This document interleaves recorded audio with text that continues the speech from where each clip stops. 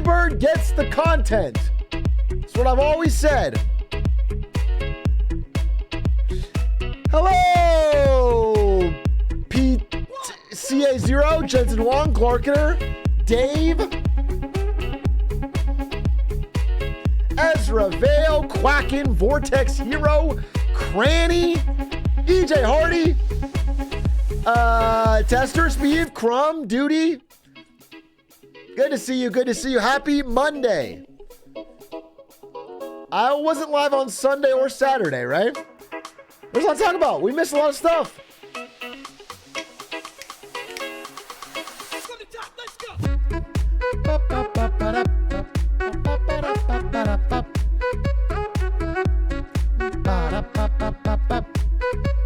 Pawn Monster, thank you for the 31 months. I'll give you a yo. Fruit Bowl, thank you for the 33. J God, thank you for the prime. Pan Snakes, thank you for the 38.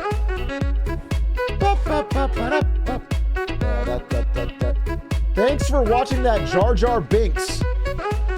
Thanks for watching that Jar Jar Binks video. I wasted 20 minutes with my boss stealing all of your takes.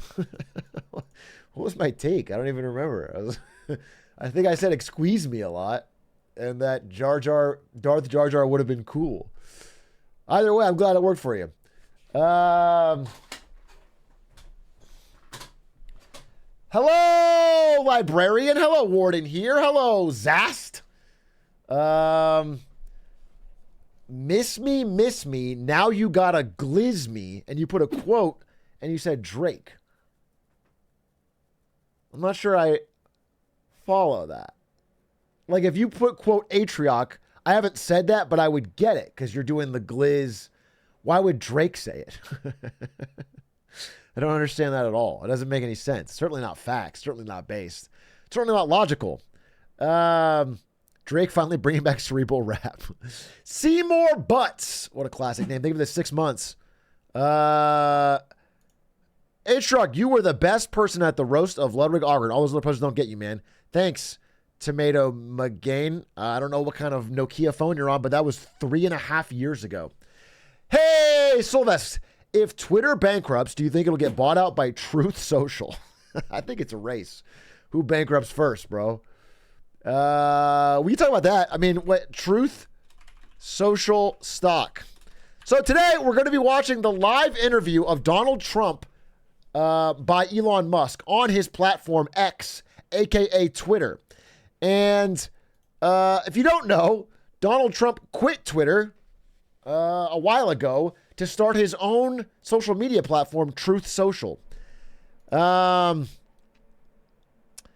It is obviously bad for Truth Social, which pretty much exists entirely for Donald Trump's posts when he starts posting on Twitter. So the stock had a pretty jolt down today. I'm trying to pull it up for you. Yeah, here it is. That's right there. I mean, this is all once he announced the interview. So, yeah, we'll see. Mr. John Amazon, they have the 20 months. My parents asked who's interviewing them. I told them it was about who is interviewing them. I told them about this. And they said, no, yeah, they're interviewing each other. Well, Elon is just interviewing Trump, which I'm sure he's going to really ask some hard-hitting questions and push back on any mistruths. I'm sure this won't be a fucking circle jerk self-suck between two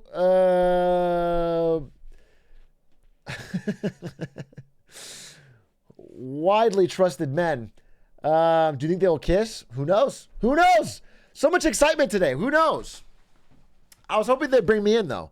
You know what I'm saying? I think it might be like Elon, Trump, Atrioc.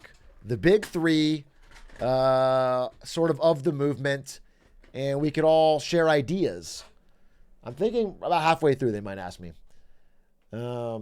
If they kiss, I think Trump loses no matter what. Wrong. So wrong. People will see the true love they have for each other, the true passionate love, and it'll win over 3/4 of America instantly. Okay? Everyone will just put down their metaphorical weapons and embrace their friends and compatriots.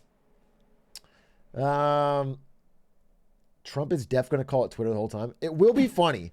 If we had a bingo board, it would be a funny bet to see whether either of them, but especially Trump, calls it Twitter. At any point during the fucking, someone please make one. Do you think Twitter Space will not be able to break?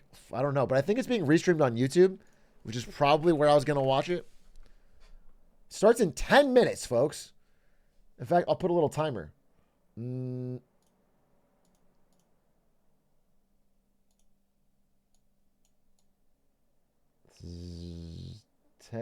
minutes. I can even change this. Elon starts in. Big A, will you be buying Twitter when it bankrupts? I was thinking we could all pool and go in together. All of us, as a chat, we buy Twitter or X and we name it A. I think that'd be badass. We'll call it A. What is the rules? I'm thinking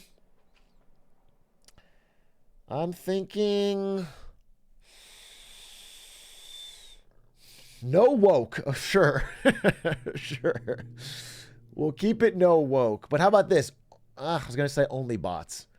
But actually only bots is drop the A, it's cleaner. So we'll call it nothing.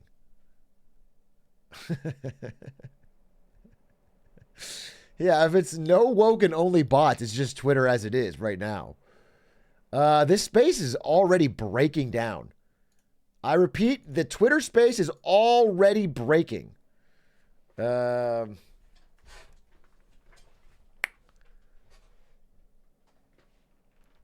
many people? Yeah, of course. I mean, yes.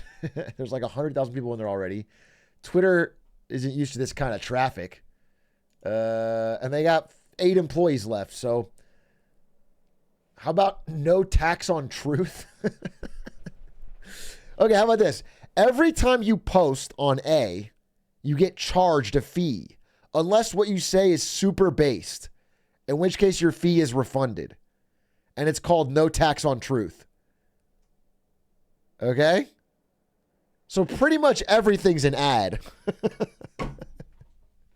Except for based shit.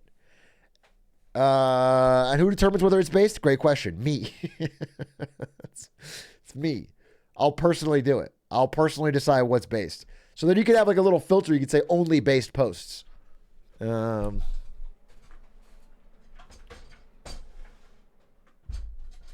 I could use your investment. Okay, here's the thing. I got to find the restream because this is actually just crashing every time I open it. Let's see. Let's open this up. Elon Musk, Twitter, Trump. Someone's got to have this. Watch live. Well, what the fuck is this? This is live now from Fox. I'm not sure this is the best place to do it. Speak to any satisfaction or not, Tom. What I will say is that No, I don't want the live now from Fox, bro. I want the Raw. The WWE Raw. Oh, I'm in. No, it says I can't join this space because I'm already in a space. I'm not in a space. Twitter, X, Grok, Elon. Oh, I'm going to lose it. I'm going to actually lose it. You're in MySpace. No, I'm not. No, I'm not in the website MySpace, nor in your personal space. I'm in. Wait, am I? It's loading again. Oh my God, this website sucks. Oh, this website sucks.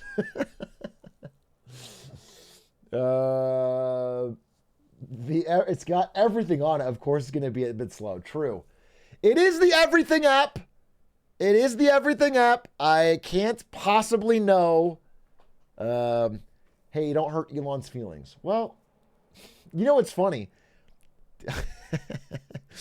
Speaking of hurting Elon's feelings, apparently he can bounce back because not very long ago, this would be 2022. Is this going to show up?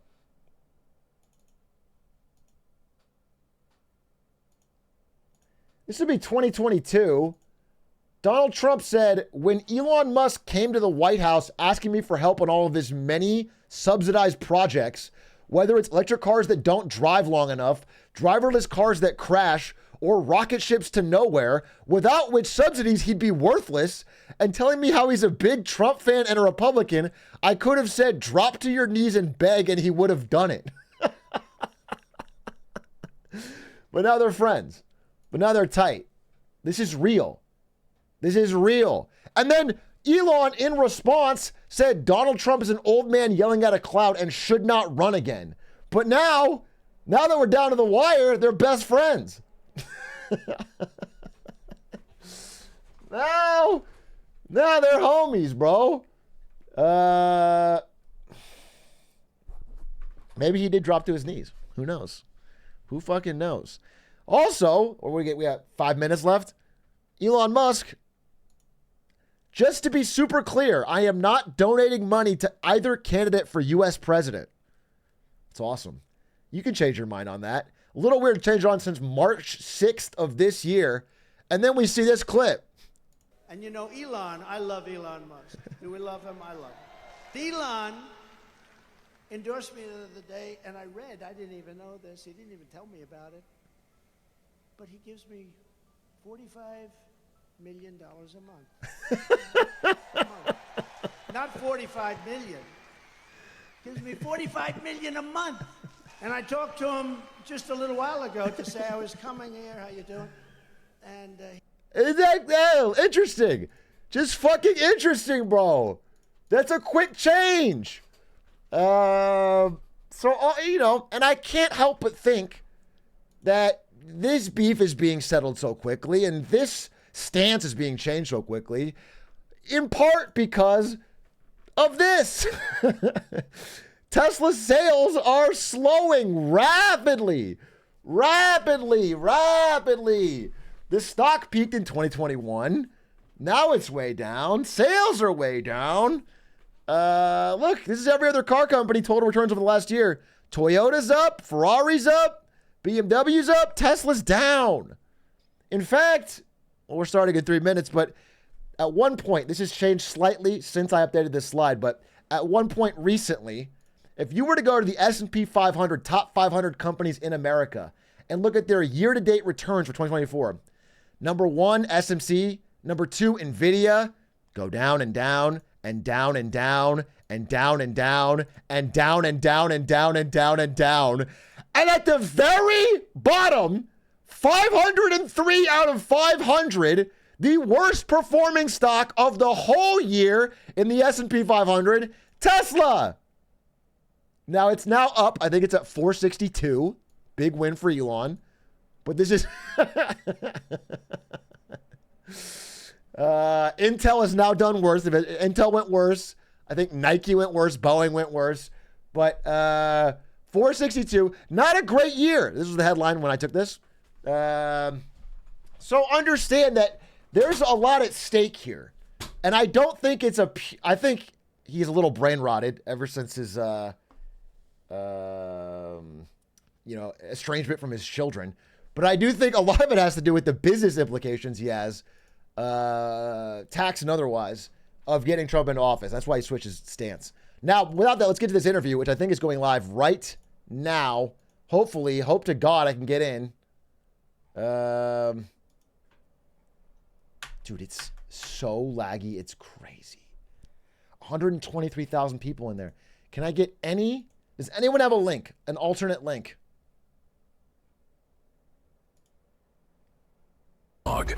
In this exclusive interview, you'll hear their opinions on the most pressing issues of our time. This app is so bad. I'm closing. I'm just going to try and close fucking a million things and see if we can. Oh, I don't want to get rid of this. This is all for my recession discussion. Okay, I'll close that. Let's see.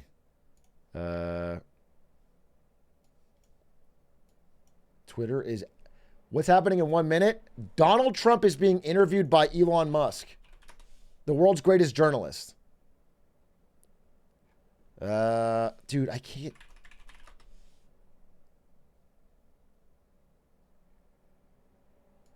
Last try. Open! Open! Dude, someone's got to find like a restream on YouTube.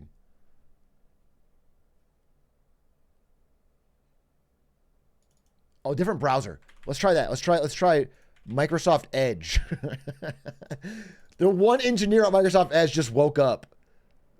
he got a green mark. Alert, alert, alert, alert. We have a user. We have a fucking user. This is actually crashing worse on Microsoft Edge. Bro, this is crazy. Not one of you has a restream. That's crazy. Sign in.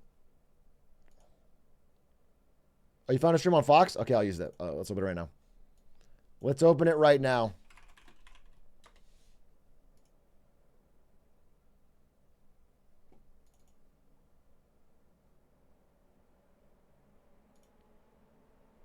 This is...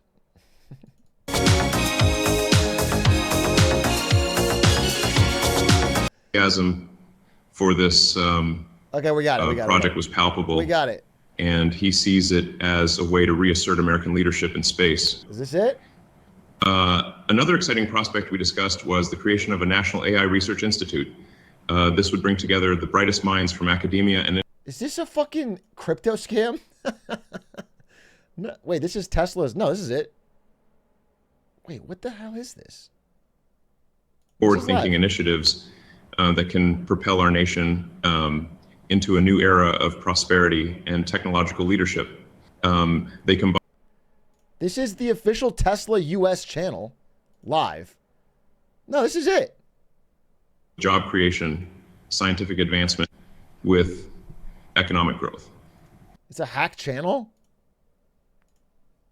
Tesla US 460K subscribers? Oh my God. Wait, it's verified. What is this? They hacked it and they renamed it or something? Why does it have actual views? First thing you'll notice on the performance. This is so odd, bro.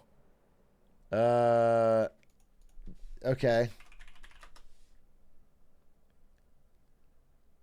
Okay.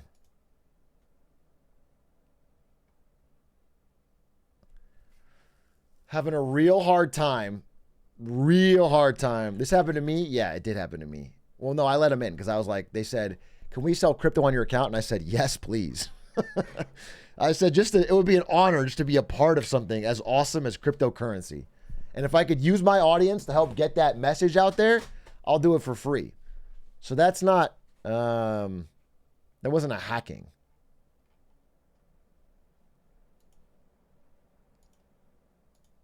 Bro, every time I click this space, it just dies. It just literally lags out. Absurd. Absurd. I have a lot more to talk about. I have a lot of interesting things about Elon and Trump's past and history here. But I thought I only had 4 minutes, so I just rushed it. But I can't get in. I thought it was Twitter Circles thing. Twitter Spaces, X Spaces, I guess. Live on X, what it's called now, actually. They change the name all the time. It's Live on X, and I can't get in.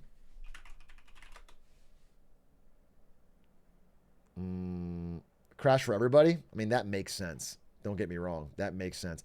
All right, well, let me know if it starts to come back. I'm gonna talk you more through what's going on here. Again, okay, what were we saying? We were saying the worst performing stock in the S&P 500, now up to a colossal 462 out of 500. Really good. He went from saying he's not going to donate money to now donating $45 million a month to Trump.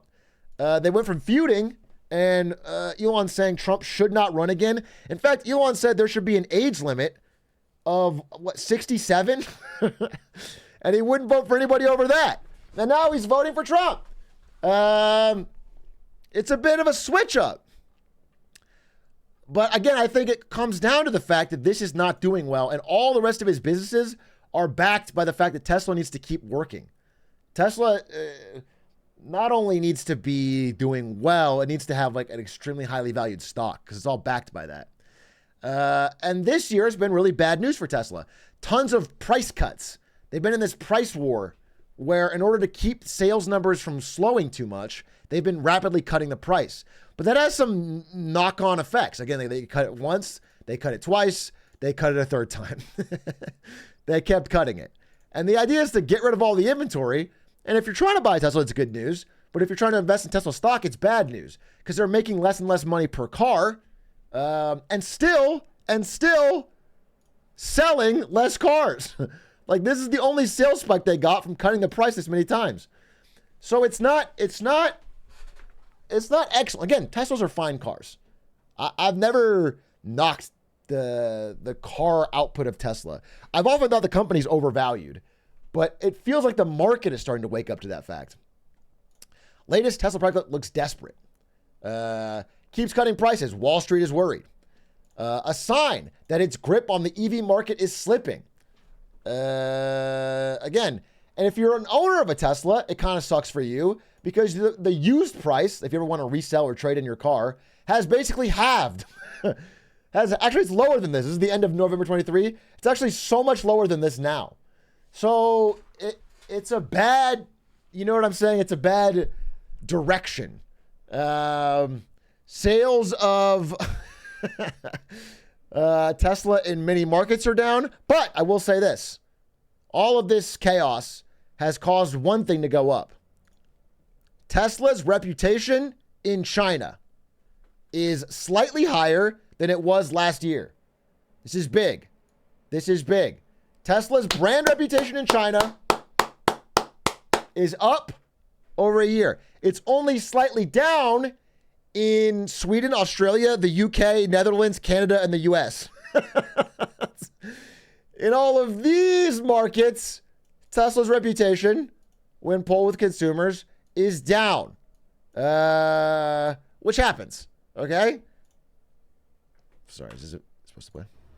Tesla is falling out of favor with American consumers. That's according to a survey by market intelligence firm Caliber, which found the number of potential Tesla buyers in the U.S. is shrinking, which it attributed in part to CEO Elon Musk's polarizing persona. So part of it is just the fact that the price cuts make it less valuable, the fact that there's other competition. But part of it, as you may have noticed, is that he's become a very polarizing figure. Again, Tesla doesn't spend much on marketing. Their marketing has always been Elon Musk's personality and profile himself. Now that he is so off-putting to a lot of people, it's actually beginning to damage Tesla's sales and brand. The time it takes for one car to sell on dealers' lots have gone from 25 days to 72 days. It sits on the lot. The days to turn measure. So there's a lot of problems. In South Korea, bro, the Model Y sales in September, 4,000 cars sold. In January, they sold one. One!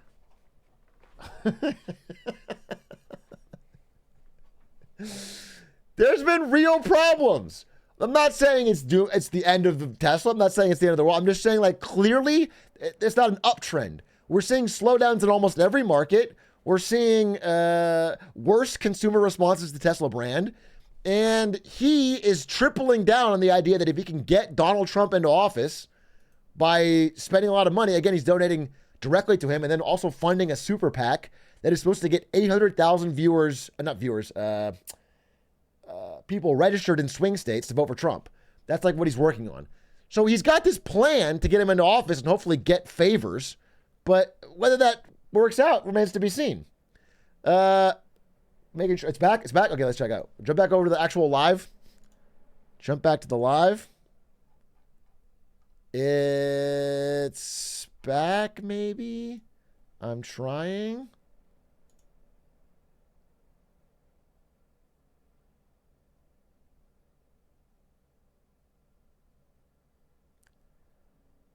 Seems broken.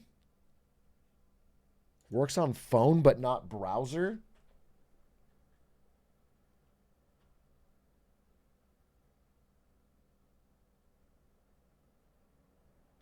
Super PAC. It's a political action committee. It's a way to get around donation limits for political campaigns. And he's just donating a ton of money to it so they can hire organizers and people to go out and get people registered to vote in swing states. Not necessarily a terrible thing, but it's all very focused to one side. I can't get this open, dude. The word crashed is trending.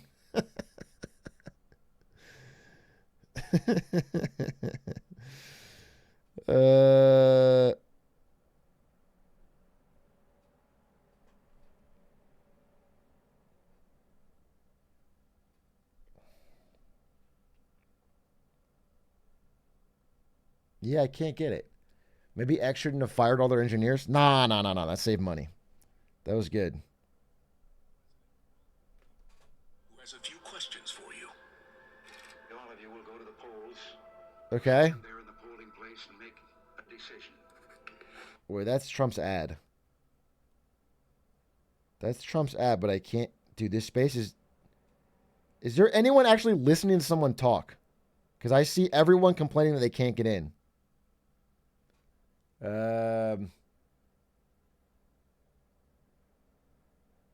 Turn off ad blocker. Let's see. I'll try turning off ad blocker.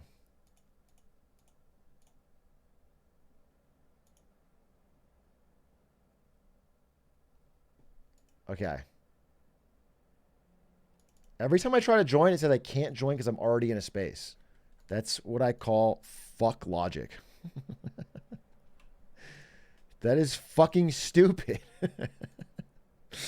That's what I call that, bro. Fucking stupid.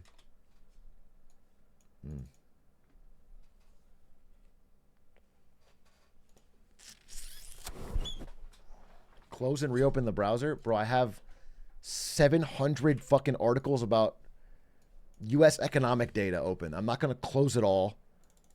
I'm trying it on Edge, but Edge doesn't work either.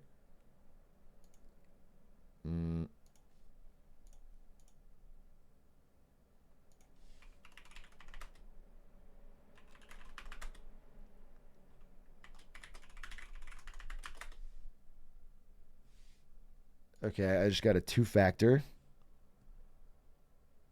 This space is not available. I mean, I'm in it on my phone and it says not available. Could not fetch space. Fuck, dude. This is so sick. This is like Elon's big day, dude. I'm happy for him. It's working so well. It's working so well.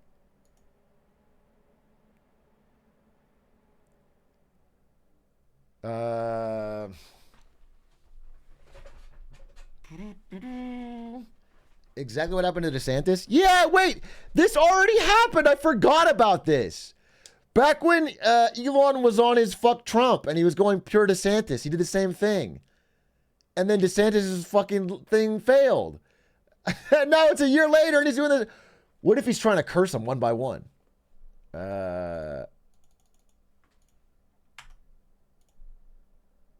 Bro, it doesn't open on phone. It doesn't open on Edge.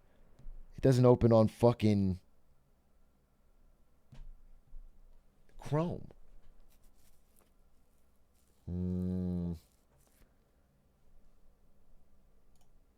Awkward. Extremely awkward. Someone got a YouTube link? Wait. Clutched? A clutch YouTube link? This is gathered friends. This is Bionicle retold. This is the 9-hour Bionicle video that I already watched. That's obviously not going to be... It would be so sick if Donald Trump reacted to the Bionicle lore live and was into it, I would swing my vote easily. I mean, if he was really getting into it, like doing his riffs, making his jokes. Okay. How do I manage this space? This is just Ludwig streaming. He's also not getting audio. I got you. What is this? Oh, maybe this is it. Maybe this is it. Ba-ba-ba-da. I've always said Mata Nui was the greatest, the best. These are great bionicles, folks. Everyone knows it. You know it. I know it. Everyone knows it.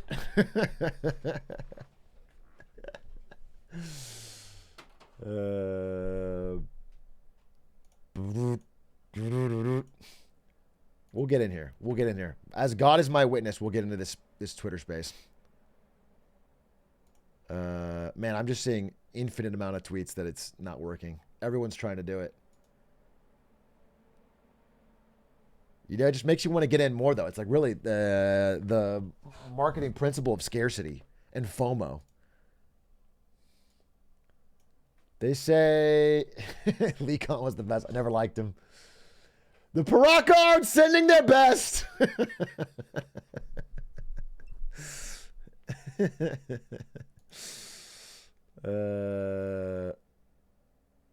What a world we live in where Aiden Ross has a more functional interview than the richest man on the planet.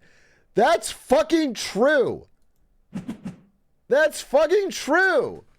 Aiden Ross did this without a hitch. Why can't the world's richest man get it together? Is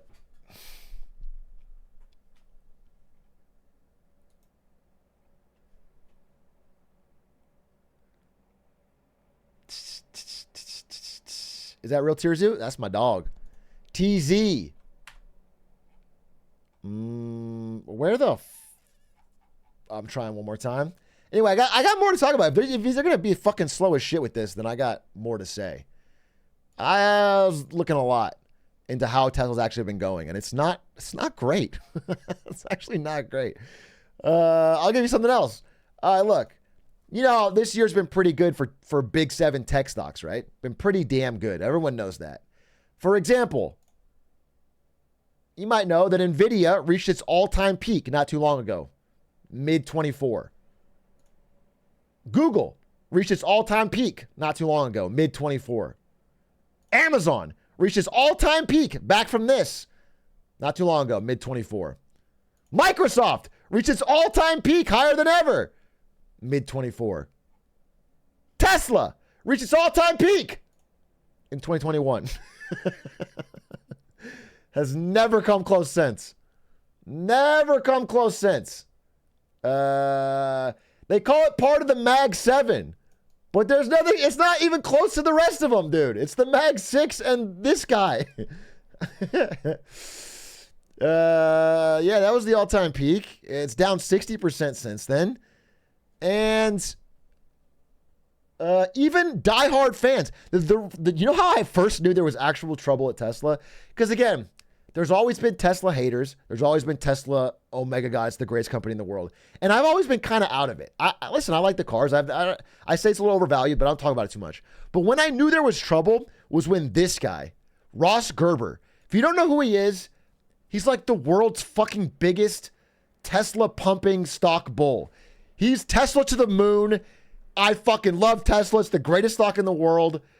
Just a long time supporter. A legendary Elon Glazer. Has been like talking a lot of shit lately. He's been talking a lot of shit. Tesla can't sell its cars due to Elon's behavior. He's been pissed. And when this guy is mad, you know it's truly gotten bad. He's like, wait, I'm fucking sick of losing money since 2021. Let's stop blaming the Houthi rebels or German environmental terrorists or recession that never came or interest rates. Only one person responsible for this, Tesla. He's talking about Elon. He goes, Elon is saying that we're going to do robotaxis and that's the big future. Will the government allow them to do that? Who's liable for the accidents? Who's going to buy and operate them? Will they make money? Like, is this a real? do I believe in this? This is the future of the company I'm betting on. A Tesla manager who was let go today described Elon Musk to me as a pigeon CEO.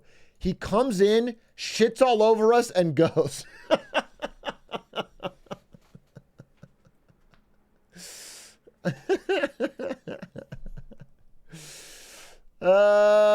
So again, we're having a problem. And the two ways out of it, are this. This is what Elon's been saying. Number one, robo-taxis. This is what's going to get Tesla back on track. Outside of maybe getting Donald Trump to win and spending a lot of money on him. Robo-taxis, okay? Self-driving taxis will power Tesla's growth. That's what's going to get them back to the NVIDIA, the Google, the Amazon level, okay? Robo-taxis. And he thinks they can come out as soon as next year, okay? Which would be a pretty big deal. The only problem is, in case you didn't listen closely, this article's from 2019. This article's from 2019. So I don't know about next year. But he said next year every year. So I'm not sure when this shit is showing up.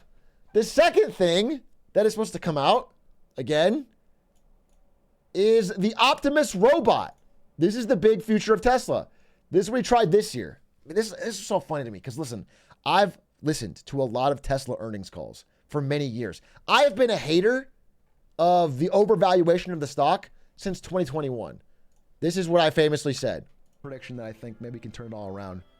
And that is the Tesla level pops. Tesla pops this year, dude. And 2021, again, is when they peaked. They've never gotten back to 2021. But that was whenever they were worth this much. They were worth more than every other car company combined. And I thought, that shit is busted. I thought that doesn't make sense. I don't care how good the car is. It's not worth than every other car company in the world. But he's always been able to, ever since 2021, he's always been able to, whenever the sales are looking bad or things are not working, he goes on the earnings call and he promises some bullshit. He just says something crazy is about to happen. I'm going to do this or this or this. And the stock moons and it always works. He keeps doing it over and over. Okay. This year, for the first time, I listened to that call and it didn't work. He talked about this robot, and instead of all of the journalists and the stock analysts in there just fawning over him, they pushed back. They were asking tough questions. The stock didn't pop. It was the first time I've seen it not work. And so, by the way, this is what he said. He said, we're going to have a robot. We're going to have this fucking autonomous robot. Everyone in the world is going to want one. Like, literally everyone. And there'll be robots in industry making stuff. I think the ratio of humanoid robots to humans will be at least 2 to 1, which means somewhere on the order of 10 billion robots, maybe 20 or 30 billion. And then later he said, yeah, we're going to make a profit of about $1 trillion a year from that. That's just a kid making shit up. That is, they haven't sold or made a single robot yet. They haven't sold one. And he's talking about how we're pretty soon going to make $1 trillion a year in profit and have 30 billion robots. And listen, this stuff used to work, but this time it finally didn't. The stock didn't pump. All the Tesla pumpers were like, I don't know, buddy. And it just sunk there. So he's kind of in desperation mode. It's not 100% there, but he's seeing the writing on the wall. Like, if sales don't pick up, he doesn't get some bailout from the government, he doesn't get some kind of tax credit, the winds are blowing against him. So that's why I think he's gotten so politically involved lately. And even though he says that the Optimus robot will come out next year, same thing as he said in 2019 for the robotaxi, next year, quote, we remembered that even if he does get it out super rushed next year, the last time he rushed a product to market was the Cybertruck, okay? Which is malfunctioning at an astounding rate because they desperately had to rush that out because of the time frame he promised. Again, this is a guy that bought it, a guy named Cyberstank that loves his Cybertruck until It was the worst delivery of his life. His truck died within 5 minutes of getting it. Cybertruck owners are complaining their new vehicles are rusting at an alarming rate. These 80,000 vehicles are developing corrosion and rust. So listen, I am not confident that these robots are going to come out next year. And if they do, I don't think they're going to be in a spot to start selling 20 to 30 billion of them. Which means I don't see a lot of near-term catalysts for a big upswing in Tesla. Unless they come out again, all they've done so far that's good is sell a car, a good electric car. If they can get another one of those, which they haven't refreshed in a long time, maybe something can improve. But everything they're promising sounds bad. And I think they're focusing all on this political angle to try and find some way to salvage it, which is why we're back to this. And ideally, we'll have an Elon Musk Trump interview here any second now, but I'm hearing that he's claiming he's getting DDoSed.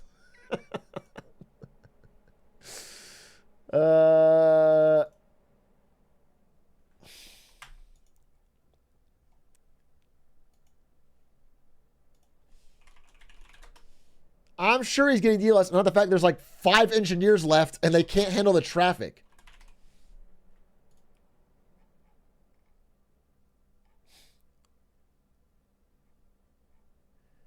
There appears to be a massive DDoS attack on X, working on shutting it down. Worst case, we'll proceed with a smaller number of live listeners and post the conversation later. Just details not available on the space.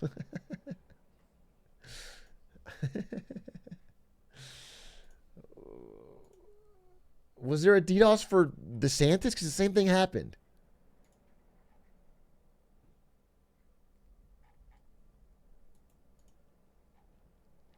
Just go to YouTube. He should do it on YouTube.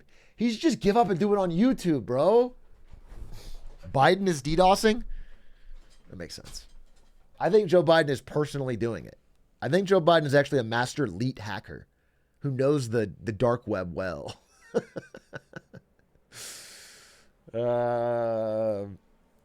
New tweet. What do we got? What do we got? What do we got? What do we got, Elon? I'm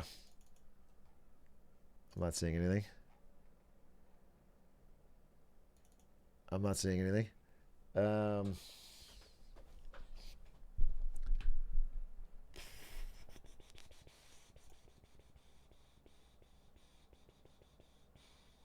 look at his replies. Okay. Let's see. Elon Musk replies. He said,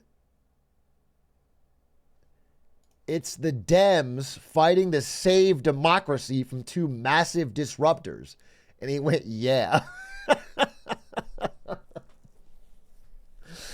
Fuck! Fuck these Dems! Damn it! Damn it. They're just trying to stop Elon and his robots and his cyber trucks. It makes me so fucking furious. Concerning. Let's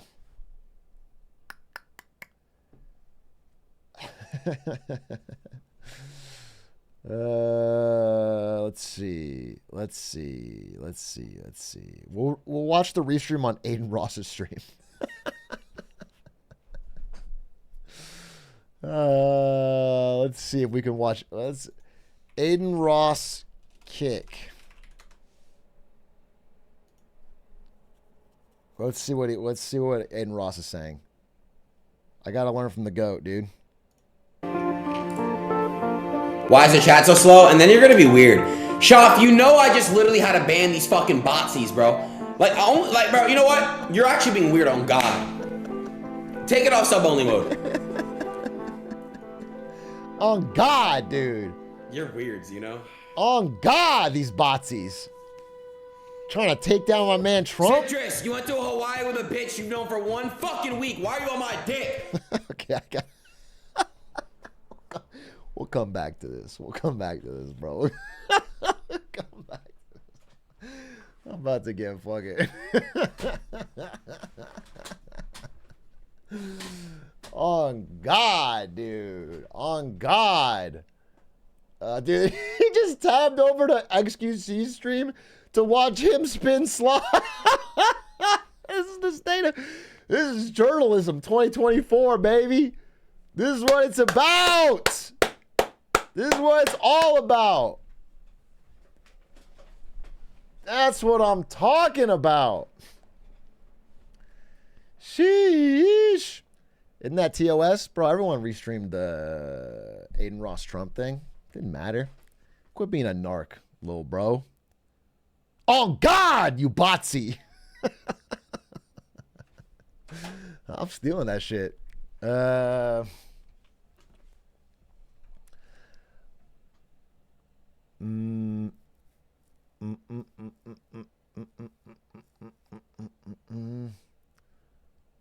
This shit is botulism. I'm worried about the causing anti-sediment.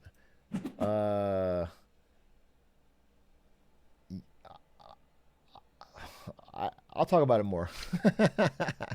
Anything I say will distract from my slides. Let's back up. All right. Oh, I'm in. I'm in. Bro, I'm in. Easy does it. I'm in. Yeah. Yeah. Hey, can we all get a round of applause for Twitter's one engineer? He's fucking covered in sweat and soot and blood. He's in the fucking wires. He made it work, dude. He put it together. Elon Musk literally beating him.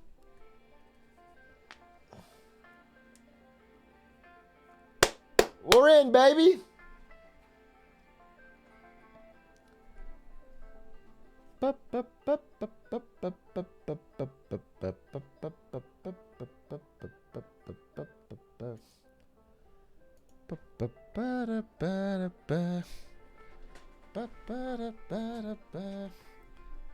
Oh, no, I'm in on this tab. Sorry.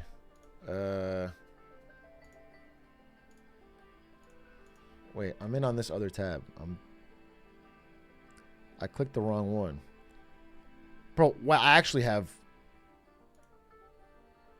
I got too much shit open. I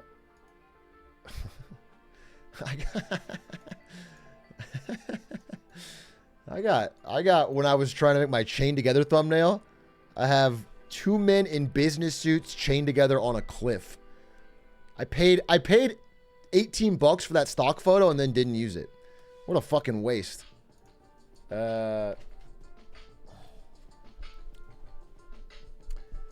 Two classy men. Two classy men, bro. All right, well, we'll just vibe to this fucking... Two white boys with class, baby.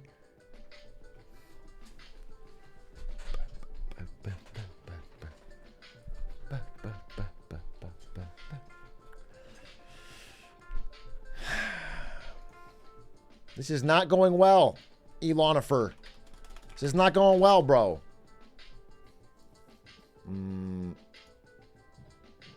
Oh, wait, it's starting? No, it's not starting. It's still the music. Bro, it's still the music.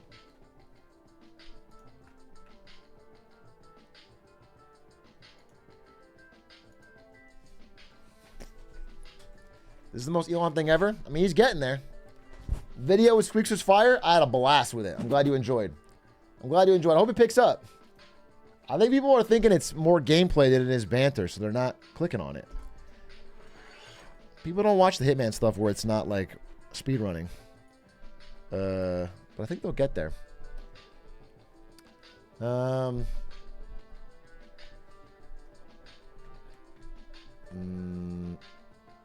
Video was burgers. Facts.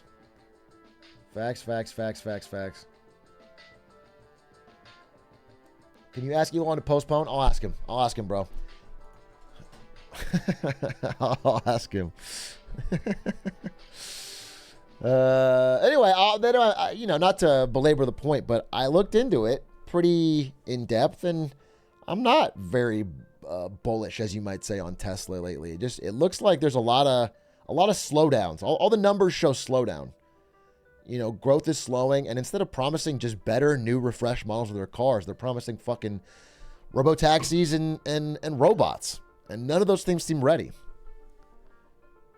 So when everything else, especially his purchase of Twitter, relies on Tesla stock being highly valued as collateral, he can't have that happen. He needs an ally in the government. Are you big on Intel? I will say this is not stock advice. It does feel like Intel right now might actually be bottoming. I don't know. I wouldn't invest. Don't catch a falling knife, but it's like it's worth its book value, which means like Intel stock is worth just the value of its assets, like its cash on balance sheet and factories, and it feels like it might be fairly valued or even possibly undervalued. It really took a dive. I don't know. I wouldn't short it at this level. I'm not going to buy it either. I don't take big risks anymore. I'm fucking Mr. Diversified, but this is shockingly low. I'm hearing something.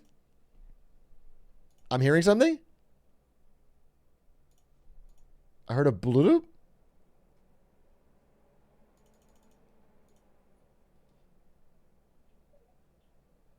I'm hearing something.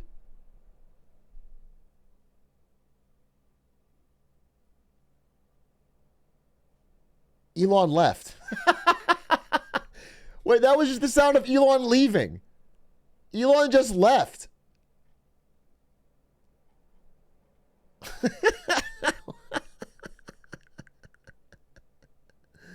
What? Elon just dropped out of the space.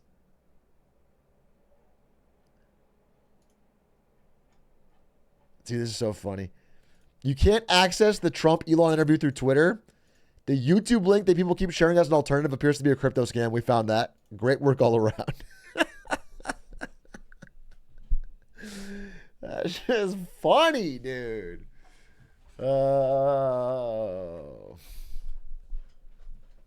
He endorsed Biden last minute.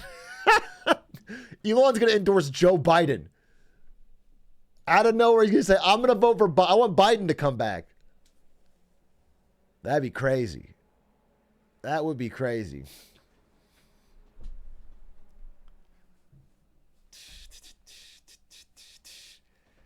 Biden as an independent?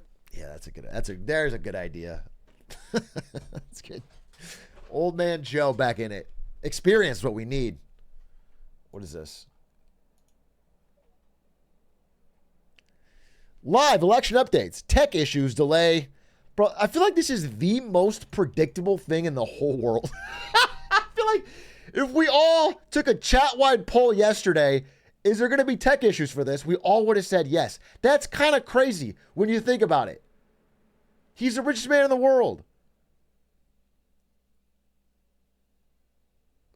Between them, they both have billions and billions of dollars. They can't. That's crazy. Even, this is a lot of views, don't get me wrong, but like not too long ago, Roaring Kitty had fucking 500,000 and it was fine because he did it on YouTube.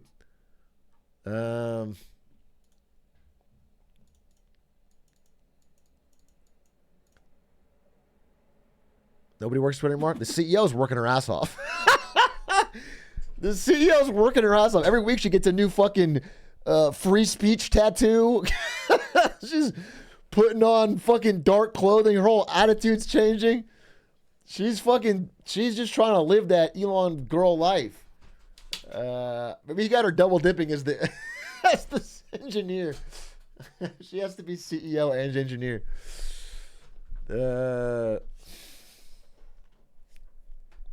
Would you smoke a bowl with her? Absolutely. It would be a bucket list item of my life to smoke a bowl with Linda Yaccarino. That'd be so funny. That'd be so funny. Where'd you get your lead member? Oh, I started this company that invested in mortgage-backed securities back in the 2000s. A real fun time. Real fun time in the early 2000s. Riding way up, and then made a couple of bad bets on some triple B mortgages, and yada, yada, yada. Long story short, it went a little bit under. I still have this nice hoodie.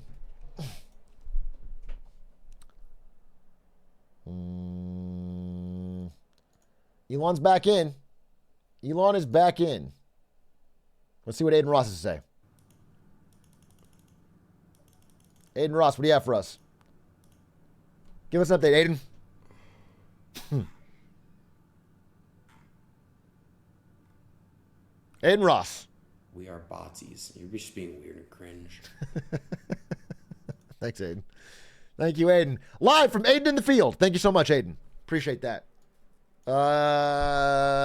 Yeah, bro, I don't fucking know. Do you see Aiden Ross?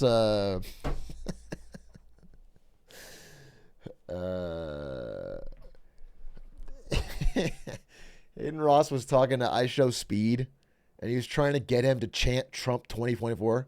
He was like, Trump 24, say it, Speed, Trump 24. And then Speed goes, Obama 24. And then Aiden Ross goes, yeah, I would say that too, but he can't run. What is your, there's no through line on any of your, what? Where you land? I don't know. He's actually outside of the system. He's outside of the system, bro.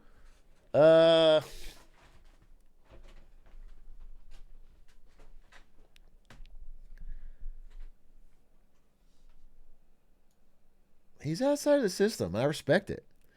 He's escaped the Matrix. There's another one where I forget who it was. Someone was interviewing him, and they were asking him like why the reason you support Trump, and he goes, "Well, you know what? Like, if my sister needed an abortion, I think it'd be whack that it gets banned by Biden."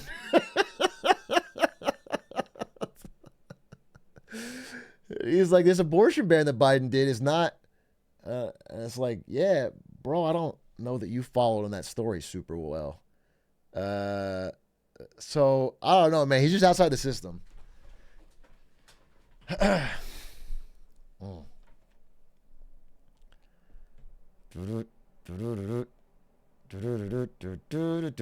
a political savant. I know. That's my goat. That's where I get all my facts from.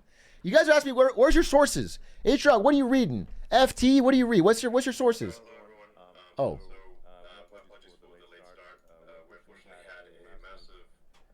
Distributed denial of service attack against our servers.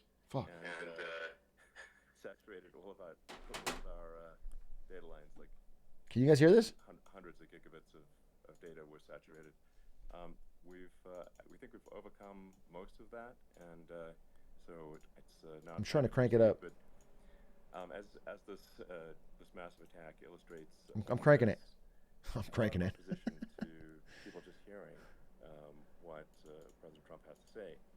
And hey, yo. So, but I'm honored to have this conversation. I want to emphasize it's a conversation, and it's really intended to just get a feel for what Donald Trump is just like in a conversation. So it's hard to catch a vibe about someone if you just don't hear them talk in a normal way. You only just say catch a vibe. When there's an adversarial interview, like no one's themselves in an adversarial interview. And this is really aimed at kind of open-minded, independent voters who are just trying to make up their mind. As loud as it goes, bro. Understand, like, what is what is it just like to have a conversation? Why is it so fucking quiet? Honored to Donald, great to speak. It's maxed on OBS, bro. A great conversation yesterday. It's maxed. I'm turning myself down. If we could just record that conversation and post it, it would have been Use the excellent. mixer? What mixer? I hope we can have something like that today. Well, I think we will. I'm pretty sure we will. And congratulations, because I see you broke every record in the book with so many millions of people, and it's an honor. We view that as an honor. And then you do want silencing of certain voices. All right, I'm going to get the Chrome Usually those are extension. voices that have something Chrome to say that extension, are audio boost. oftentimes constructive. And so we have to consider it an honor. But congratulations on breaking every record in the book tonight. That's great. Well, thank you. Okay, I got it. We could start off with Volume booster. assassination attempt. There we go. Which was an incredible thing, and I have to say that your actions after that assassination attempt were inspiring. You instead of shying away from things, instead of ducking down, you were pumping your fist in the air and saying fight, fight, fight. And I think that's, the president of the United States represents America, and I think that okay, my mic's up. There we go. That is America. That is strength under fire. And he just opened with a glaze. That's a big part of the reason why I was excited to endorse you. He's nervous. The president of the United States for having another term here is that was just incredibly inspiring. But I mean, what was it like for you? Not pleasant. I said there was blood. I had more blood. I didn't know I had. What was it like for you? I didn't know I had that much blood. The doctors later told me that the ear is a place that is a very bloody place if you're going to get hit. But in this case, it was probably the best alternative you could even think about because it went at the right angle, and it was a hard hit. It was very. I guess you would say surreal, but it wasn't surreal. I was telling somebody you have instances like this or like a lot less than this where you feel it's a surreal situation. And I never felt that way. I knew immediately that it was a bullet. I knew immediately that it was at the ear. Yeah. And because it hit very hard, but hit the ear. And I also heard people shout bullets, bullets, get down, because I moved down pretty nicely, pretty quickly, and we had bullets flying right over my head after I went down, so I'm glad I went down. The bigger miracle was that I was looking in the exact direction of the shooter, and so it hit me at an angle that was far less destructive than any other angle, so that was the miracle. That was, for those people that don't believe in God, I think we got to all start thinking about that. You have to. 2 people died, bro. I'm a believer now. They didn't hit you, but hit other people. A lot of people have said that to me. A lot of great people have said that to me, actually. But it was amazing that I happened to be turned just at that perfect angle. God's plan. All because I put down a chart on immigration that showed that the numbers were so great. I love that chart even more maybe now. It's a sign. Maybe that's a sign. It's an immigration sign. You highlighted a serious issue, and at that moment. Let's bring it back to immigration, bro. Let's bring it back to immigration. But missed your head. I mean, the amazing thing is that the sign. I said, bring down that sign on immigration, and it was literally about an eighth of a second where it would be good, and after that it was going to be a disaster, no matter which way you were facing. But it just had that perfect angle, which was exactly at this shooter. Very sad. All right, Elon, ask some questions, bro. Such a sad situation. As you know, we lost somebody that was great, Corey, a firefighter, a great gentleman, a great trumper.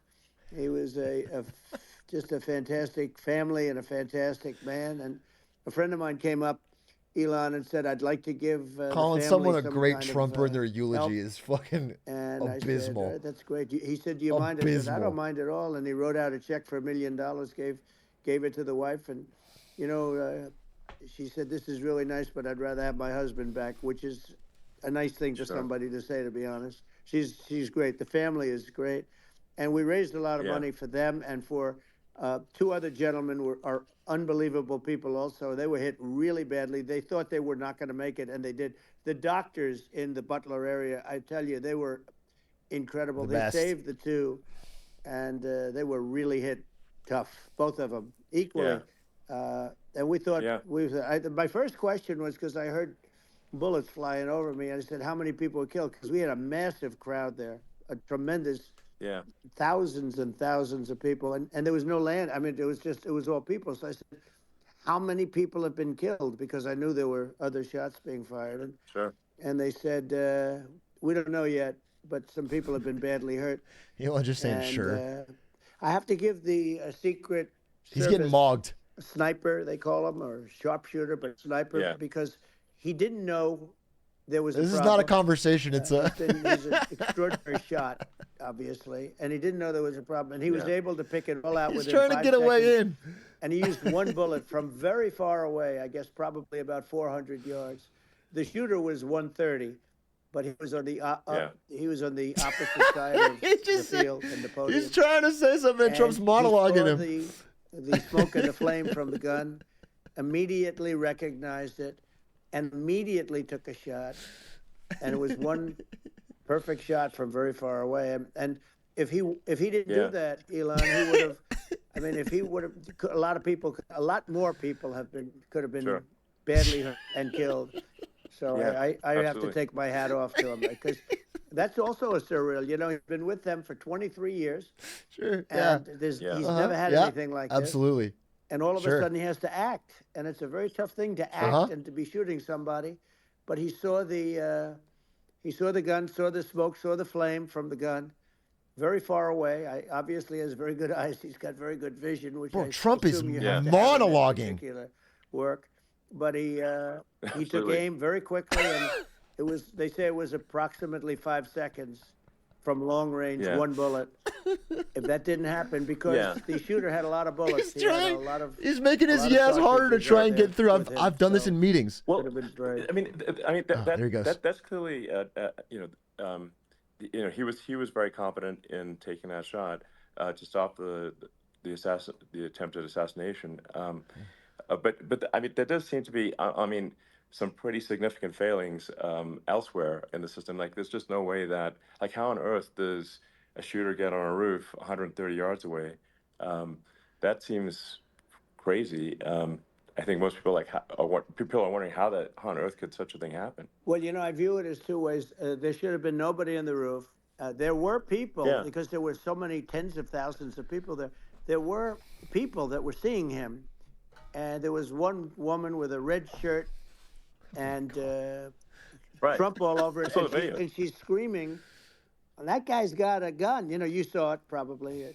There's a guy up there with a gun. I mean, it's like I guess, for my part, and I think probably many members of the public are wondering, how the heck are, basically people wondering by pointing out there's a guy on the roof with a gun. And they're seeing it, but somehow it's not being addressed. That does seem crazy. Well, they're going to learn from this. The communication between the local police, who sort of had an idea, and then ultimately a man lifted himself up to the roof, could barely do it because he was pulling himself up, and he saw the man with the gun. The man with the gun pointed the gun at him. He thought he was probably going to get shot, but he was like pulling himself up. This is off the rails so quickly. Because of that, he couldn't get to his gun, and he fell down. Actually, very badly hurt his leg, his ankle. I hear very badly, but they're going so deep on the assassination so quickly. He did say there's a guy up there with a gun, and the shooting started very quickly after that. I think it forced the shooter to go maybe quicker. He was supposed to be a very good shot. Yeah. My sons, Don and Eric, they can't believe what happened, but they said from 130 yards, a bad shot would hit that target almost every time. They said it's like in golf, sinking a 2-foot putt. Don and Eric said it. Yeah, it's not a tough shot. It's not a long shot. The Secret Service person had the long shot. He had triple the distance actually. So it was a terrible thing. It's hard. I have to say this is live. This is live. Service. When I went down. And, I went down based on, I think they're screaming, but other people also, because people saw this happen. You had so many people. One of the miracles was that nobody ran. I mean, if a gun goes off, the crowd control people showed us this. When guns go off, and it does happen in stadiums at a soccer match or some kind of a match, everybody flees. They call it a stampede, like cattle. But everybody, and a lot of people get killed with those stampedes. We had more people than you'd have at some of these matches or these games, and nobody left. You had a small group behind us in the He's doing grandstand, crowd size and that was plus-ups full. and And you look at it as it was taking place, and normally they'd be running. They didn't leave. They saw that I was hurt. They saw a lot of blood, and they saw that I went down. And it's almost like they wanted to be with me. Well, out front, you had thousands, tens of thousands of people. As far as the eye could see, you had people in Butler, as far as the eye could see, and a lot Come of press on, too. bro. Many cameras on watching this. It's a small campaign stop in Butler. Because normally it's not things happen that aren't. No one's good, expecting it to be bigger than the World Cup. You don't have to pretend. Cameras shooting it, so sort of amazing. But one of the interesting things was that you didn't have anybody flee. You didn't have anybody stampede. Sure. Nobody. And there were some people behind. Dude, this me, is they actually stood up miserable and they're because looking like, it's just Trump you want to have, with 9 paragraphs to every question and Musk saying, yeah, sure, because it's so yeah, different sure, from what you absolutely, sure. So I was down, but the Secret Service guys, he's yawning. There were bullets flying right over my head. You could hear them go whizzing, and these guys came jumping on top of me, and a young lady, Kate. Elon hit him with a yawn in the first 20 minutes. Let me tell you, that took tremendous courage. Now, there was a lack of coordination. There was, obviously everybody understands that that building should have been covered. And I mean, that was the big thing. I mean, looking at the aerial views, one second. That building would be like the #1 spot for a sniper. I mean, it's like if you were to pick like what is the favorite, so if the goal is to assassinate, what's your favorite spot? That building. The roof of that building would be #1. That would have been the spot. It's like you can ask for a better location. It's like no, that would have been the spot. You know what people think is when the local policeman, who by the way, he really, he did what he was supposed to do. He couldn't hold on any longer, and then when he got his head just peeking above, this guy standing there with a gun at his head, and when he fell down, again, hurt his ankle very badly, but he was making the calls. But what happened is the firing took place very soon.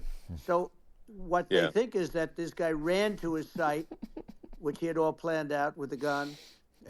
He ran to the site and he started shooting fast, and maybe that's why he sort of missed. I mean, he got me, but it could have been a much bigger problem. But he totally would have hit if you hadn't turned your head. So, there was a... Yeah, we got that. A very near thing. It was a miracle. If I hadn't turned my head, yeah, I would not be talking to you right now. As much as I like you, exactly, I would not. Yeah, I would not be talking. You'd be talking to me from another realm, perhaps. Yeah, that's right. We'd be talking from a different place. But it was a very terrible experience. The Butler Hospital, they did such a great job. The doctors were so good. Everybody was so good. There was a mistake. If somebody knew, because people were hearing that, there was just a bad feeling that somebody was around. You know that story now. It's been And if somebody could have said, because they've oftentimes said, like there'd be a lightning storm or something. Because I've done, I think over 300. I think I did a lot more than that, but we did a lot. And oftentimes they'll say, "Sir, could you wait 10 minutes, please? Sir, could you wait 20 minutes? There's a storm overhead or lightning or something," right? And that happens often. Yeah. And this would have been a perfect time for that to have happened, but it didn't. It didn't get coordinated. What are we talking about? Well, it was your actions in the heat of fire, and what I find admirable there was that you can't fake bravery under such circumstances. The courage is instinctual or it is not. It's not a rehearsed action. And so I just want to say that I think a lot of people admire your courage under fire there. And so thank you very much. I appreciate it. I didn't think of it. I just wanted to get up, and I wanted to stand up. I wanted to let people know. I felt I was good when they were on top of me, covering me, actually, very much covering me, and very bravely. But I wanted to get up. I said, I want to get up, and they wanted. They have everything there. They wanted a stretcher. I didn't like the stretcher, and I knew I was hit in the ear, but I knew I wasn't hit anywhere else. They felt I was hit someplace else because it was such a lot of blood, and they were sure that I was hit someplace else. And they were saying, "Sir, you were hit in more than the ear." I said, "Nope, I was hit in the ear. I want to get up.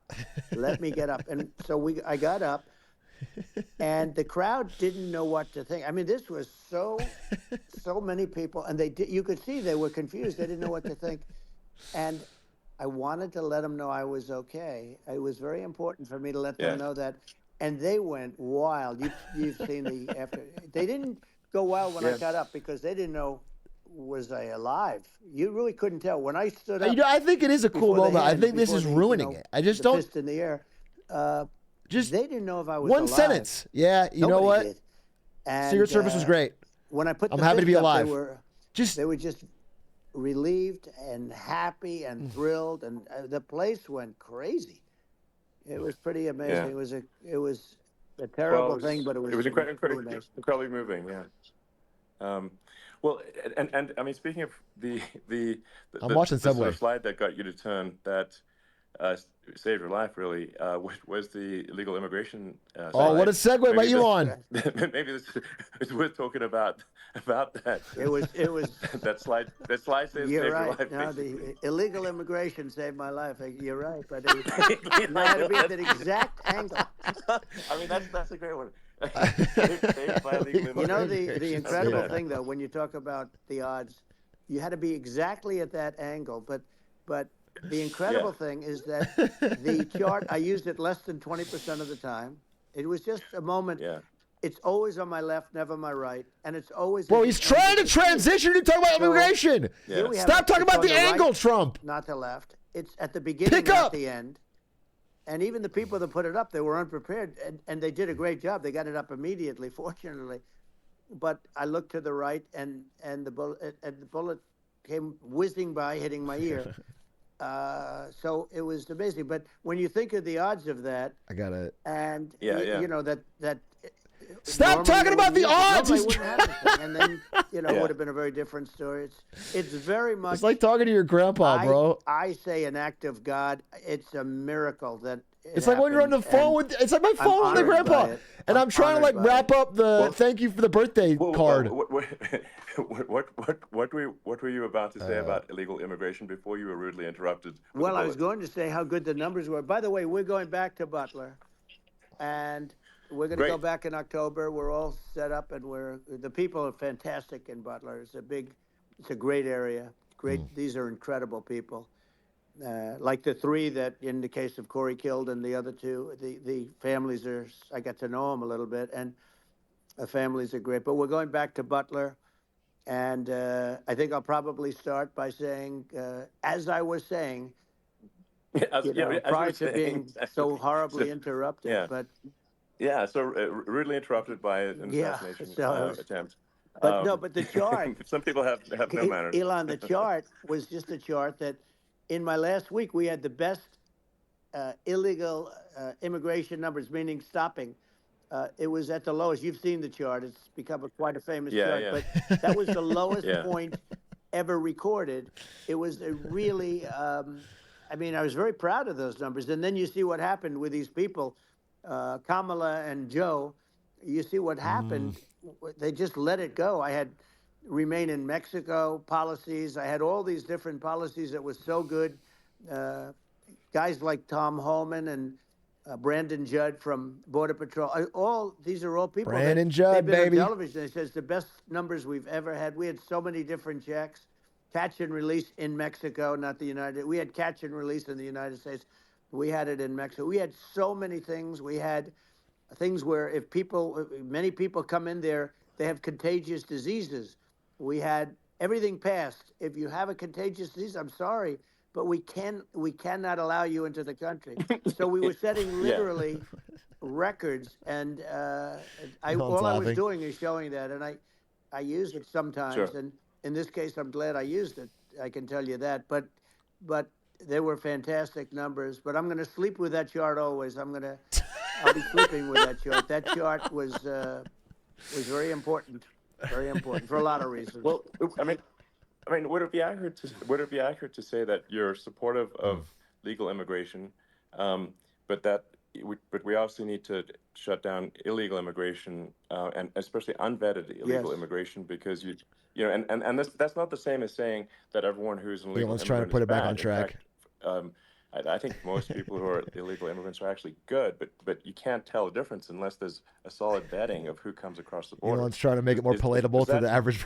Does that He needs to- actually represent your position? He really I wants say Trump it to very win, bro. simply. They have to come in He legally. really wants Trump They to win. have He's be actually checked. trying to put him on message. Look, Kamala was the border czar. Now she's denying it. Everything that I do, she's saying she was strong on the border. trying to do we're gonna PR. Be strong. Well, she doesn't have to say it. She could close it up right now. They could do things right now. It's horrible.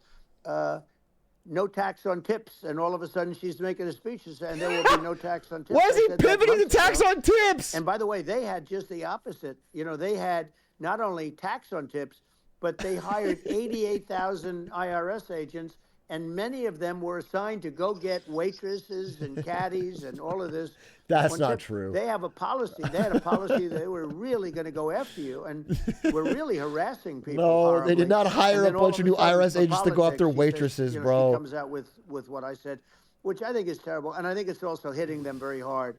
These people are fake. Now they're also saying they did a good job on the border. We had the worst numbers in the history of the world, not of our country.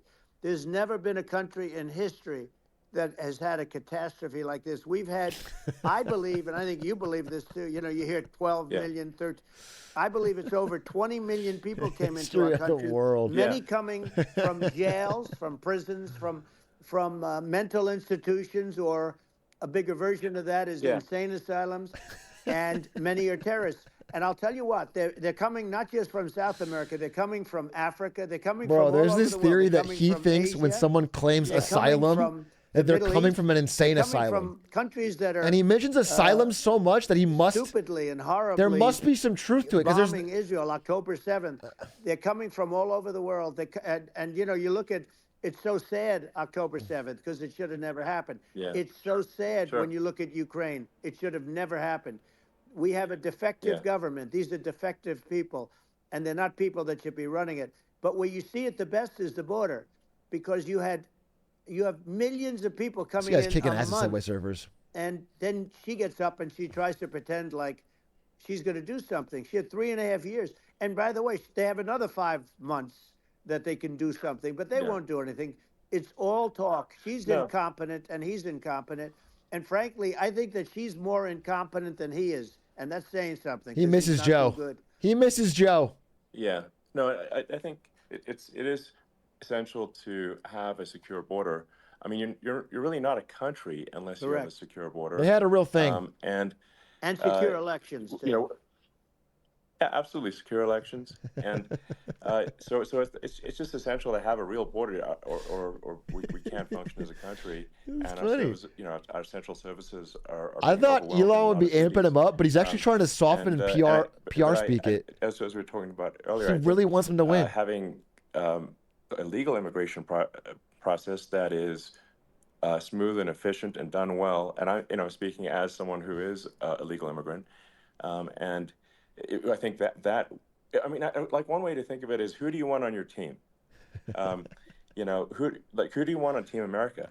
And I think we want to just say, okay, we want to let in. You start listing white countries. We want Canadians, obviously. We want Swedes. To our society and to our economy, and and who do you want on the team? And it's not to say that, like in my opinion, actually, I'd say like probably most of the illegal immigrants actually are actually good, hardworking people. That's my opinion. But some are not, and you just have this sort of adverse selection process where, if somebody's if somebody's like has a career in theft or robbery, I don't understand what's taken them so long to get here. Because we're such a target-rich environment. I mean, career in theft or robbery. Why aren't more people who have a career in, bad things coming here sooner? Because it's a piece of cake to go rob. Some people think this is the smartest man in the world. Can you believe this? LA or New York. There's people right now who will die. I'll take a bullet for the idea that this is the smartest man in the world talking. In a lot of places in America, if you try to stop the person who's robbing you, you'll be arrested. Yeah. So it's right. I mean, what's happening with crime and our police are so good, but they're not allowed to do their job. But I have to tell you, Elon, They're I hate not. to say it because it's such a downer to say it. I hate to say it. I hate it. But you have a lot of people that just shouldn't be. I think it's a much bigger number than you think. They're allowing, think you're again, right, they're yeah. allowing people from their jails. And if you were running one of these countries where they're coming from, you would have had all of them. As an example, Venezuela, their crime is down 72%. They're taking their drug dealers. They're taking, frankly, their prisoners. They're emptying out their prisons. They're taking their criminals, their murderers, their rapists, and they're delivering them into. That's what Castro did. Yeah, that, well, he you know, did on a much smaller scale. Yeah. You know, it was a much smaller Yeah. scale. But this is a massive scale because this is being done worldwide. But here's what's happening: crime all over the world is down. And wait till you see the numbers that we have.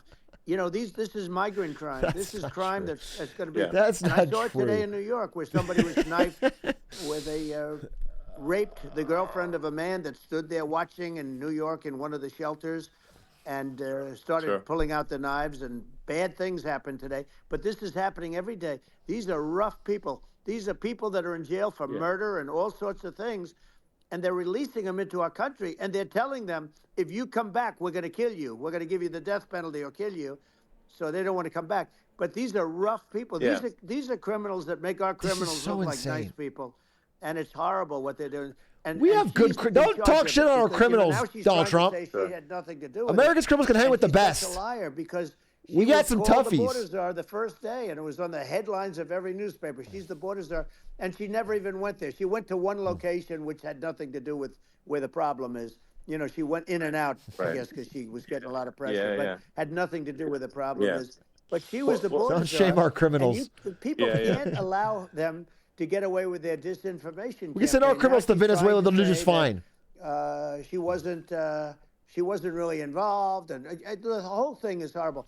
She was totally in charge. She could have shut the border down without him. He didn't know what he was doing anyway, so he wouldn't have even known Yeah. what happened. You could shut the border Yeah. down. He Yeah. wouldn't even know the difference.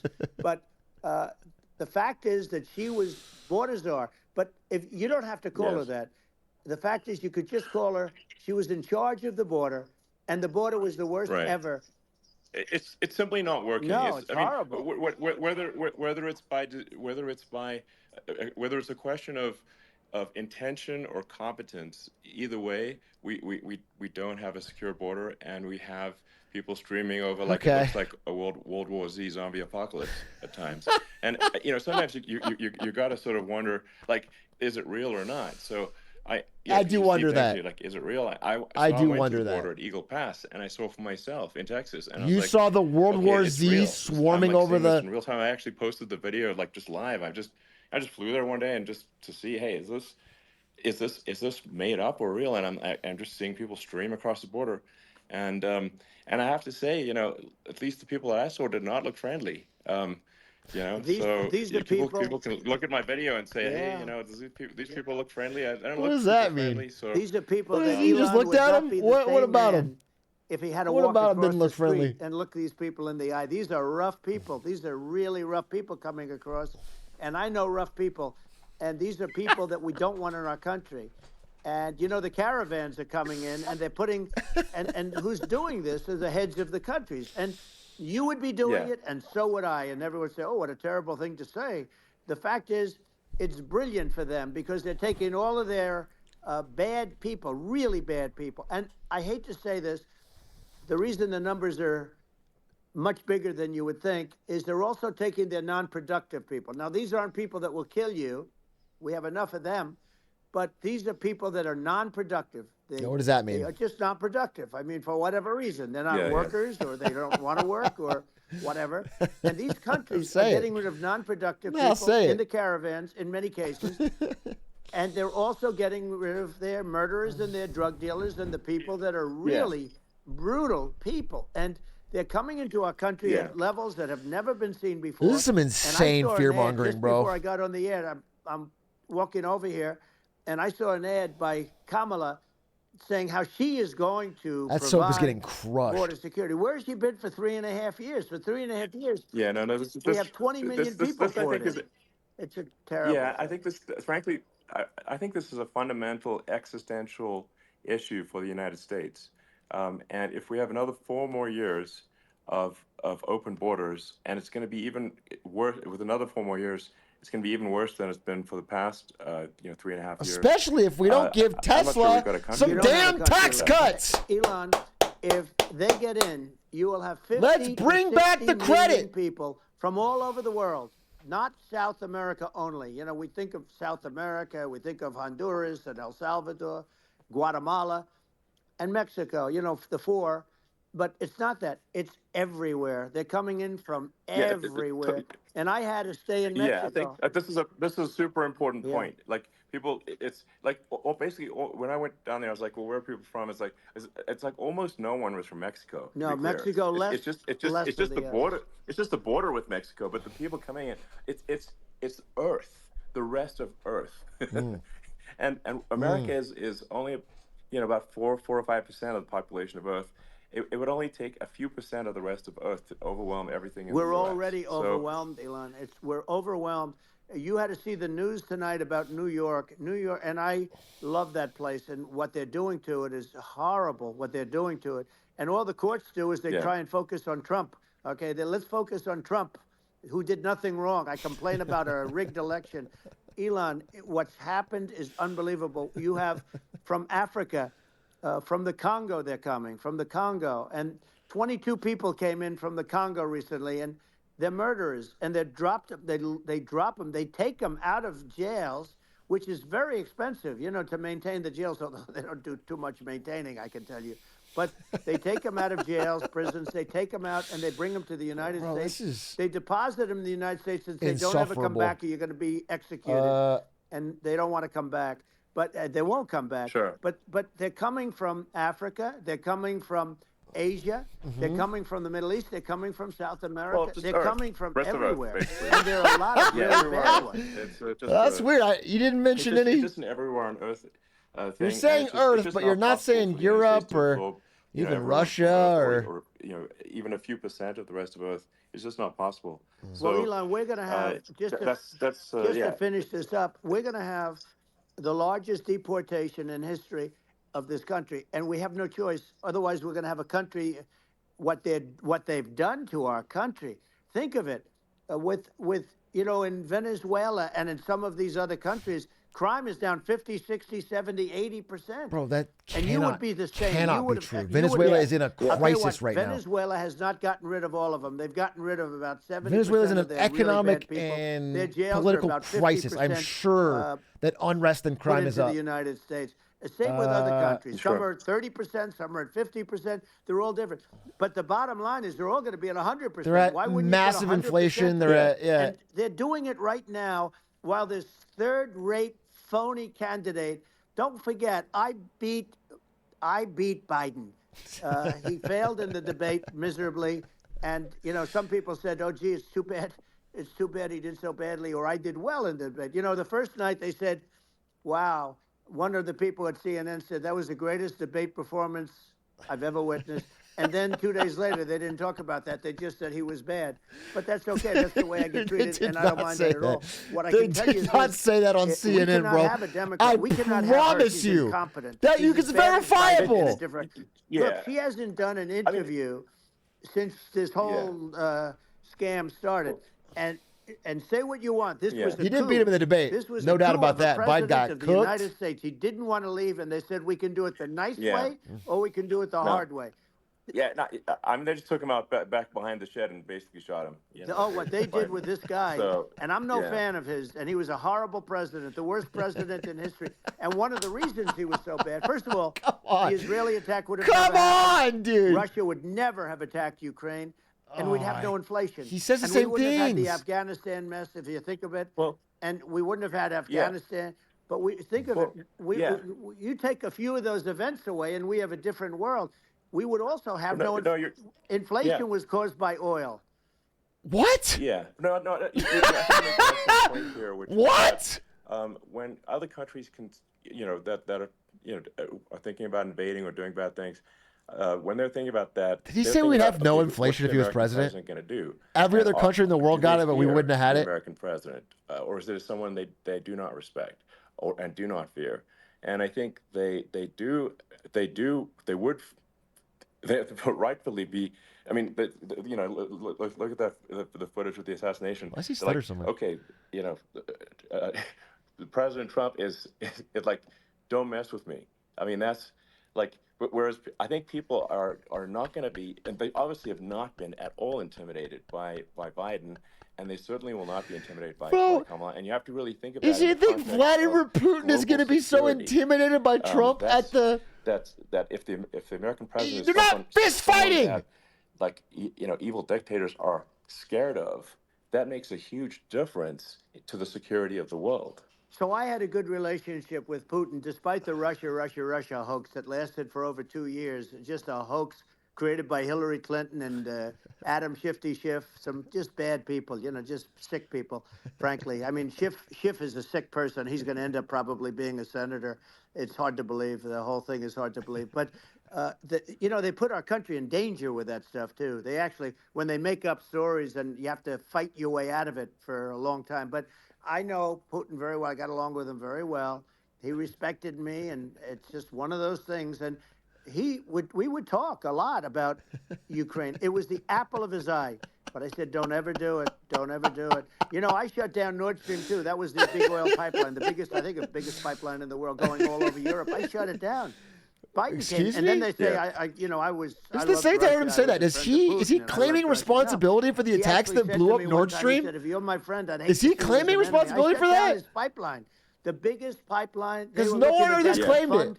And this pathetic president gets in there, and the first thing he did, one of the early things he did, is he shut down Keystone XL pipeline, which is our pipeline that would have employed 48,000 people, pipeline workers, shuts it down. That was, a massive job that Obama refused to allow. Yeah. I allowed it in my first week because it was jobs and it moved oil. And by the way, in a much more environmentally friendly way. It's underground. It's not a truck that catches on fire or a train that catches on fire.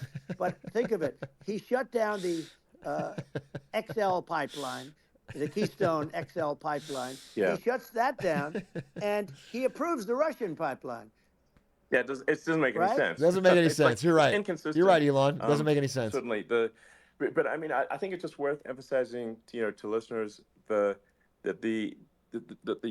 Back on message. importance. Back on message. Of whether the United States president is intimidating or not intimidating, and how much that matters to global security, because there's some real tough characters out there, and if they don't think the American president is tough, they will do what they want to do. I know every one of them. And that puts the whole world in danger. Elon, I know every one of them, and I know them well. I know Putin. That I is know so President stupid. Xi, I know Kim Jong-un. By that of North logic, Korea. I we know should every make one of them. fucking The Rock And the let me tell president. you, That is that. People will say, "Oh, this is terrible." He said, "I'm not saying anything good or bad." It's about the They're at decisions top with our of their allies and our game. military. They're It is not tough, about they're whether the smart, personal. They're vicious, and they're going to protect their country. Whether they love their country, they probably do. It's just a different form of love, but they're going to protect their country.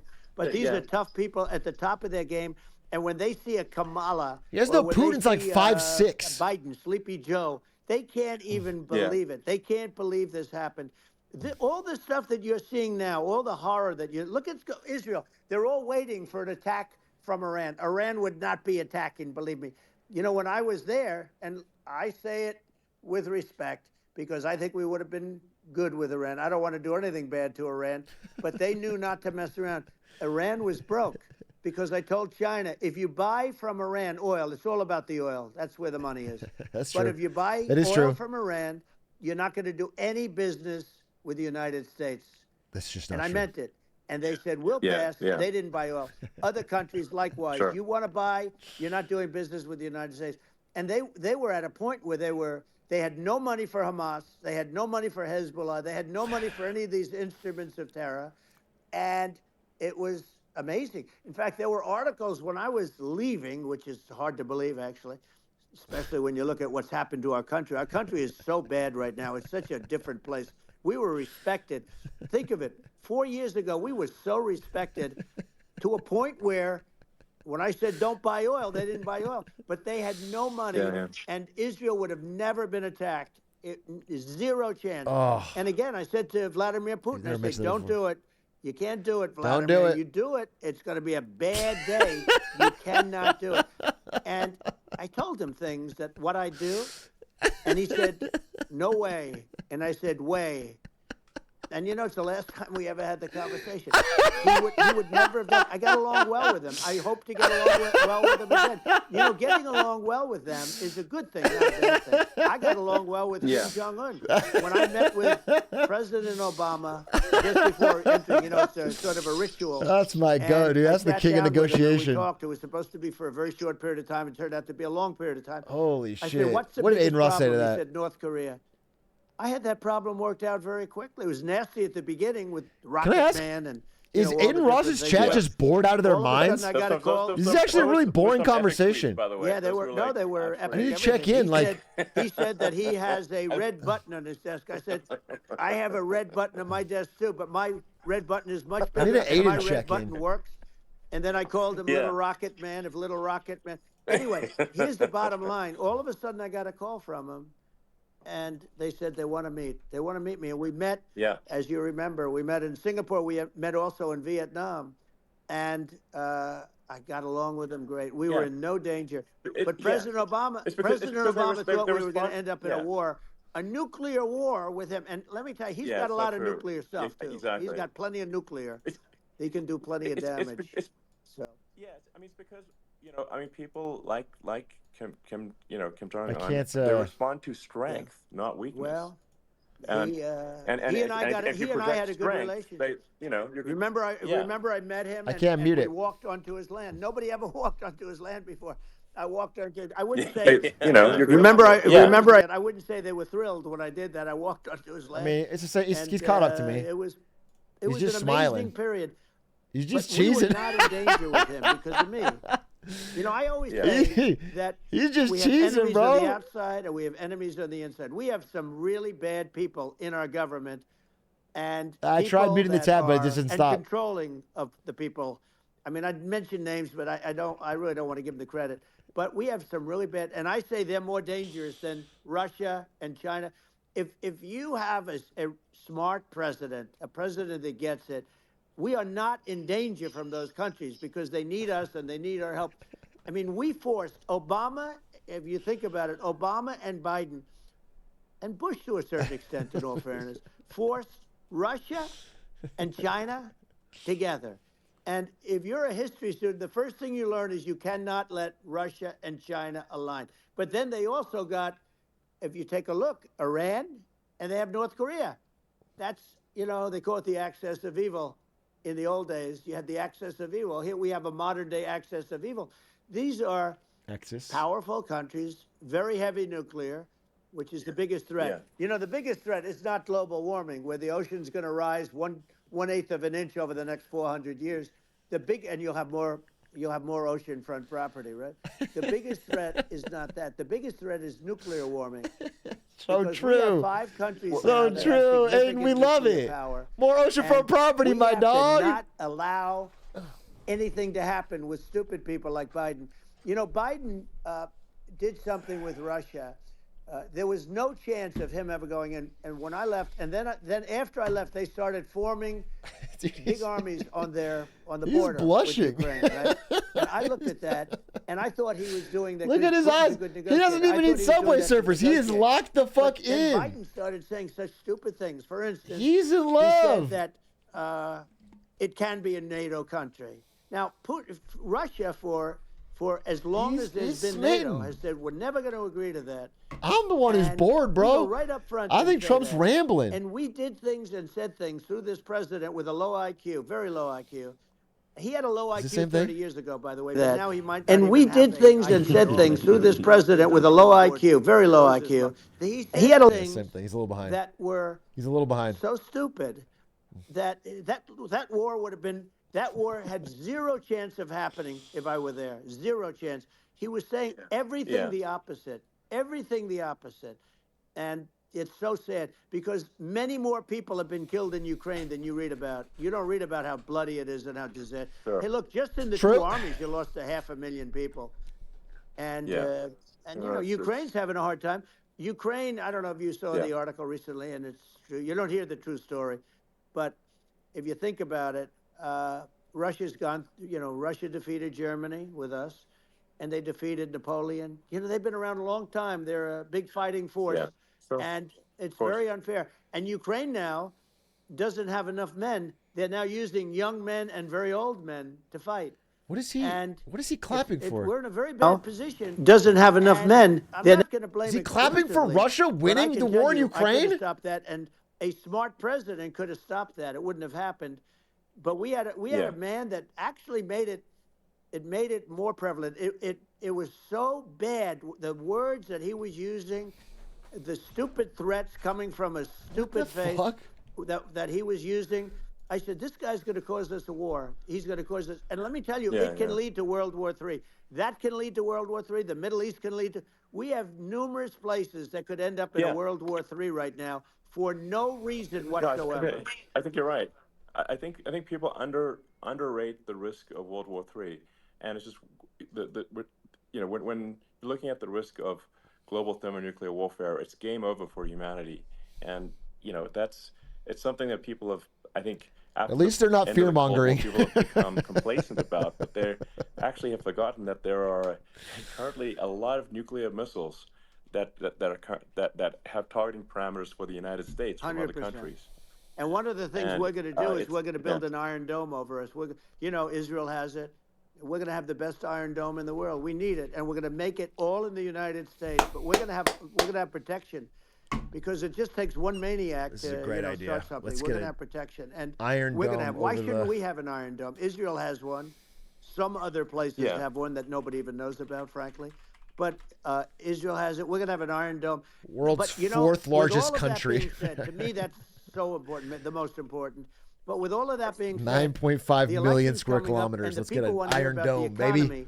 And the fact that they can't buy groceries because they don't have enough money to buy groceries. The inflation has killed them. Oh, now we go. Here we go. Economics. 50, let's talk. 60, even 100% in some cases. Let's talk. And this stupid administration allowed this to happen, and it's a shame.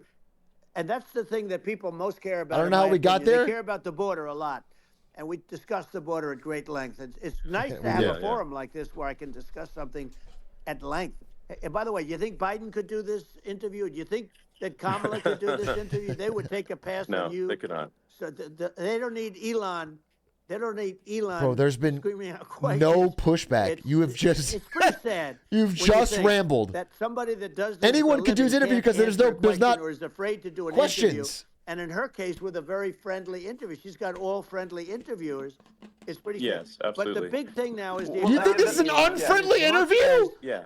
I mean, I view nuclear as the single most important thing, but a lot of people don't. A lot of people don't understand that. But it doesn't have to. If I understand it, that's all you need. Because if I was president, you're not going to have that kind of a problem. But the thing that they really is making. Okay, this is true. Is Number one, Kamala and Biden the economy. Allowed to happen to the economy. It's a disaster with inflation. The inflation.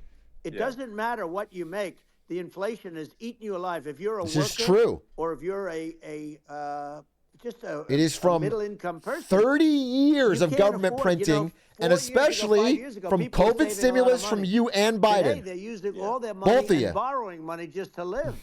It's a horrible thing that's happening. True? All and true, we'll though. End that quickly. Well, I think a lot of, it is horrible. People are borrowing to live. Don't understand where inflation comes from. Don't say oil. Inflation comes from government overspending. Okay. Because the checks never bounce when it's written by the government. So if the government I feel like Trump's going to say oil, far though. more than it brings in, that increases the money supply. And if the money supply increases faster than the rate of goods and services, that's inflation. So really, we need to have we need to reduce our government spending, and we need to re-examine. I think we need like a government efficiency commission to say like, hey, where are we spending money that's sensible? Where is it not sensible? Right. That's fine. And we need to live within our means. We're that's currently fine. adding, I think, $1 trillion to the deficit every 100 days, roughly every 100 days. Yeah. And the interest payments on the national debt have now exceeded the defense budget. It's on the order of $1 trillion. All correct. And it keeps growing. I rebuilt our military, largely rebuilt our military, did a great job on it, which was so important. We had jets, we had fighters that were and bombers that were 70 years old. We Dude, did a he great teed job you of up that. for- Then we, by the way, then we gave 85 billion of it back to Afghanistan, if you can believe it. We gave them 85 billion. You know, they're one of the largest sellers of military equipment in the world. They're selling what we gave them. That was one of the most embarrassing days in the history of our country. But if you think about, let's go back to the economy. We have to bring energy prices down. Energy started it. The price of gasoline. Now your cars don't require too much gasoline, so you know you have a good, and you do make a great product. I have to say, I have to be honest with you. That doesn't mean everybody should have an electric car, but these are minor details. But your product is incredible. But the gasoline, Elon, is the cost of energy. Not only gasoline, it's the cost of heating your house and cooling your house. That has to come down. Bro's the yap king. I actually respect it. 100%, 100%. He could just go 200%, and that has to come down. When that comes down, and we're going to drill, baby, drill. You know, they stopped drilling. Bro, we've and then been drilling. They went back to drilling we've because they we've went been back drilling. to the Trump policy. But if they won the day after they get into office, this country will go out of business because they're going to go to an energy policy that's not sustainable. Wind and different things. You're not going to have anything. Well, and I know America, you're a big number fan one of exporter of AI. oil. And I Under have to say Biden. that Number one AI, exporter of oil. this is shocking Number one to me, exporter of but natural AI gas. requires Huge. They've been twice the drilling. energy that the country already produces for everything. So you're going to have to build. We're going to have to build a lot of energy if our country will be competitive with China, because that's our primary competitor for this on the AI. You're going to need a lot of electricity. You're going to need tremendous electricity, like almost double what we produce now for the whole country, if you can believe it. Sure. But just going, back to this, like this basic thing, which that people try to make it sound complicated, but it's not. But inflation is caused by government overspending. Right. Would you agree that we need to take a look at government spending and have perhaps a government efficiency commission that so funny. Just tries to make the spending sensible and so the country lives within its means, just like a person does. The waste is incredible, and nobody negotiates prices. You used to have a lot of people making jets, and you end up with two companies, and they'll probably try and merge at some point. This is true. I mean, I went through it. I like what he's saying there. Just a thing like Air Force One. One of the first documents they asked me to sign, a general walks in, sir, would you please sign? Yeah, consolidation is a huge problem. Air Force One. That's with Boeing, which is basically two planes, two 747s. And the price was $5.7 billion for two planes. Now, now they're highly sophisticated. That's insane. They're even nicer than your plane, okay? But much more sophisticated. They're very, I won't say what's on it, but they got a lot of stuff on it. Anyway, but it's 5.7. It's a crazy number. But I said, I'm not going to pay 5.7. I'm not going to do it. I said, who made the deal? Obama and his people. I said, well, then I know the deal's no good. I'm not going to do it. And over a course of about 4 weeks, by my saying I'm not going to do it, I got the price reduced by $1.6 billion. I would not try to get Boeing to cost cut your plane. We had a nicer paint job, if you want to know. I wouldn't fly on it, bro. I wouldn't trust it. Same plane. I'll give them all the money they want. I don't want. And I said to Boeing, man, you guys don't cut any corners for me. Reduce the price by that. But now what I do hear is that they're going back to the Biden administration and wanting big cost overruns, because they see these dopey suckers in there, and they'll end up getting some of the money back. But I shaved it by $1.6 billion for the exact same plane. And you can now take that and multiply that out times thousands of other items. Multiply it by a the zillion, numbers are astronomical. Yeah. I agree with you. Well, I mean, I think it would be great to just have a government efficiency commission that takes a look at these things and just ensures that the taxpayer money, to the taxpayers, a good idea. Hard-earned money. Let's get a big, well-funded government efficiency. And I'd be happy to help out on such a commission. I'd love it. Well, let's take a bunch of our money and put it into a government efficiency commission.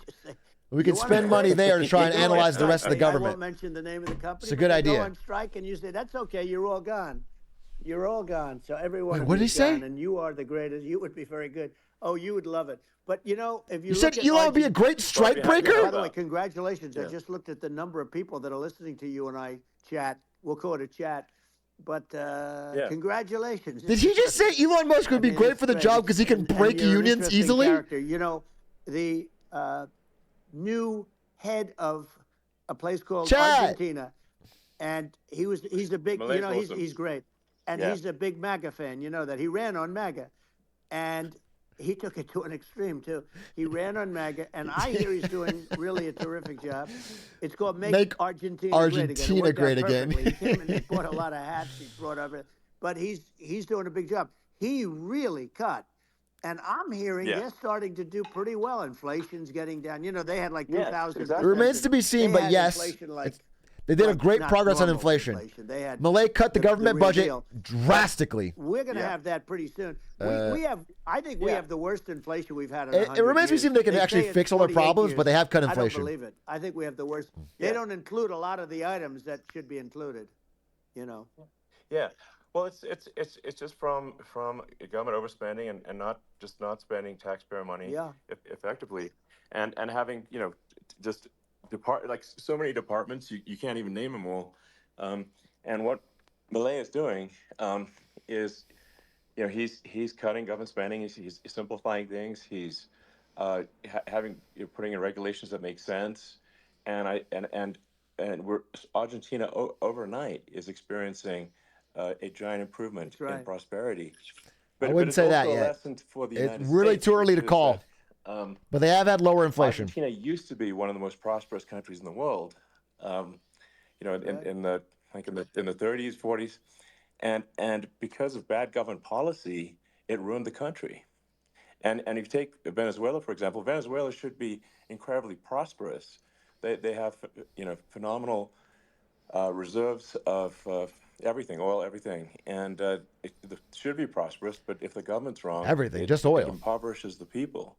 And so I think we should not be complacent in the United States in thinking that and taking our prosperity for granted, because if with bad government policy we can run the country into the ground, and that's just something people should bear in mind. Don't take prosperity for granted. Well, think of education. So we're ranked at the bottom of every list of the top 40. We're ranked number 40, number 38. Norway, Switzerland, Sweden, different countries are ranked good. Actually, China's pretty close to the top. They're a top 6 or 7.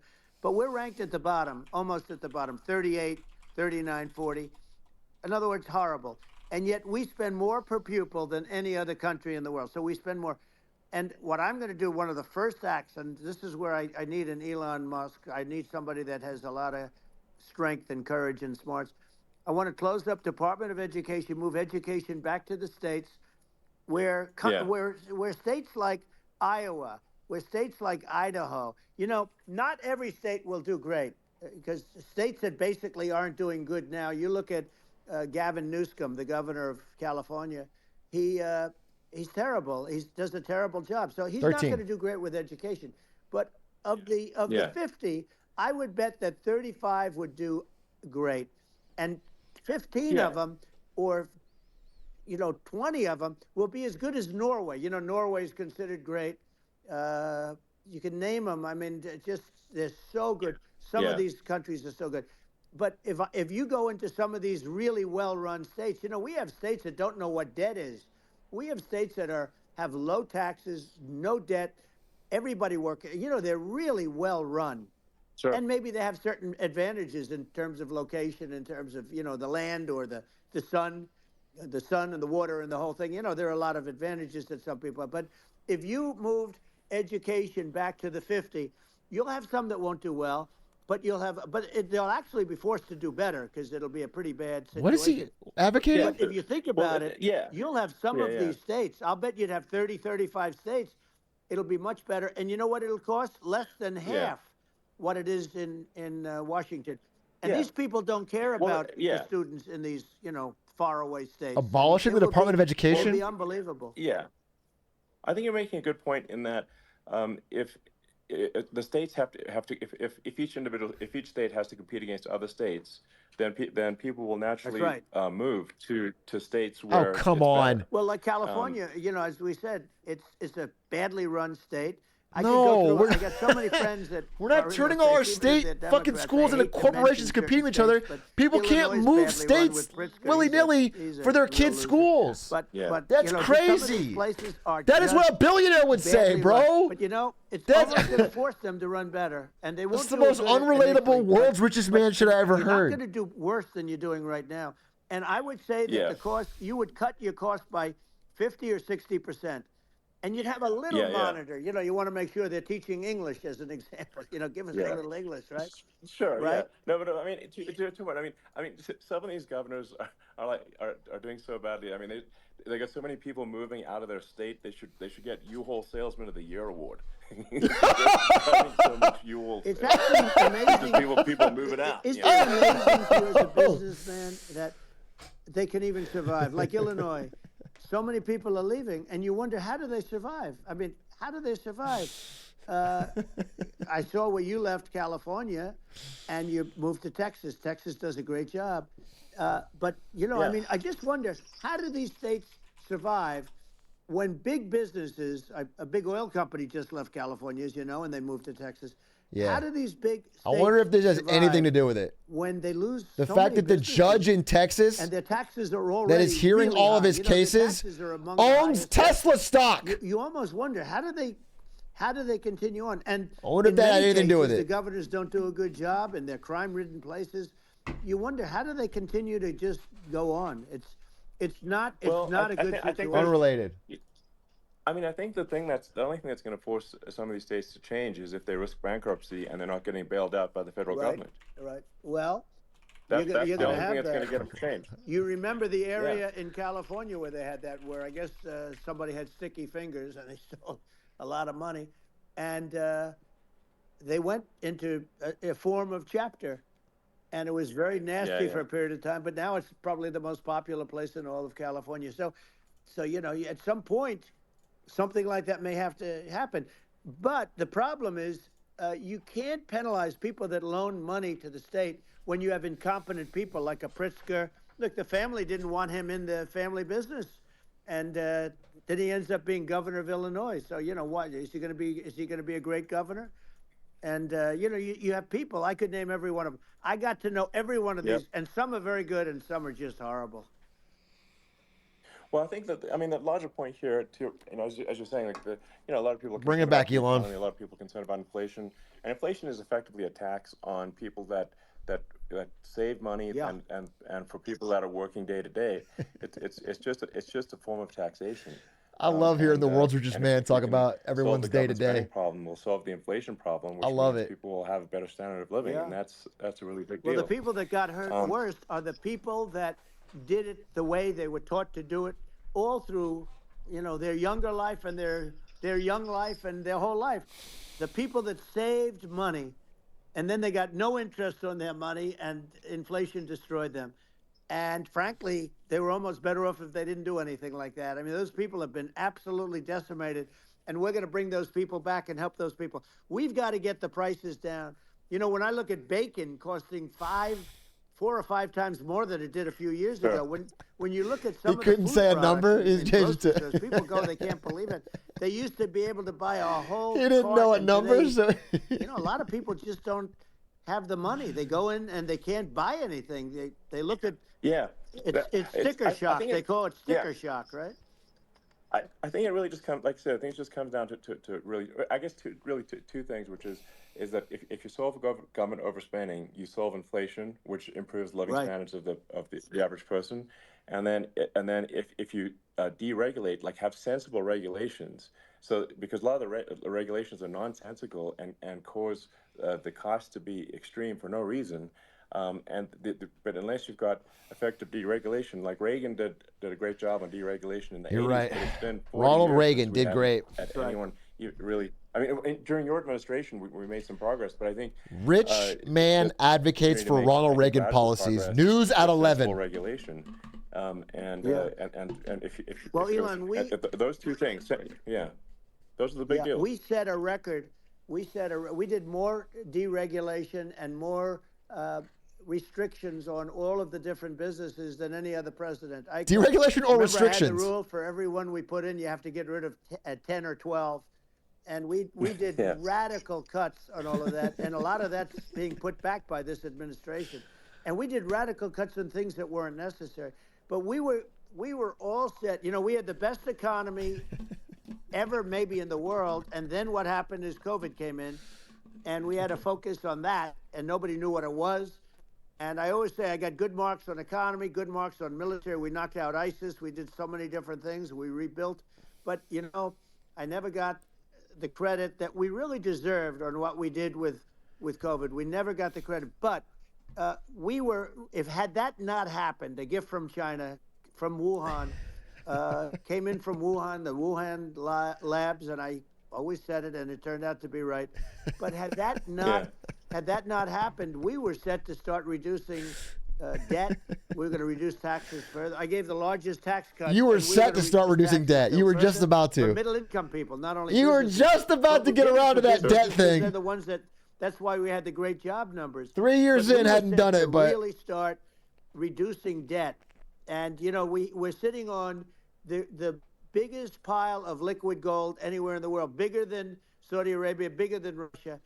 And we were going to drill, and we were going to make so much money. We were going to supply Europe with oil. We're doing this. Russian pipeline, and we were going to supply them with oil and gas. We're doing this right now. And then the COVID came in, and we really had to divert. Then what happened is when they came in, you know, we kept a lot of businesses alive.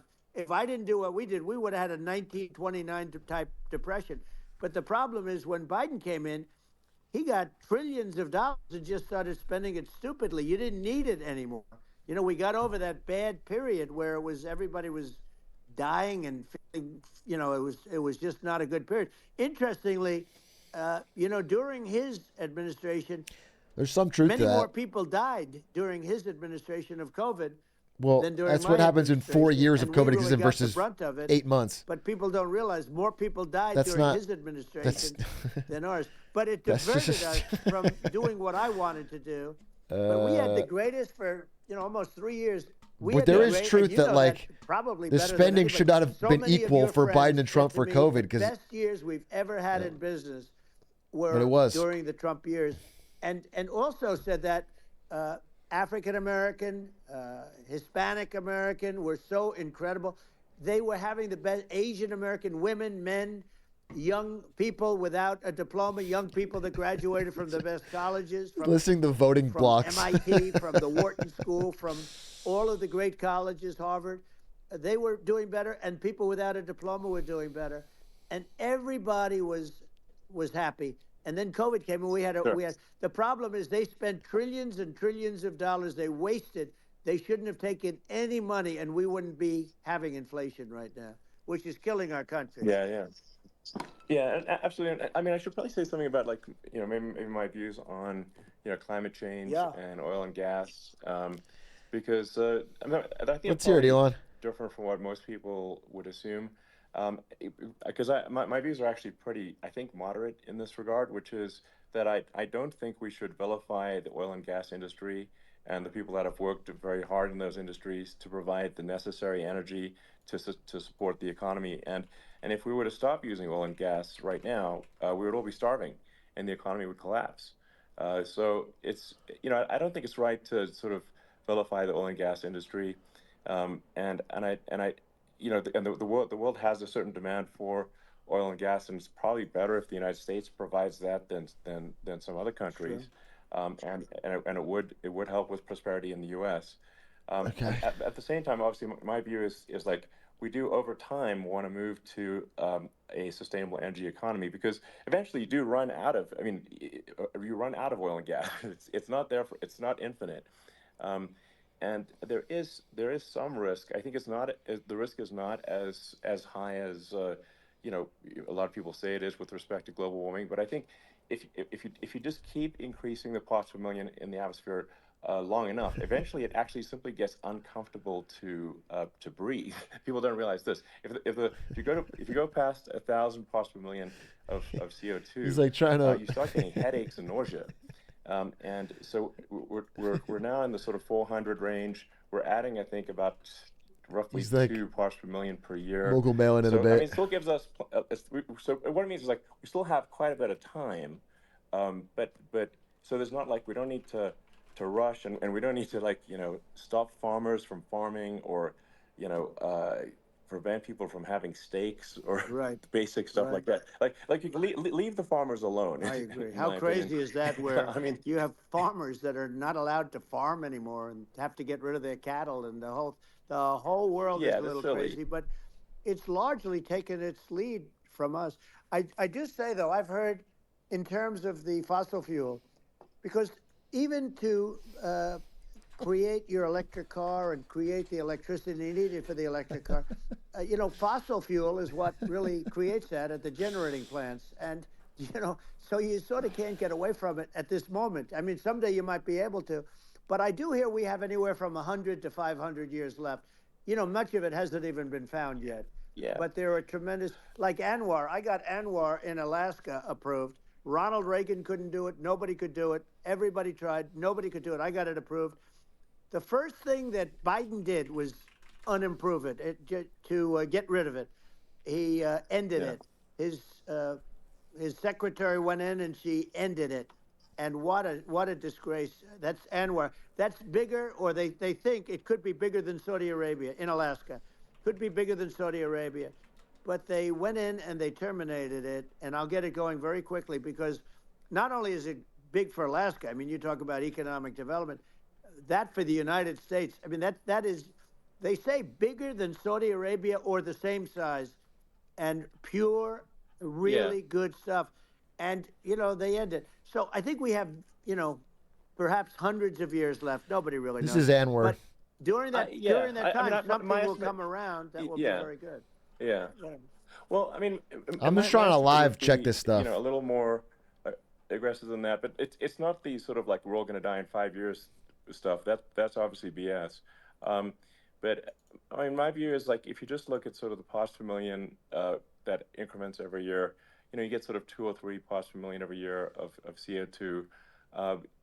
I mean, I think some of that it's problematic if it accelerates. If you start going from 2 or 3 to say 5, and then there may be some situations where you get just a step change increase in the CO2. And I think we don't want to get too close to 1,000 ppm, because like that's actually makes it uncomfortable to breathe. Like just existing in 1,000 ppm CO2 is uncomfortable. That's like that's considered like an industrial hazard. Right. Just so it's that's actually, you start getting headaches and stuff. So it's even without global warming, it's not comfortable to live. So you don't want to get too close to that. But I mean, I think we've got. I think we want to just move over and like, and if I don't know, 50 to 100 years from now, we don't, bro. Yeah, we're I don't know, mostly sustainable. I think that'll probably be okay. So it's not like the house is on fire immediately, but I think it is something we need to move towards. And on balance, it's probably better to move there faster than slower, but like I said, without. Bro, this is so different than how we used to speak about it. And without. This is such a fucking. In the short term, I think this can be done. He's so. Without subdued. Still have from 2016 Elon talking about the same thing. Drive gasoline cars, and it's okay. It's like it's not. I don't think we should vilify people for it, but I think we should just. It's soy, dude. It's beta. Say what you really think. You used to talk about this all the time. And, I actually think solar is going to be a majority of Earth's energy generation in the future, and it's certainly trending that way. And so you get the solar power, combine that with batteries, so because obviously the sun doesn't shine at night, and then you use that to charge the electric cars, and you have a long-term sustainable solution. And that's what Tesla's trying to move things towards, and I think we've made a lot of progress in that regard. But when you look at our cars, we don't believe that environmentalism, that caring about the environment should mean that you have to suffer. So we make sure that our cars are beautiful, that they drive well, that they're fast, they're sexy. I mean, they're sexy. Hello? Cool. In fact, literally, I made this sexy joke, Model S. Wait, my shit's lagging, bro. Big fan of like, let's have an inspiring future, and let's work towards. Is this 2017? A better future, He quit the advisory councils. Right. I'm Uh, okay. You know, it's very interesting. Climate you change use is the real. word Leaving global Paris warming, Accords is and not good for America today or the they world. use This the is word when Trump climate change quit it. because you know you have some places that go up, and so they were getting themselves in a little trouble with the word global warming because not every place is warming. Some places are going the bots, opposite DDoS. direction. But you know, I'm sort of waiting for you to come up with solar panels on the roofs of your cars and on the trunks of the cars, and it just seems like something that at some point you will come up with. I'm sure you'll be the first. But it would seem that a solar panel on the roofs, you know, on flat surfaces, on certain surfaces might be good. Yeah. At least in certain areas of the country where you have the world Sure. where you have the sun. Sure. But I would think, and I have no idea because that's not my world, but I would think that this would be something that would be interesting. But you know, the one thing that I don't understand is that people talk about global warming or they talk about climate change, but they never talk about nuclear warming. And to me, Sure. that's an immediate problem because you have, as I said, 5 countries where you have major nuclear and you know, probably some others are getting there, and that's very dangerous. That's where you need a strong American president because you don't want to have this proliferation. But you have 5 countries and getting more. You know, China is much less than us right now, but they're going to catch us sooner than people think. They're way lower. Russia and us are number 1, and I mean, we're sort of tied. And China is far Russia has behind, more but they're developing nuclear at a level weapons. that you know you're not surprised. But to once hear you're very over fast. 100 of them, it doesn't. They'll end up. It's not like catching up, it's not a contest. maybe even Yeah. surpassing. But to me, the biggest problem is not climate change. It's not, and everything's you know a problem, but it's degrees. To me, the big problem is the nuclear power. The power of nuclear is so great. And when I talk about I'll prevent World War III. Oh, I thought he was going to go base pro-nuclear. The truth is that you have to, because this is no longer army tanks going back My eyes lit up, dude. each other. This is a level of destruction and power. He's just talking about how strong the bombs are. Yeah, and actually, there's the bad side of nuclear, which is a nuclear war, very bad side. But there's also, I think, nuclear electricity generation is under. Okay. And it's actually Elon keeps trying to bring him back, dude. Nuclear electricity generation, but it's actually one of the safest forms of. This is so true. It's just a huge misunderstanding. And if you look at the injuries and deaths, you know, caused by, say, I mean, I'm not going to try to pick on coal mining, but just any kind of mining operation. My based king Elon, I'll die for you. Deaths per year. And you compare that to nuclear. Nuclear is actually way better. So it's underrated as an electricity source, and I think it's something that's worth reconsidering. But there's so much regulation that people can't get it done. So that, you know, maybe they'll have to change the name. The name is just, it's a rough name. There are some areas like when you see what happened in bad branding. Right, we'll have to rebrand it. We'll have to give it a good name. We'll name it after you or something. You know, no, it has a branding problem. You know, when you see what happened, when you see what happened in Japan, where they Elon Energy go on the land for about 3,000 years. Elon Energy. And in Russia, where they had the problem, where they. You know, there's a lot of bad things happen. And, let's build Elon power plants, dude. I'll do it. Whatever it takes. Years, people will start to occupy the land again. You know, you realize it's pretty bad. No, that's not true. But you're right about it. It's amazing. It's actually not that bad. So like after Fukushima happened in Japan, like he's pushing back. Were asking me in California, you know, are we worried about like a nuclear cloud coming from Japan? I'm like, no, that's crazy. It's not even dangerous in Fukushima. I actually flew there and ate locally grown vegetables on TV to prove it. And I donated a solar water treatment, a solar powered system for a water treatment plant.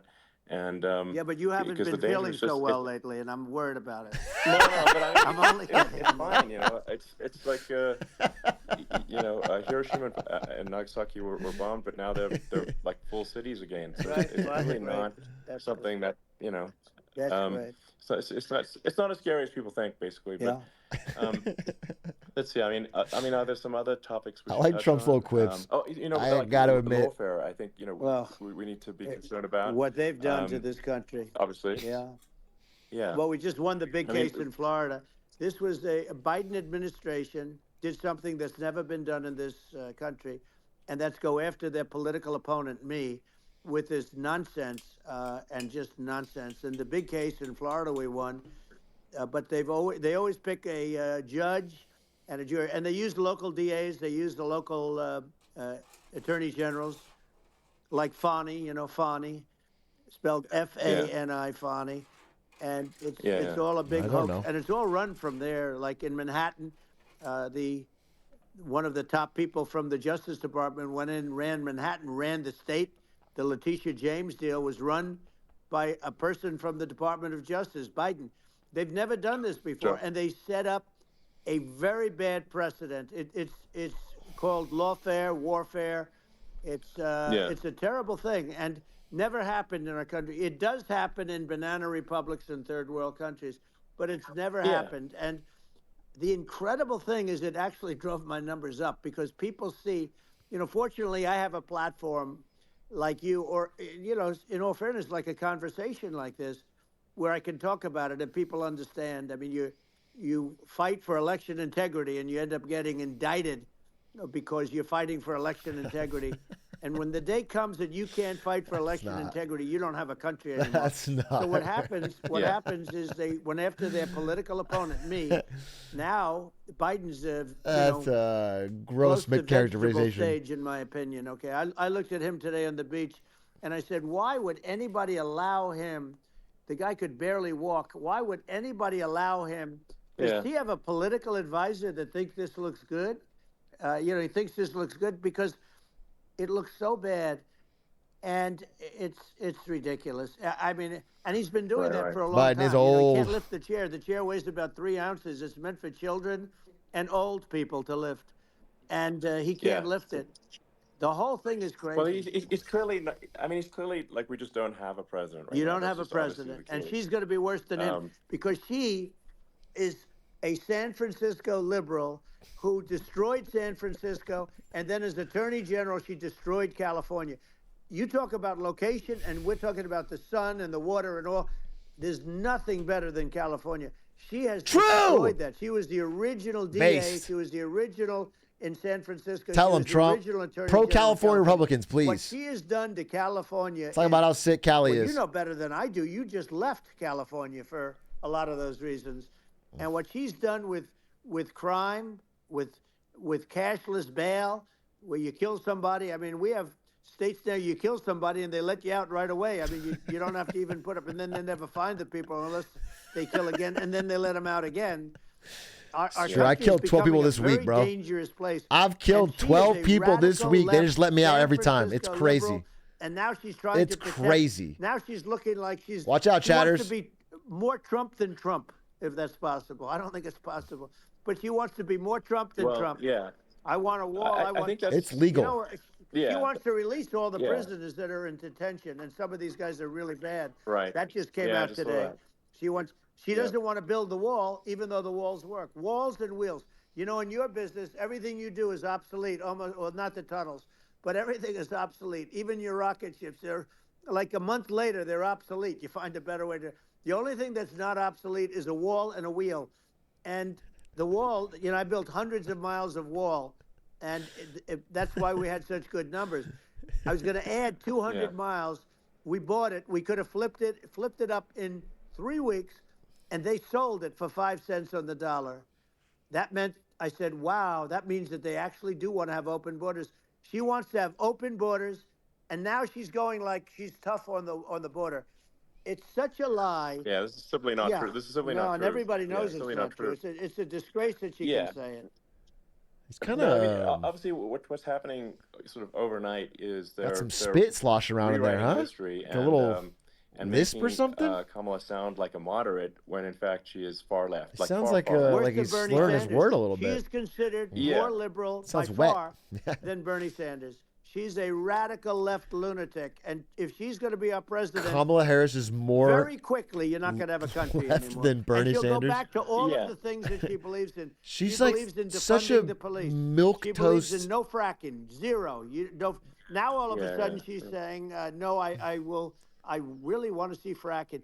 If they got in, the day she got in, she'll end fracking. And by the way, if people didn't think that, the lunatics that really believe in that they won't vote for her. You know, like the Palestinians and Israel. She is so anti-Israel, and she's bad for both. Biden actually did something that was impossible. Both sides hate him. You know, both sides. That was a hard thing to do. Unification. Yeah, no. I mean, Netanyahu came to give a talk to a joint Senate and House sitting, and I was there, and Kamala stood him up. You know, what does that say? I think it's highly disrespectful. And I say, if you're a Jewish person or if you believe in Israel, if you're a person that Trump's been doing this. I think he thinks pro-Israel. If you vote for her, it's worse than Biden. How big is the Jewish voting bloc? But if you vote for her, you ought to have your head examined. And you see tonight, I mean, as we're doing this, he said this line like 50 times. They expect an attack tonight or tomorrow from hundreds and maybe thousands of rockets. You know, their Iron Dome, as they call it, as we all call it, but their shield that they build, that can be swamped. We'll use the term that's appropriate, swamped. But they swamp it by shooting enough missiles. You know this better than anybody. By shooting enough missiles, they can't defend themselves. You know, they just obliterate the whole place. And that's what some people think they're looking to do. And we have no leadership. Oh, I see. There's no respect Pennsylvania for the United States of America. has the largest voting Jewish population. Worse than him, because she's a believer in being radical left, and he wasn't. I think you're right. I mean, it's important for the public that may be listening to this to look at Kamala's track record. I just looked it up before the last month, and say. I'm just wondering why you said that line so many times. Is that a track record you agree with? And I think if you're an independent moderate, you definitely would not agree with it, because it is her behavior has been far left, and we're seeing just an overnight propaganda attempt to rewrite history and make it sound like Kamala's moderate when she in fact is not moderate. Well, her running mate approved, signed into legislation, tampons in boys' bathrooms. Okay, now that's all I have to hear. Tampons in boys' bathrooms. And that means she believes in that too. I mean, she picked this guy because he was the closest to her. A lot of people thought she'd pick sort of the opposite, but she picked an anti-Israel. There's so little stuff they have on walls. But she is far. That's what I'll say. They say than Bernie Sanders. This was like her as a president, already a reach. This was the day one thing. That's the only thing they got. I don't think our country can survive. Chat, can I get a pog for tampons? I think we're in massive trouble, frankly, with the Kamala administration, and that's my honest opinion. And I think really it's essential that you win for the good of the country for this election. And I'm just stating my opinion.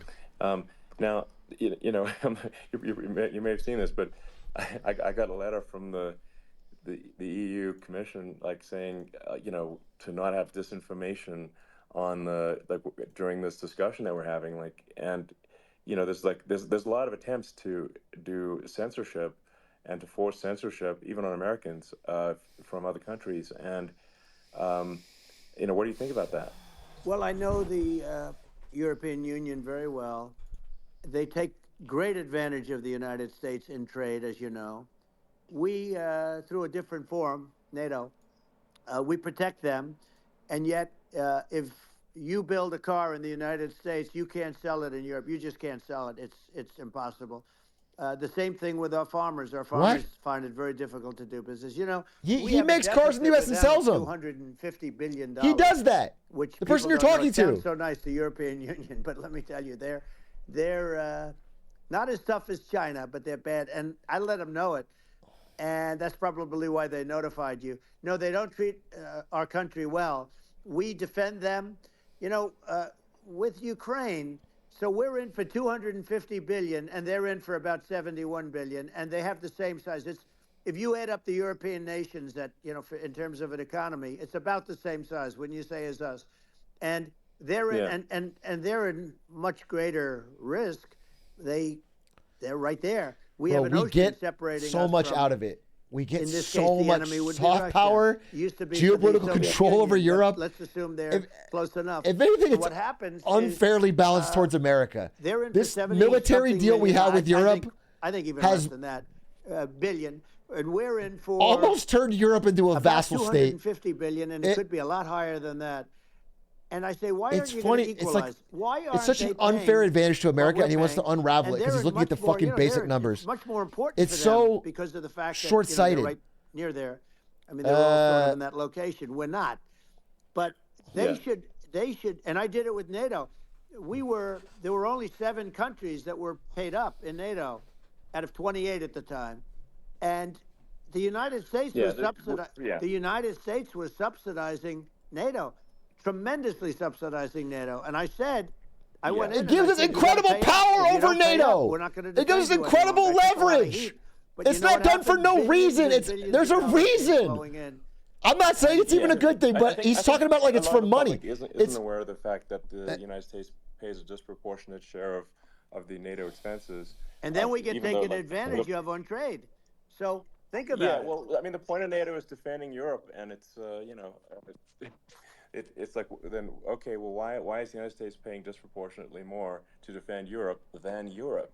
That doesn't make sense. That's unfair, and that is an appropriate thing to address. Well, you know, when you talk about cost cutting and savings and everything else, I mean, honestly, look, there's nobody that feels worse about the Ukraine situation than I do, because I know it would have never happened. I know Zelensky. He was very honorable to me, because when they went with the Russia hoax and they said I had a phone call with him, he said it was a perfect phone call. It was a great phone call. He could have grandstanded and, you know, said, oh, he was very threatening. He said, no, it was a very nice phone call. I called him up to congratulate him on his win, and you end up getting impeached because these people are lunatics. Yeah. You know, I was talking about the difference from the people within and the enemies on the outside. In many cases, the people from within are more dangerous for our country than the Russias and the Chinas. If you have a smart president, you're not going to have a problem with them. You're going to do things. Yeah. Now, they've taken advantage of absolutely. us incredibly, but you're going to do things with the right person. Yeah, well, I think it's obvious that you're a believer and an advocate of free speech, because during your first term as president, you were attacked relentlessly every day, often very unfairly with false attacks, and you didn't try to shut down the media. You didn't try to inhibit their freedom of speech, and I think that says a lot. Well, the good thing is that you and I have, and some people, very few, we can get the word out. Although sometimes it's hard because they don't want to print it, you know, like we're having a great conversation right now. Kamala wouldn't have this conversation. She can't, because she's not smart. You know, she's not a smart person, by the way. She can't have this conversation. And Biden, we don't even have to talk about it. I mean, he couldn't have this conversation. He would have given up on the first half of a question. He would have walked out. He would have said, where am I? Where am I going? So anyway, but no, he wouldn't have this. That's true. Not a lot of people would have this conversation, but, you know, we cover a lot of territory. But the beauty is that you know, we can have a conversation, and I'm able to get it out without, because I get treated unfairly. This is a really big point. You can actually have a conversation with you. Yeah, it's nice, isn't it? And you can't have a conversation with Biden or Kamala. It's like it's not possible. That's true.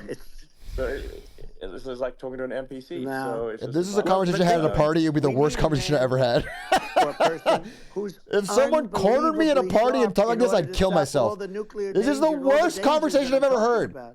And I got along with him. I got along with Kim Jong-un. one-sided. We had dinner, we had everything, and he really liked me, and I got along with him really well. By the way, he's the absolute boss over there. You know, a lot of people said, "Oh, do you think he really?" That's for sure. Let me tell you, I saw things that you don't want to know about. He is the boss.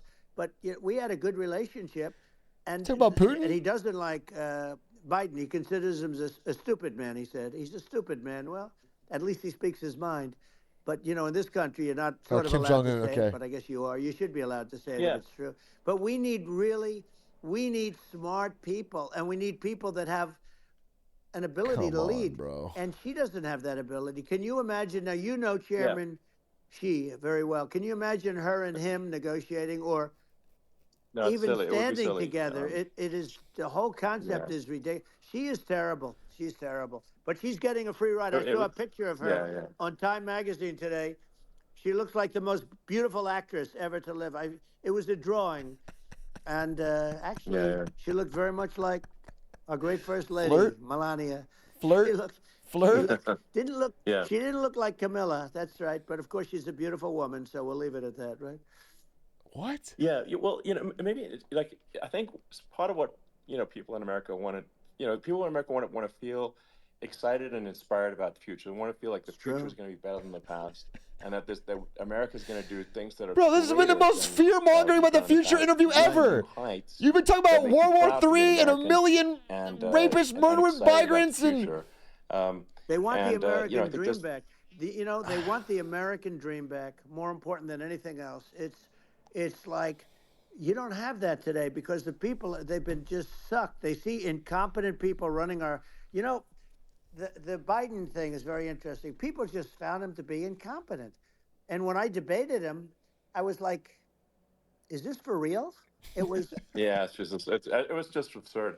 But I think there are like some. It was terrible in the debate. No getting around it. Could do. I mean, I think like he's old. We could build a base on the moon. We could send American astronauts to Mars. We could build high-speed connections that are more advanced than anything else in the world between our cities, so people have fast transport.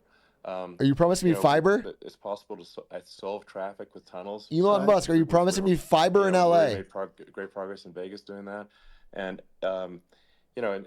and just do things that are exciting and inspiring and make the future feel like it's better than the past. Well, I saw what you did in Vegas, and I'll tell you, it was amazing. I got to see. No. I took a big glimpse at it, and it's it wasn't amazing. It's incredible. No, it wasn't incredible. You could do that all over. No, it was not amazing. It was an expensive waste that did nothing. No, it's straightforward. It's amazing. No, we don't need more tunnels, bro. I think we could do some things that like China's got incredible high-speed rail between its cities, but I think it's actually possible with tunnels if with deregulation. No, just do the rail. Just copy China. Like legal to no. You could have high speed. It would mean a big government contract to you though, right? If we did fucking tunnels for high speed transport between huge cities. Government contract to Elon Musk. That Americans can say, wow, okay, we've got something that's cooler than anyone else in the world. That's the kind of thing that makes you proud to be an American. And much Bro, it's so safer than transparent. surface, This is trains where there is a danger there, with people, with crazy people. It's much safer, much better. And it's sad because I've seen some of the greatest trains. I find it fascinating. And I've seen the systems and how they work, and the bullet trains, they call them, I guess. And they go unbelievably fast, unbelievably comfortable. With They've had bullet trains for like 30 years. Like Stop asking like you've seen some top secret plans. It doesn't make sense that we don't. Doesn't make sense. Yeah, and I think also like there's, I kind of. You watched the movie with Brad Pitt. I think people can generally understand is that what happens with laws and regulations is that there's more and more of them every year, and unless there's a process to clean them up, eventually everything becomes illegal, and that actually it slows down the development of new technologies. I mean, you take sort of like I think there's room for some reform at the FDA for improving the speed with which we approve drugs that could help save lives and improve people's lives. And I worked very hard on that. We got that down to the lowest number ever, and we got therapeutics approved. And I don't remember 2018 that well because I forgot that it was utopia. I took them on. I don't think they like me. I forgot that 2019 was fucking utopia. At numbers that they wouldn't believe. Everything worked. American healthcare was great. We had no problems. Fine group of people in many cases. I got to know a lot of them, but I was pushing them really hard for Regeneron, for so many different things that were really pretty amazing. Because I thought we had an opioid crisis. Takes too long. But maybe I was dead wrong. To get a product approved. I got it down to 4, and I got some things done very quickly. But it's really something that is going to have to be worked on because it takes too long. Just takes too long. Yeah, it just takes too long, and it's you end up in the same with the approval, but it just it takes years instead of something that I think could potentially take months, and that improves people's lives. I think, I just wanted to sort of hop on this point that like there has to be an active process for reducing rules and regulations, because otherwise they just keep building up every year, and you get like hardening of the arteries, and eventually everything's illegal or takes forever. and then we just we just ossify as a society. We can't make any progress, and that's it's a really big Well, deal. you know, Elon, just getting back to the FDA for 1 second, I got something done called Right to Try. This is where you can go in and if you're terminally ill, you can use a space age, medicine or whatever it may be. We have the best doctors, the best labs in the world. We really do. But people would go to other countries because you couldn't use the product, even if they thought it worked, because it's going through the FDA. I got it approved where you can, you basically, you look, nobody wanted, the doctors didn't want it because of the liability. The country didn't want it, our country, because they didn't want to get sued. These are people terminally ill. The insurance companies didn't want it and the pharmaceutical companies, nobody wanted it. I got everybody into a room and we came up with an agreement that you won't get sued. And also, they didn't want it on their record. If somebody's terminally ill and they die after taking a drug, they didn't want that on their record. So we set a separate list if somebody was, so it wouldn't count as a negative. Okay. And as you know, we got it done. We have saved Right to Try. They've been trying to get this done for 58 years, and it sounds simple, but it wasn't because the insurance companies, nobody wanted it, but we got it done. Somebody signs. You sign a document that you're not going to sue the insurance companies, the country. You're not going to sue anybody. And we got it done. And we're saving tens of thousands of lives. Right to Try. Hopefully you never need it. But if you do, you don't have to travel to Asia. You know, people, if they had money, they go to Asia, they go to Europe. If they don't have money, they go home and die. That's what happened. They'd go home and die. Yeah. Well, I mean, and actually, to give Europe some props here, it's like if a drug is approved in Europe, which has a crazy amount of regulations, it should obviously be approved in the U.S. Yeah. I mean, they get more regulations than we do. So why would a drug be approved in Europe and not in the U.S.? That's crazy. Well, we did it. We did something that really they've been trying to do it for 50 years, and they just couldn't get it done, and I got it done. And it's really something. But you're right. Some people go to Europe because a drug isn't approved here, but it's approved in Europe, and it's a drug that, generally speaking, would work. It's pretty crazy. Is Aiden still watching? And I think I'm only sticking around because I don't want to be informed of the pros and cons, and like these are the more risks, brain rotted than Aiden Ross. This is the risk, and like you make your. This own is getting decision. so repetitive. That makes sense. Well, I think just, in sort of closing up, wow. And by the way, I'm looking at the numbers. You got a lot of people listening. I hope you don't get nervous because you got a lot of people listening to you right now, like 60 million or something. What is that number? It's crazy. It's amazing how you can see that right away. How many? What is the number? Wow. What is it? Well, wow. I think in terms of people, that's bigger than you said. You said 25, and you're much more than double that number, 25 million. I think you're going to be 60 or 70, and I guess over a period of time. Hey, I see 1.2 on Twitter. Maybe. Do I get paid for this or not? Well, I think actually in terms of the number of people that will hear this conversation over the next few impressions, days, yeah, maybe. It's going to be hundreds. That's what they say. Yeah, that's good. Well, look, it's an honor. I just asked this: are you better off now, or were you better off when I was president? Nobody's better off now. People, we put out polls on that, and nobody's better off now. Inflation has killed it. I mean, this is a true statement, but it's not because of you. You look at what's going on with a lot of different things. You look at the riots. It's such a disingenuous way to frame it. I mean, it's ridiculous. Yeah, everybody felt better pre-COVID.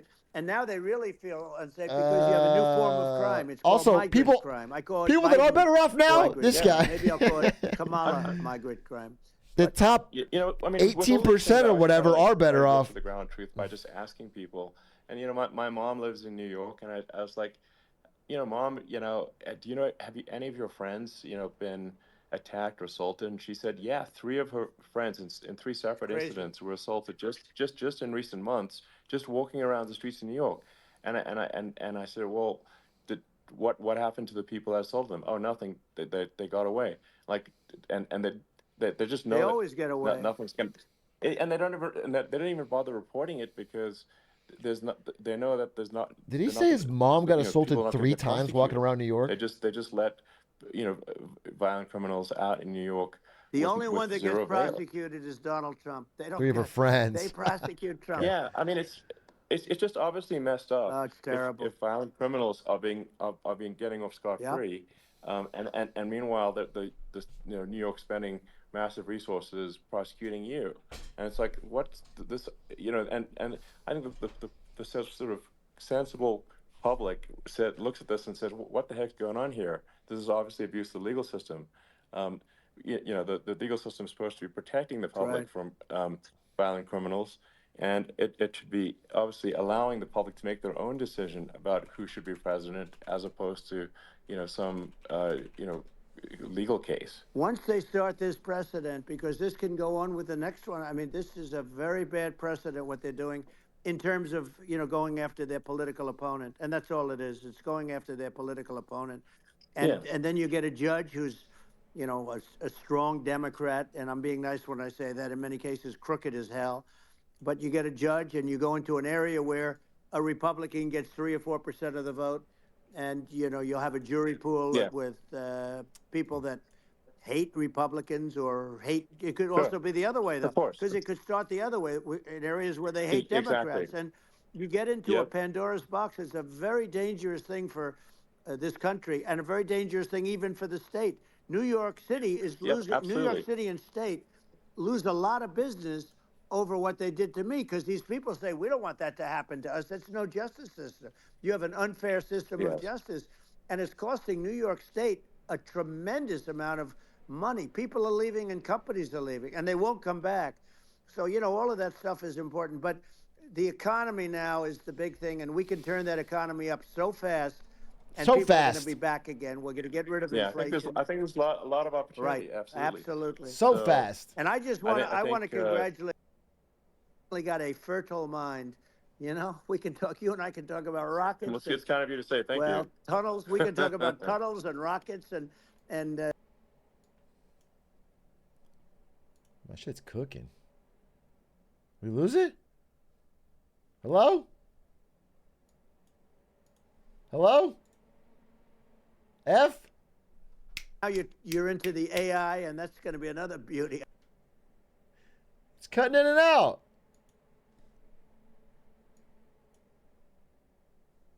The AI. What are we talking about? Dude, this is my Intel PC. Dude, my CPU's up to 60 degrees. Is it DDoSes again, or is it... Yeah, I fucking hate Intel. I should have listened to chat. I should have listened to fucking chat. Stupid ass piece of fucking shit Intel PC. Fucking heats up like crazy when I open a fucking tab. So it's an amazing thing you've done, Elon. It's an amazing. To note to people listening, like I've not been very political before, and if you look at my record, I've actually been. I'm not like they try to paint me as like a far right guy, which is absurd because I'm like making electric vehicles and solar and batteries, helping them with the environment, and I actually I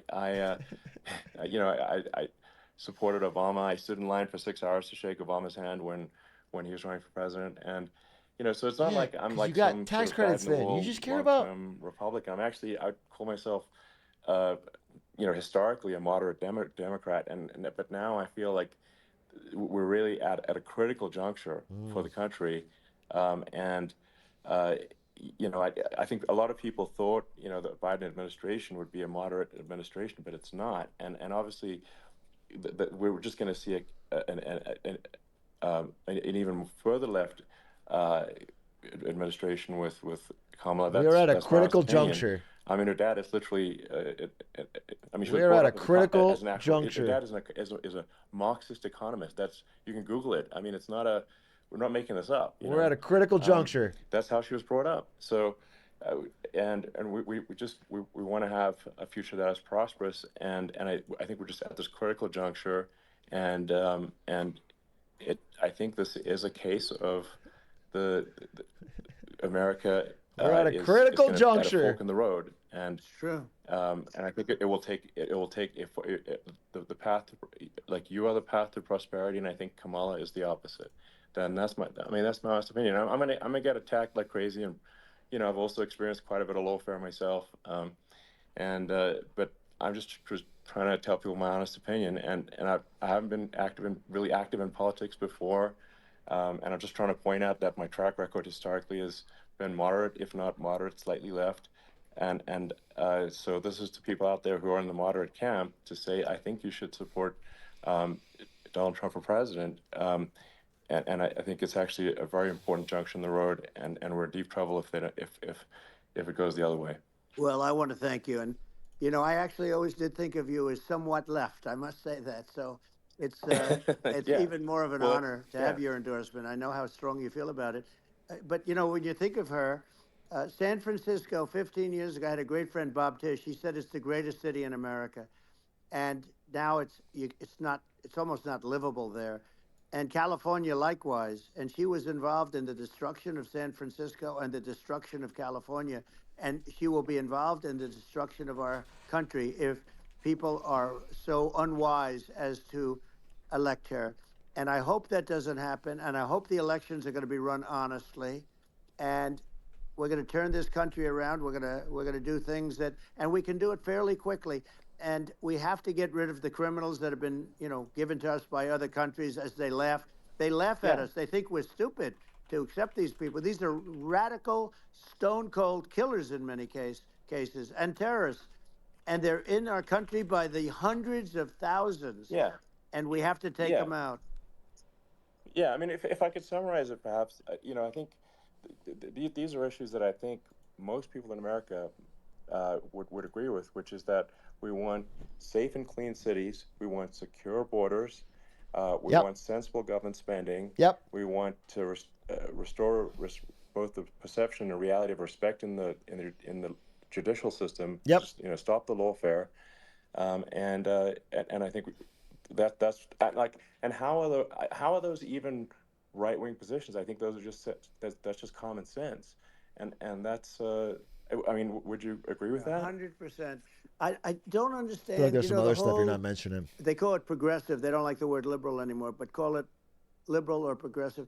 I don't understand how somebody could say that it's okay for them to empty prisons into our country.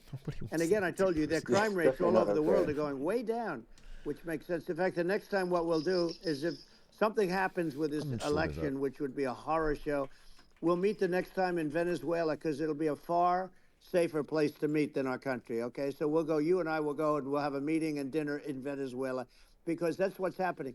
Their crime rate's coming down and our crime rate's going through the roof, and it's so simple. And you haven't seen anything yet because these people have come into our country and they're just getting acclimated. And they don't know about being politically correct law enforcement or lack of law enforcement. And our police, I have to just end with this, we have great police, we have great law enforcement, but they're not allowed to do their job. They have to be able to do their job without being destroyed. Well, absolutely, and it's obviously demoralizing if you're a police officer risking your life to arrest violent criminals who could kill you and do kill you sometimes, and then you arrest the violent criminal and then the DA doesn't prosecute and that's let the guy out. Yeah. Well, then like why should a police officer risk their life to arrest a violent felon? Well, even worse, Elon, if nothing's going to happen. Even worse, they prosecute the police officer. They go after it and they prosecute the police officer and they take away his pension. Just a made up number. They Just take a away made his up job. number, bro. He loses his family. There's he loses his house. Well, they don't even have data for I thought it themselves. was What is he very making up telling, this? Like incredibly telling that when there was that case where sort of a gang of thugs beat up police officers. I think it was in Times Square in New York, and then nothing happened to those guys. They were let out, zero bail, and I think a bunch of them were given free tickets to California. Well, what is I mean that is a gross indignity against the United States, and that's how. I mean, this is insane. Like, have we lost Dude, this all is just pride? two super rich men making how shit can up. such a thing be allowed to Spitballing. occur? I've never seen anything. Nothing is from personal experience. Everything is from like It's very dangerous. half truths or whole cloth something made they're up. very This proud is of, and they want to be able to do a their job. nightmare to listen I've to, seen bro. them get shot. I've seen a lot of things, but I've never seen. This isn't where even a real these guys are conversation. standing in the middle of This a is big not street, two like intelligent people talking about everybody anything watching with them, and they're nuance. literally boxing, like He's like doing a punching, campaign speech, and then stand-up Elon Musk fighting. is jumping into like A police officer. There were two of them. And Yeah. yet about six Yeah, of yeah. these guys, and they're punching the hell out of them. One of the most And in their brain-rotted own conversations I ever country, heard. They would be dead if they did that. They'd be shot. I'm trying to Yeah. They give would be credit whenever shot I hear anything instantly. that's like And you know they half come from true, these countries, but and it's there's taking actually them so a while little. to realize that we don't do that in this country. But in their own country, Yeah. if they stood on a street, They should and rebrand had a nuclear. fight That was the with a one good police thing. officer, they would be shot.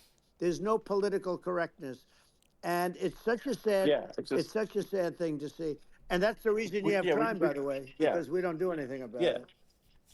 Yeah, we just cannot have a situation where our police officers are beaten up on camera by a gang of illegal immigrants, and then nothing happens to the guys that beat up the cops. I mean, and they're let out. This is unacceptable. Well, we're going to change it, and we're going to get them out of the country. You know, when I first got involved, they said you couldn't get them back to these countries. You couldn't take them back. In the case of Is there anything even close to Guatemala, that? Honduras, El Salvador, some others, you couldn't get them back. And I said, really? Oh, you can't get them back? Because under Obama, he couldn't get them back. They'd fly them in, and they'd put planes on the runways in these countries so you couldn't land a plane. They'd bring them back.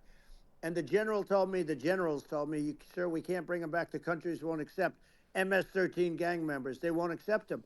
And I said, really, how much do we pay these various countries in terms of economic aid, which is also somewhat ridiculous? And the answer was $750 million. I said, good. Tell them they're in default. They're delinquent. We're not paying them anymore because they won't accept it. And you know what happened? They all called me, every one of them. They said, we would be honored to take them back, sir. We would be honored. It was so easy. But it's one of those things. And we got. Dude, my fucking Intel PC.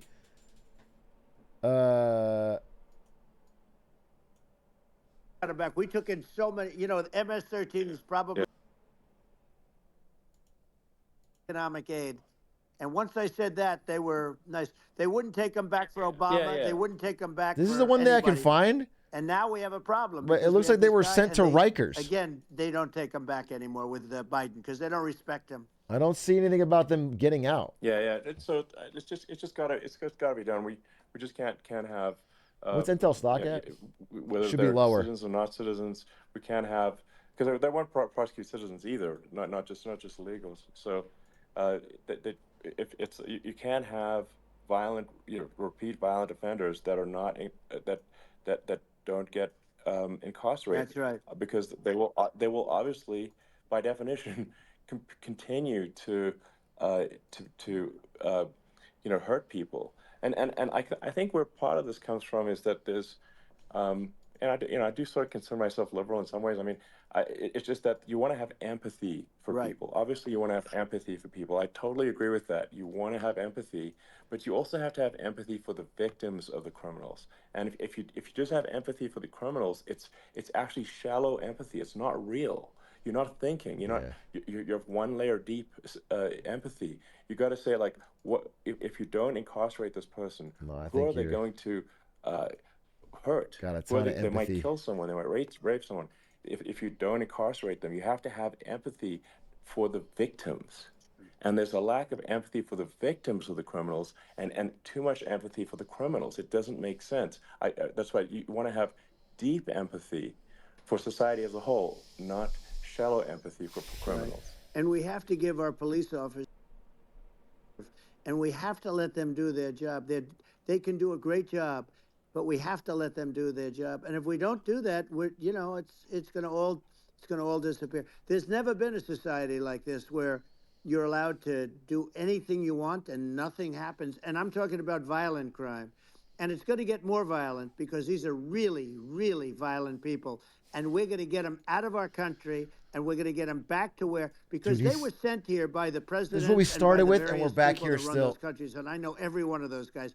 And they're smart people, and they're streetwise people. And they really think that the USA is stupid. They think we're run by stupid people, and they happen to be right. But when I was there, we had no problem. We got them out. We took out thousands of MS-13 gang members. We brought them back. And now, again, it's the same old story. We don't do it. And they actually gave them a big increase in aid. They raised it up to billions of dollars, and they get nothing for it. So, I hope everybody's going to vote for Trump, and we're going to get this country And I didn't need this. I'm like, You know, I didn't wasn't need this. before this I had a very conversation, nice but life. you I really didn't won need me to- over. To go through court systems. And You go through all really the other won me stuff and over. Run at the same time. I have to run. I have to go through fake trials with, in some cases, corrupt judges, totally corrupt judges. I didn't need it. I had a nice life. I have great locations. I have beautiful oceans that I have places. But I felt it was important. And if I had to do it over again, you probably think I'm crazy for doing it, actually. But if I had to do it over again, I would have done it over again, because this is so much more important than me or my life. We're going to save this country. This country is going down. And these people are bad people that we're running against, and they're liars. It's got nothing to do with the make statements. They lawsuits you're do facing. Things that are so bad. they say they're going to make a strong border. They say they've been great on the border, and they've been the worst in history. They say they're going to stop crime. Like, the facts speak for themselves. It's so incredible. Speak for themselves. Like it's gotten to the point where people just don't even bother reporting crime in a lot of cities because they know nothing is going to happen. That's what I hear anecdotally from people all the time. So it's just my values. I'm just saying to people out there, like you're hanging out with broke people who complain about how the police don't help them out. Safe cities. We've got to have secure borders. I believe it. We've got to have sensible spending, and we've got to have deregulation, and so we can have a prosperous future. And then we want to have some exciting, sort of moonshot projects that people can get. My mom's friends didn't even report that. That's the future I'm looking Elon for. Musk is like, what, 60? How old is his mom? I'm pro-environment, but I'm not against. I'm not like I don't think we should vilify the oil and gas industry, because they're keeping civilization going right now. And bro, he changed his tune so much. A reasonable speed towards a sustainable energy economy. Those are my values, and I think, and so I mean that's. Bro, imagine Trump kicks JD Vance out, puts Musk in. President, Well, I appreciate it. We're going to give incentive to companies to come into our country, not to leave our country. We're going to be incentives, tremendous incentives. We want incentives to companies to build here, not to build in other locations. And we want to create jobs. And again, it's about the American dream. You don't hear about the American dream anymore, Elon. You don't hear. You're the American dream in the truest sense. But you don't hear about the American dream anymore, and you're going to hear about it. People, they need that incentive to go out and do it. And they're going to love their lives. Well, 2 years ago, you guys fucking hate each other. Getting up in the morning and going to a job that they love, not a job that they can't stand, or not any job at all, where they have no money, where they literally have no money, and then they end up with violence and lots of other problems. No, we're going to do some great things. And I learned a lot in the first. We had a great economy and all of that. We rebuilt the military. We did so much. But I also learned the best people. I learned the good people, the smart people, the dumb people, the people that can do things. The people, you learn. When I first came in, I tell people I was in Washington, D.C. only 17 times, according to the fake news media. I was in 17 times. I never stayed over. And you don't know people. You rely on other people to give you names, and then you realize the people you relied on weren't so good. Now, we had great people. Yeah, I mean, everybody you picked doesn't want to work with you again. Now I know everybody. And I think Pence, we're going Scaramucci, really turn things around fast. Tillerson. We have no choice, otherwise we're not going to have a country. And I really appreciate this. Has been, to me, it's been a lot of fun being with you. You're an amazing guy. You've done an incredible job and a great inspiration to people. A great inspiration. Yeah, Sessions Bar. I hope you keep going and just continue to do well. And we're going to have a big election coming up. And it's weird that everybody that works with you doesn't want to do it again. Important day in the history of our country. I think that election will be the most important election. And I think it'll end up being maybe the most important day in the history of our country. Because if we don't win, I just feel so sorry for everybody. No, I think come on, bro. Of civilization, and you guys are fucking so melodramatic. The right path, and this is ridiculous. You're the right path, so I think that's what it comes down to. Thank you very much. Civilization, great honor, and we'll do it again sometime. And it's been really fun, and I hope you got a lot of viewers. I hear you got a lot, but I hope you got a lot. I know you got a lot of them. So I appreciate it. I'll see you soon. All right, sounds good. Thank you. Thank you, Elon. Thank you very much. Bye. It's over! It's fucking over! What a beautiful conversation from two brilliant men at the top of their game. Wow. I don't know what to say about that. That was miserable. Nothing new or interesting, or it was a stump speech, and then Elon Musk either pandering or throwing in a few things that he wanted. I really was. Let's get the Aiden Ross take though. I feel like I don't have a deep enough take on it. What did Aiden Ross think? Where's the little microphone shit?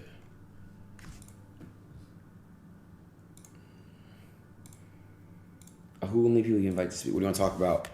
Trump 2024. Start now. All right, I'm live on my space, man. I think. No fucking way I'm not live on my space. I literally just started up a space and it's. Do you guys see it or not? Is he trying to invite Trump? Did I just leak something? The chat spamming, he Please don't tell know me I you, just little leaked bro. it. Dude. I fucking hate this guy, by the way. Oh, God, he pisses me the fuck off. Like, oh, God. Bro, like, this guy pisses me. Like, I want to punch him in the face, bro. Okay, all right. I'm not going to.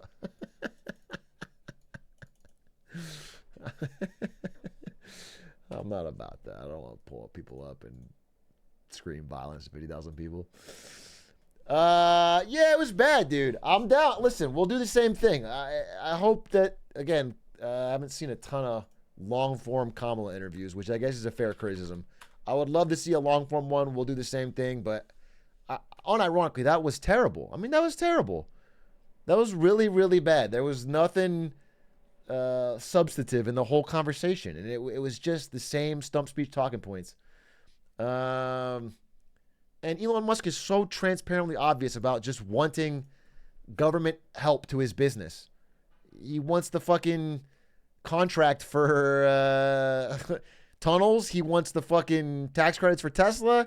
He wants the fucking he wants that position Trump was talking about where he would have oversight. He said he volunteered for it. He volunteered for, I could lead it, the government efficiency. It's a no good.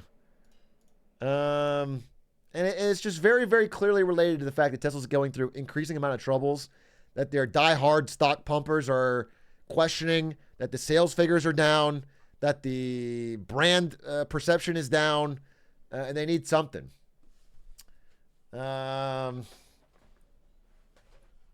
So I don't know. Dude, I got on my phone. Did you have any technical issues in this space? All good, or I had issues? I'm sorry, I had issues. I did have issues. Unfortunate. So we'll see. We'll see how this goes. If there's a long-form Kamala one, we'll do the same thing. We'll do it live on this stream. But yeah, not impressed. But people don't realize. Not impressed. I guess what did I like?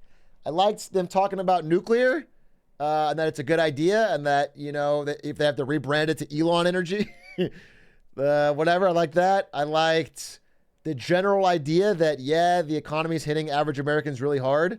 I think that's under talked about. I think especially Biden. He's not running anymore, so they're more open to saying it. But Biden was obviously shying away from any truth with that because it impacted his electability. But inflation has been a disaster for regular families. I haven't yet heard a policy from Trump that actually counteracts it. I think huge import tariffs will only exacerbate the problem. And the talk about him getting personal control over interest rates so he can bring them down would be incredibly dangerous and bad. All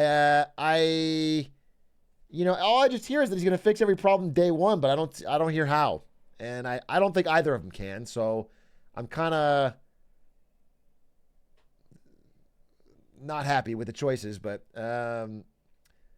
it's a credit rating downgrade. Oh yeah. I mean, you put the the ability to control interest rates in the hand of the chief executive. That's a credit rating downgrade. People are not going to trust American bonds.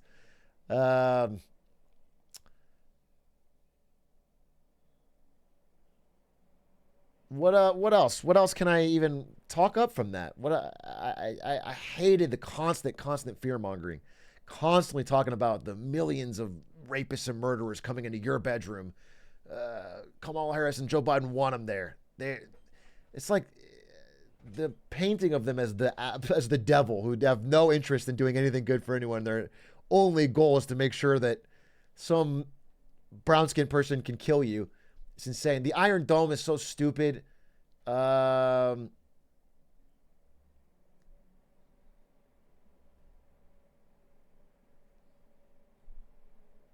don't know. I'm trying to think of what I liked, what I could even take away that was good. I mean, I mentioned I like that they mentioned the economy, not in any substantive way, but at least they're talking about it. And then nuclear power. Was there anything else?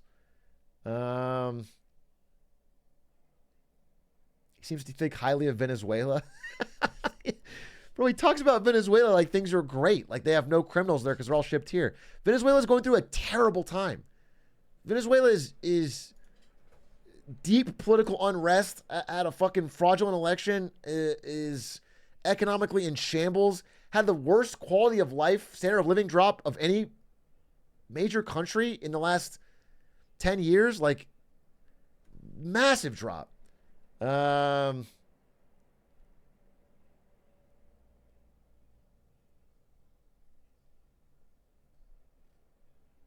Trump did hit on Kamala. Did call her, said she looked like the most beautiful woman. That was a little weird. That was odd. He said Malay is MAGA, make Argentina great again. Dude, is that cooking or is my PC burning? Is Ari cooking something or is my PC on fucking fire? Bro, Intel makes... Hey, are you cooking something? What? Is that cooking that I'm smelling? Yeah, kind of. Okay.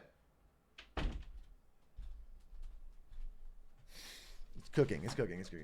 I'm just paranoid, bro. It's crazy. It's crazy. You can hear the fan every time I open. I mean, listen, I'm not saying I have a lot of Chrome tabs open, and then I have Photoshop open with all the I have PowerPoint open with like 8 presentations. There's a lot of things open for sure. It's definitely on me a bit, but it's crazy. If I open a new tab, it goes kicks into high fucking gear. Wait, let's hear this. All right. You know what I'm saying? I'm going to convince this motherfucker to stay if you joins. Is he not going to join, though? Oh, I think he's trying to put something on. Is your room hot? No, my room's fine. Keeping it chill. I might take it back to them and see if they can switch CPUs. I'll pay for whatever the extra is. Did you build your own PC and bought about pre-built, but at a live store? I went to like a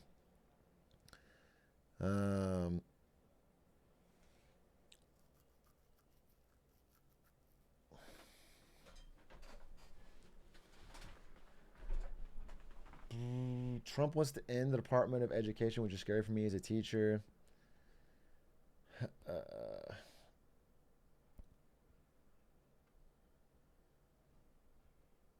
I'll build it for you. Send me the money for parts in cash. Oh, wow. Thanks, man. That's really nice of you. That's really fucking nice of you.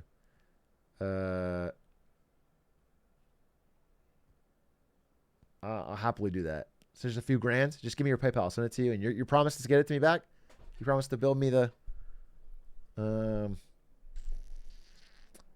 3 schools, 5 are bankruptcy? Wait, like public schools? Public schools are filing for bankruptcy?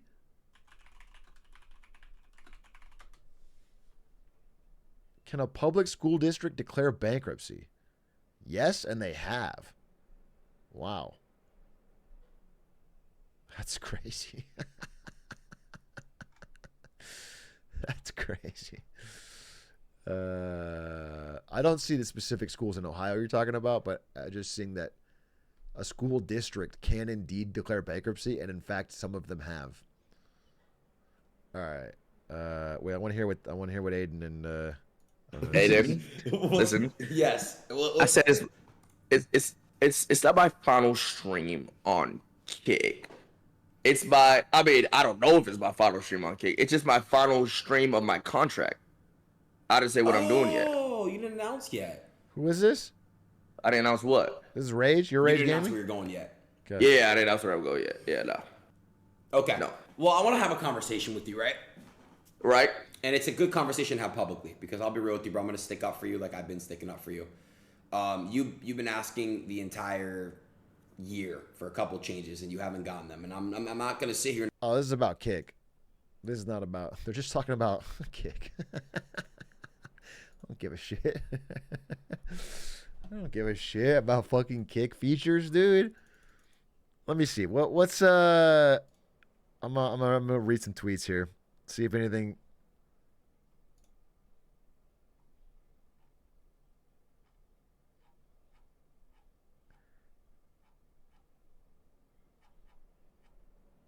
What is Japan saying? Let's translate. Japan has some words. Oh, I'm just translating Trump's words.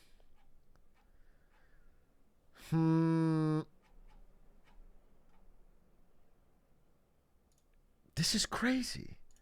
I don't know if another person living today that can talk about the issues in depth we're dealing with in America like we heard tonight in the regular everyday American chat. Is this a bot? Who listened? I can't. There's no person living. How was that? None of it was in depth. It was so surface level on everything.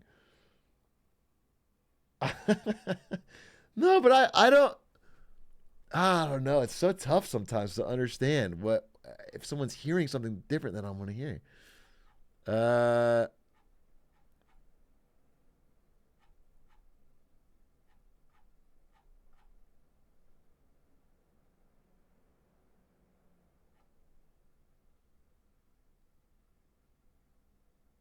Oh.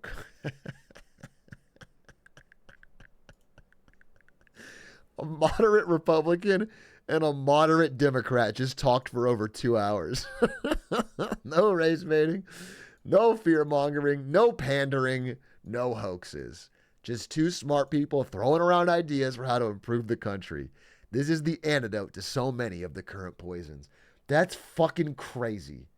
That's fucking crazy. No fear mongering.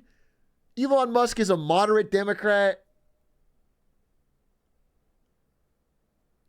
Bro, I feel like this is I don't know. This is like radicalizing me. I feel like that was so stupid. It was such a stupid conversation, and it's annoying to not have people just recognize. That was so stupid.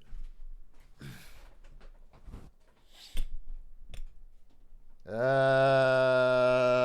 have to fucking read and think, dude. It mushed my brain up. Honestly, mushed my brain up listening to that for 2 hours. I don't know. I don't know. We're gonna have a crazy election. It's such a coin flip, dude. I really don't know. It's such a coin flip. I think I saw a lot of polls lean Kamala recently, but I do think we got a few months to the election. I'm of the opinion that unemployment rate ticks up more since then. We get some bad economic news. People get angry. It might shift back. I think it's going to be a coin flip. It's going to be so close. So I don't know. I don't know how it's going to go. When is best tweets? We'll do it. We'll do it this week. Best tweets this week for sure. For sure. That's a good idea. Prof Pierre, thank you for the 10 months. NACL thing with the Prime. Dog Jump thing with the 8 months. Clean King. Pretty sure to walk with him. What do you mean? I feel like Elon. If you timed out the amount of speaking, Elon barely spoke. It was mostly Trump doing. I mean, if you've listened to any Trump speeches, and I've been listening to them, I've listened to both parties' speeches whenever they choose to speak. Trump just did his speeches, dude. He just did the exact same lines that he does over and over again in every call, there's no new thought or take or deep conversation. It was just the same lines. And then Elon jumped in almost not at all at the beginning, and then a little bit around. I feel like the only time he pushed back at all was on nuclear. It was the only time, I think, in the whole conversation where he's like, actually, Fukushima is not a hell zone. Nuclear power is not as scary as you think. And I was like, yeah, that's true. But that was it. That was the only time.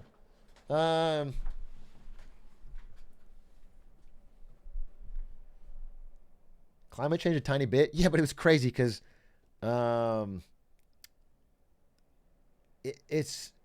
has spoken extensively on climate change over the course of his career as a public figure, right? And if you go back to his pre-2016 days, by the way, when I was researching for this PowerPoint, this one right here, researching for it, you can find all of these quotes from Elon around 2016 where he thinks Trump is not the right guy and he's going to vote for Hillary.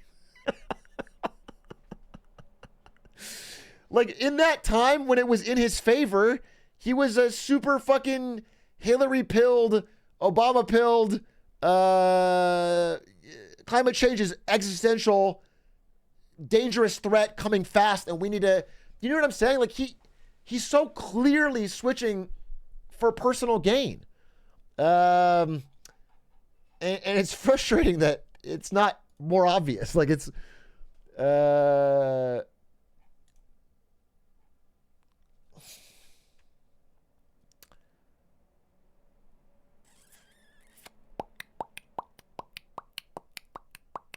and now in this call, he's like, we love our oil and gas industry. And there's some nuance. I don't even think it's like the worst take. I think energy independence for America, which we finally have now, in like we've never produced this much oil and gas. We're not relying on OPEC as much. It's actually extremely uniquely advantageous position. It's like, it's weird for America to not have so much of a threat on production cuts from OPEC. It's like, it's crazy. But it's so funny that he is advocating after advocating against it for so long.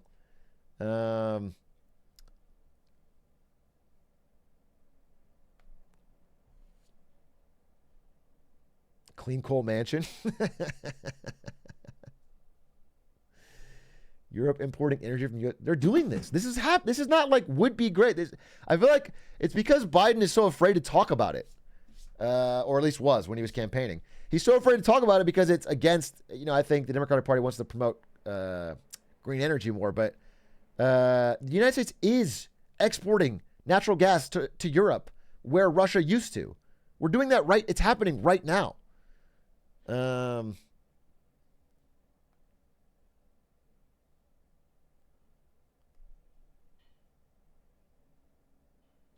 What do you think about the Kamala G comment? I thought the whole discussion about how we need a guy who's really tough because that'll scare Putin and Xi, I think is crazy, bro. I think that's crazy. Like, he was talking about like physically tough. Like, we need a really tough looking guy because then they'll be scared.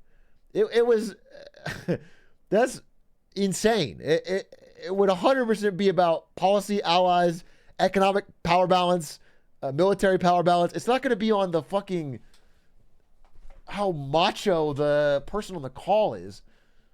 Yeah, it's absurd. And again, it's tough to disentangle, and he's playing this to an advantage. Disentangle the situation that it was in 2019 and then who the president was. It's not always just because one thing was happening in 2019 doesn't mean it was because of him. You know what I'm saying? What I'm saying is China's relative standing was stronger in 2019. China since then has had a retreat, but mostly because of their own self-inflicted economic issues. So I can't give Biden credit, and I can't give Trump credit for what it was back in 20. I don't even think the president has anything to do with it, but it's nothing to do with the physical appearance of the president.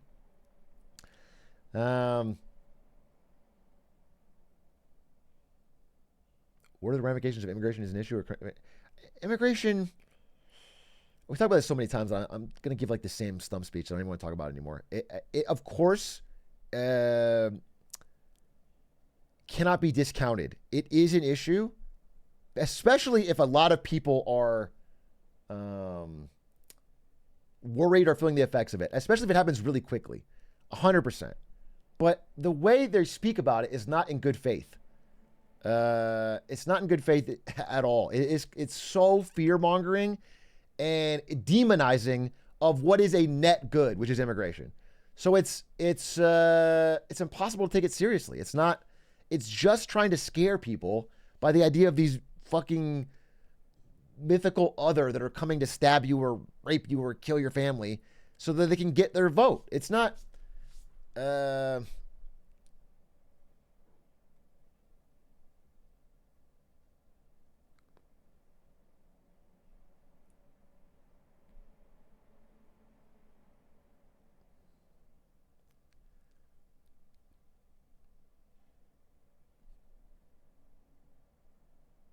same dialogue winning debates. Are they debating? They're doing debates on September 10th? I thought the debates were all canceled. 3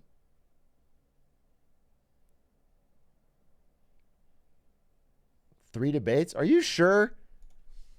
Trump, Kamala debate.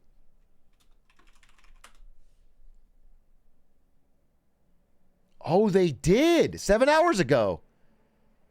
Trump and Harris agree. Oh, wow. They're oh my God. That's going to be such a big deal. Wow.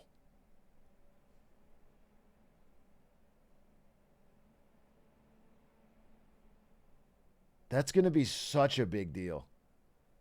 Wow, flash sale, $1 for 1 year. Dude, this website's so disgusting. It's just ads. Click. Looks like a 1990s website. Okay, we'll see. We'll see how that goes on September 10th.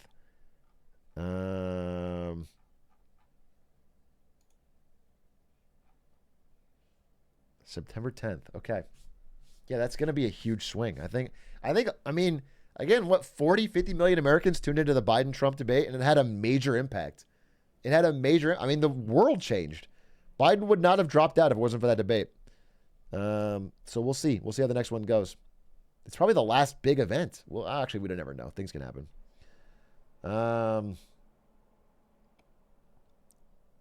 What is this tweet?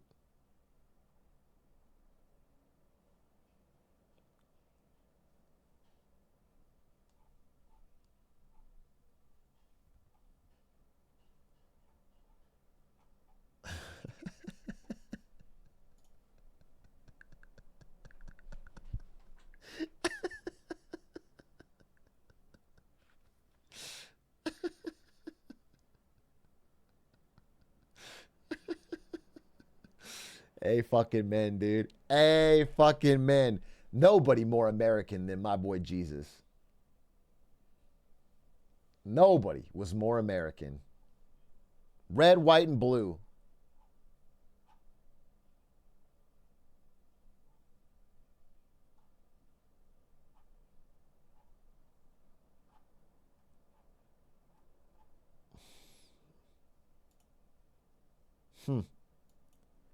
All right, well, we'll see. I mean, this guy could very easily be president, so gotta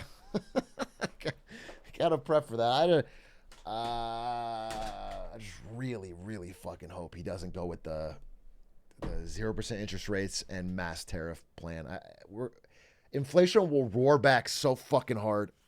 That's the thing I'm scared of the most. And there's a lot of things to be worried about, but that is the thing I'm scared of the most. I think it would actually just fucking be disastrous. I think that would be disastrous. Did you miss Marketing Monday? No, it's 8:12 though, and I fucking brain mushed.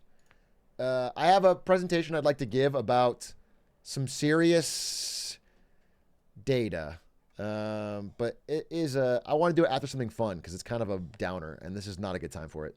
I'm going to Do I end or do I watch something? It's kind of early. I'm having a good time. I could talk about something else.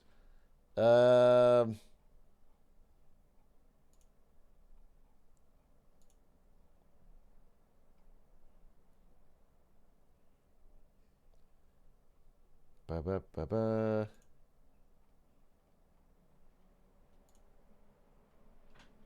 Biden is sad he's been cast aside. Bro, Joe Biden is too fucking old to be president. Even if it's debatable for right now, this second today, imagine 2029. It's ridiculous. It was unfeasible. It's not even on the table, dude. It's not on the table. Crypto Tank? Wait! What if we watch the last episode of Crypto Tank? There's only one left of Shark Tank, Killer Whales. The grand finale? I mean, it is kind of related because it stars the Mooch, Anthony Scaramucci, who has been tweeting nonstop. He used to work for Trump. And that was tweeting nonstop against him. I was with VP Pence today. He spoke at an event out here. He reminded us of some of the things that went down. No sane person close to this man at one time would endorse him. That's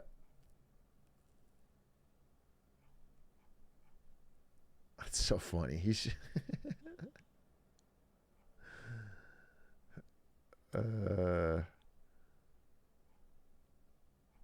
anyway, all right, let's see. And then the stupidest thing. Dude, I hope to God. Dude, the worst part of this campaign recently, both Kamala and Trump have been both of them competing to be more pro-crypto. Democrats need to embrace crypto and Bitcoin. Trump spoke at that Bitcoin conference. I think Kamala, I don't know if she spoke somewhere, but they said it's crazy. It just, I feel like they think I guess it's donators, but as voters, nobody wants to hear about crypto, bro.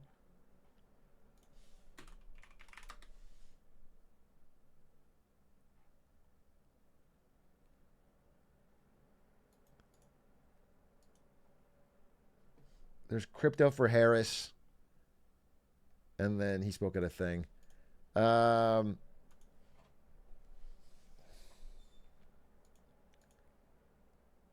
Is the crypto bug really that influential? I didn't know. I didn't expect them to be that influential. I guess maybe they donate. That's the best estimation I can give. Watch Killer Whales. Amazon.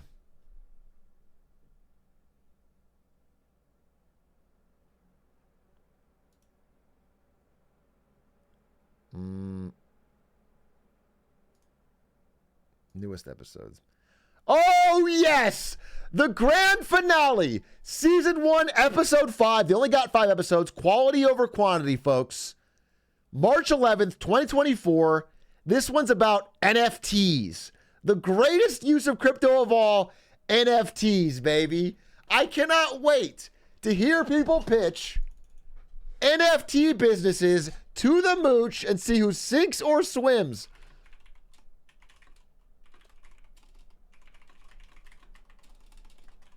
Let's fucking go.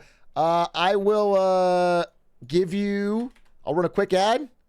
I'm going to grab a snack and a drink, and let's get ready to lock in and watch the most insane fucking show, Killer Whales. Running an ad, BRB. I'll play. Bro, my understanding is that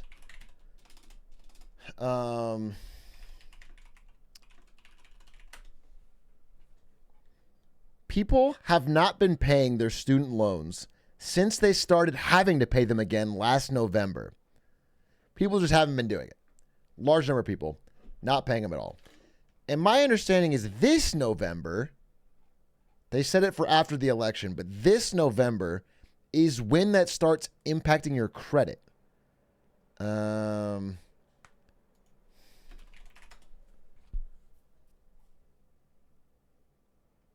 was trying to research this because I wanted to include it, but I couldn't get to the bottom of it. But my understanding is it's going to start shredding people's credit in this November. I'm wondering how that's going to play out. It's so under talked about.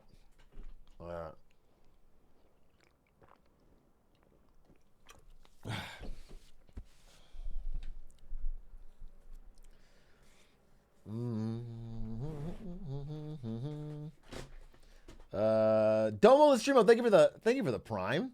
That's very kind of you. Thank you for the prime.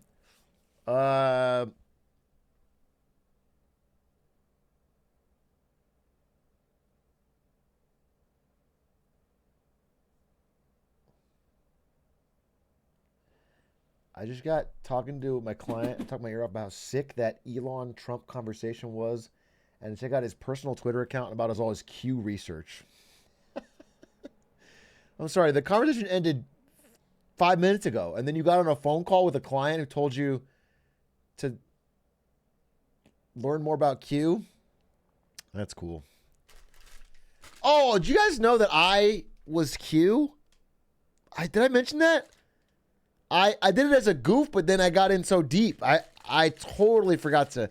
Yeah, I was Q. I kind of, because my dad worked in the military, so I had some inside information.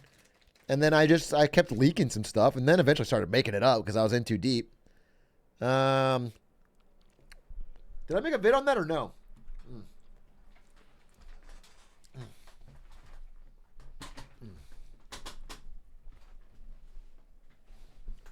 I've been saying this for years. Yeah, you caught me. You caught me. It was fun. It was a blast. Q strong, baby. Is the storm still coming? Oh, it's coming. It's coming right after this. Right after this, killer whales. NFTs, baby. Let's see what the greatest NFT pitches are of 2024. I can't even imagine. I can't even imagine who still has a...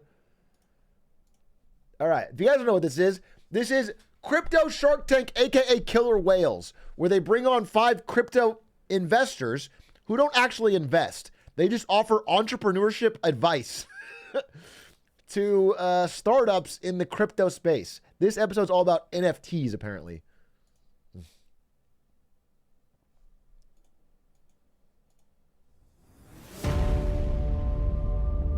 Budding crypto entrepreneurs from all over the world face off against the killer whale judges. Oh, shit.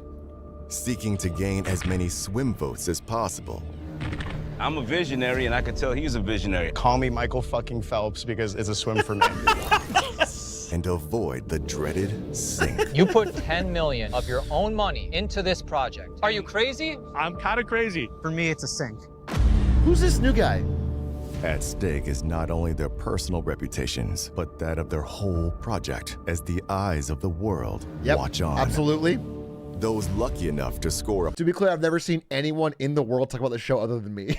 I haven't seen any videos on YouTube. I haven't seen anyone on Twitter. I haven't seen any views on Amazon. It's only me. I'm the only person who's found it or watched it. But I do believe the eyes of the world are through this stream. a perfect 5 out of 5 receive money can't buy mentorship from the industry's biggest names. Is the moonshot in this episode? To the killer whales. I like Bitcoin and I like Ethereum, but I want to find out what's next. I'm a woman. I do care about people, but I will call you out on your shit. Amen, queen. People talk about wanting to create the culture. You're looking at the culture. I have one of the top publications in the entire industry. Participants won't get anything past me. I am the best Okay, wait. Okay, money. The best comedian in crypto? You are pitching for the chance at this guy giving you business advice. That's how you win, is the crypto comedian gives you business advice. If someone's a crypto comedian, they have no advice to give. That if you're below regular unemployed comedian. What was the last guy? The culture? Huh. You're looking at the culture. I have one of the top publications in the entire. Alex Finn, aka NFT God. They're really scraping the bottom. Even fucking the Mooch has clearly dropped out by episode 5. He couldn't even make it the full 5-episode season. He dropped out. Entire industry. Participants won't get anything past me. I am the best comedian in crypto. I'm also the only one. First up on Killer Whales is Tommy from Gonna Make It. Let's find out if he's gonna make it with our expert judges. I built a blockchain that carries the same tenets as United States of America, with liberty and justice for all. Hey guys, I'm Tommy. I'm the founder and CEO of the Gonna Make It NFT marketplace and Energy Blockchain. The Energy Blockchain is necessary to bring crypto to the masses. We need a safe place to buy and sell NFTs. Users need a safe place to be able to collect NFTs. Most people like to talk about something and then don't do it. I'm the opposite. Let me build this. Let me prove that it works, and then I'll talk about it. And that's exactly what. So doesn't OpenSea already do this? And isn't there like a million of these? I need to stop it's lagging, so I'm gonna fucking close some shit.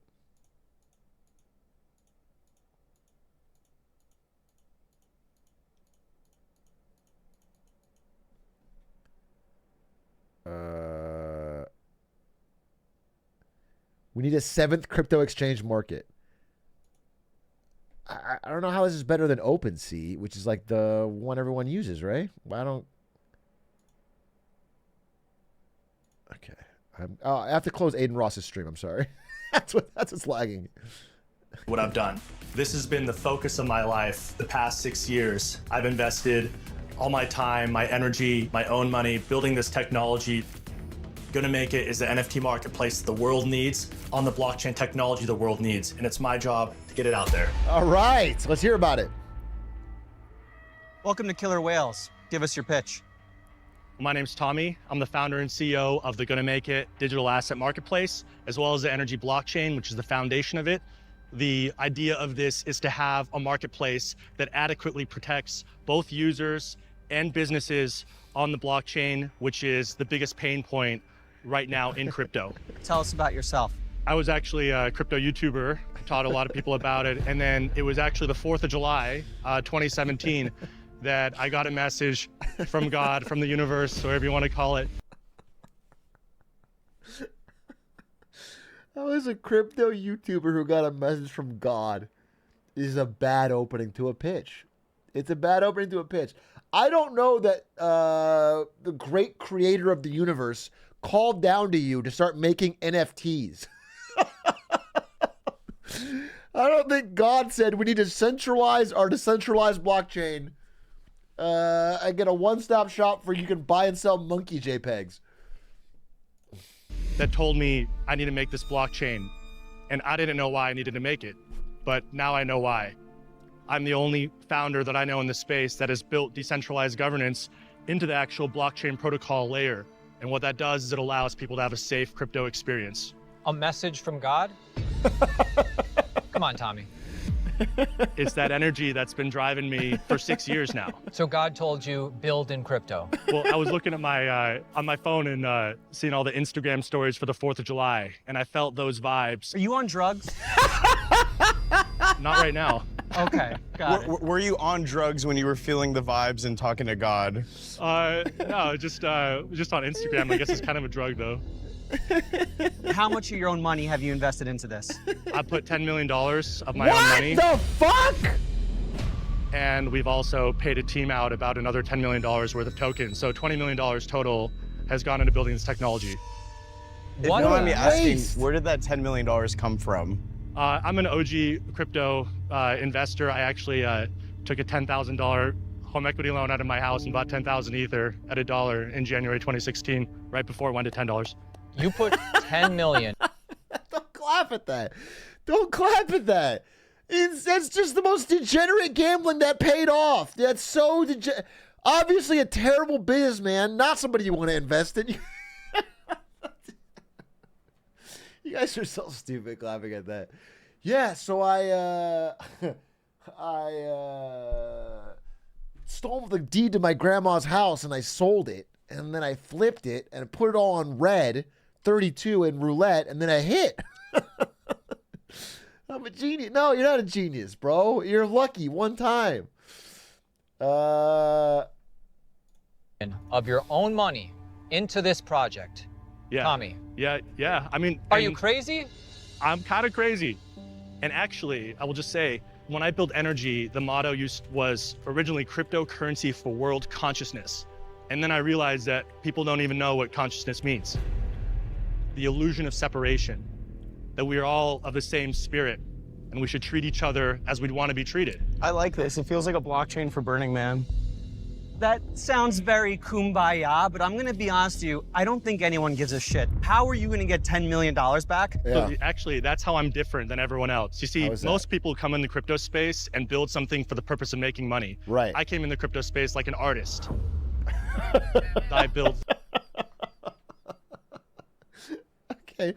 But it's a show, ideally, where you're, I mean, for this show, you know what? It's great because they're not giving you money anyway. So fuck it. You might as well just pitch whatever the fuck you want. But generally, the idea is that you want to pitch a business. The ideal foundation of what the world needs. So you're Michelangelo of crypto. Yeah, that's not a bad way to put it. I'm gonna be honest with you, I don't trust you at all. Yeah. You sound crazy. I think a vast majority of people are gonna think you're crazy. No, hold on. I trust him, and he's the right kind of crazy. Because I'll tell you why. Because he put his money where his mouth is. Hey. Well, no one else is gonna want to put their money near his mouth. Maybe not yet. It's a gut feeling. I'm a visionary, and I could tell he's a visionary. How many people are using your blockchain? We have a couple tens of thousands of people and a couple hundred active users, but we have some fans in our community, some raving fans who understand the power of what we built, and they understand they can't get that security anywhere else. Okay, guys, it's sink or swim time. They always make Tommy, it so the short. saint crypto Dude, needs, we know so or little. just another sinner. We know so little. We were in the middle of a debate, and now we're sink or swim. As a reminder, I believe they need 5 swims to actually get the mentorship. And I don't think you even want it from this group, so it doesn't mean anything. But that's my understanding is you need all 5. If you get 1 sink, they play it up like it matters, but it's over by that point. Thank you so much for your pitch. And to our audience, transparency is very important to the killer whale judges. Myself, Aaron, and K-Money have either invested or partnered with Energy in the past. So we are gonna have to recuse ourselves. NFT God, take it away. Now, Tommy, listen, you're authentic.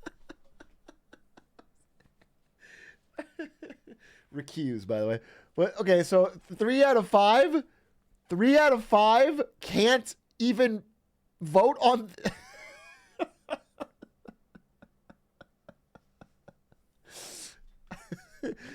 From what? By the way, from what? You'd have to recuse yourself if there was money involved, but there's not. It's whether or not you want to give him advice. It's whether or not you want to give him advice. Authentic, and I like that. I respect that always. I'm gonna be honest with you. You kind of creep me out, and I don't trust people who invest $10 million based on the universe and vibes. So for me, it's a sink. Tommy, unlike my fellow whale NFT god here, I actually... Bro, when a guy named NFT God calls you crazy, most punchable face I've seen in crypto, calls you too crazy, you've hit a new low. actually understand what you say when you get the universal message and the vibes. People thought I was crazy, that I had the same dream every night of working with the biggest rappers and artists in the world, and now I'm 12 times platinum. Another thing is there's a lot of people who would call quote unquote crazy. Who is this guy? You're 12 times platinum? What are we at? We're at 7 minutes.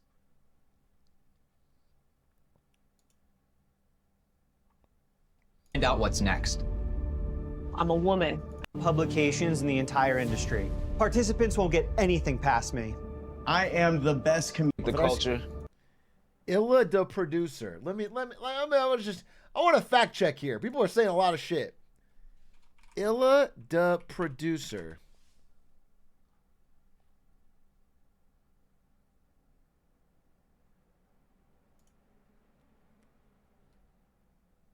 Oh. He produced Kill Shot for Eminem.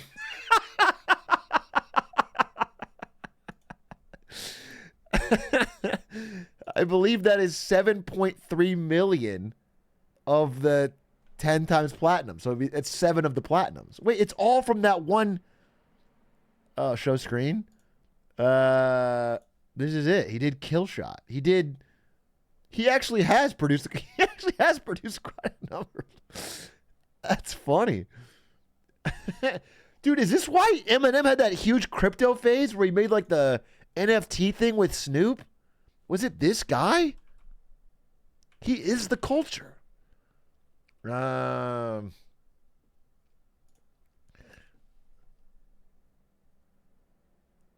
there you go. I'm glad I checked. Thing is, there's a lot of people who would call quote unquote crazy until their crazy idea changes the world. My vote is we going swimming, baby. One sink, one swim.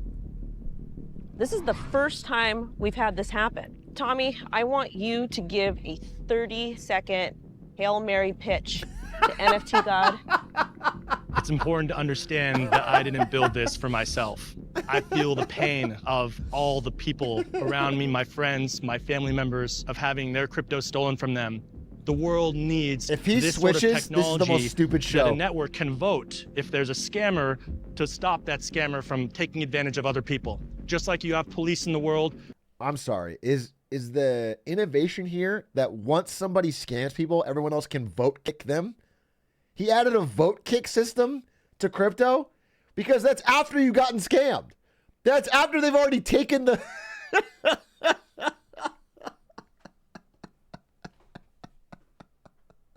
That's so ridiculous.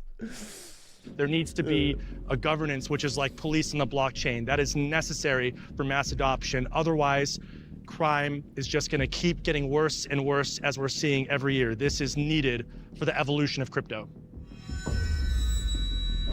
Deep breath. I'm going to be honest with you. That was by far the strongest part of the pitch the entire time. I kind of wish you would have led with that.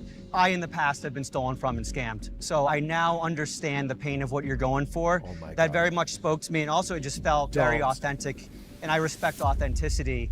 I'm swimming. I'm with it. Whoa.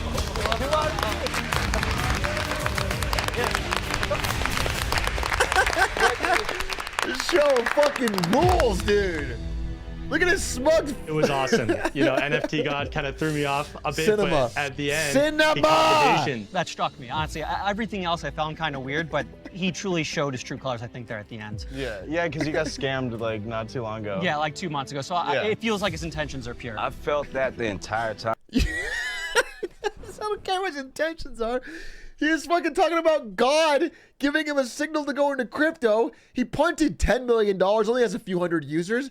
And then him getting scammed 2 months ago shows that he's probably bad at his fucking job. No, I get it. He's actually, it makes sense. He got scammed 2 months ago. So yeah, he's probably a great crypto guy to invest in. Time he was speaking, I'm like, wait, this is an authentic person. I was glad to see them recuse themselves. It speaks to their honesty and integrity, and that's what we're after. Man, I'm so glad I didn't have to vote. I was scared God was gonna strike me if I said yes or no.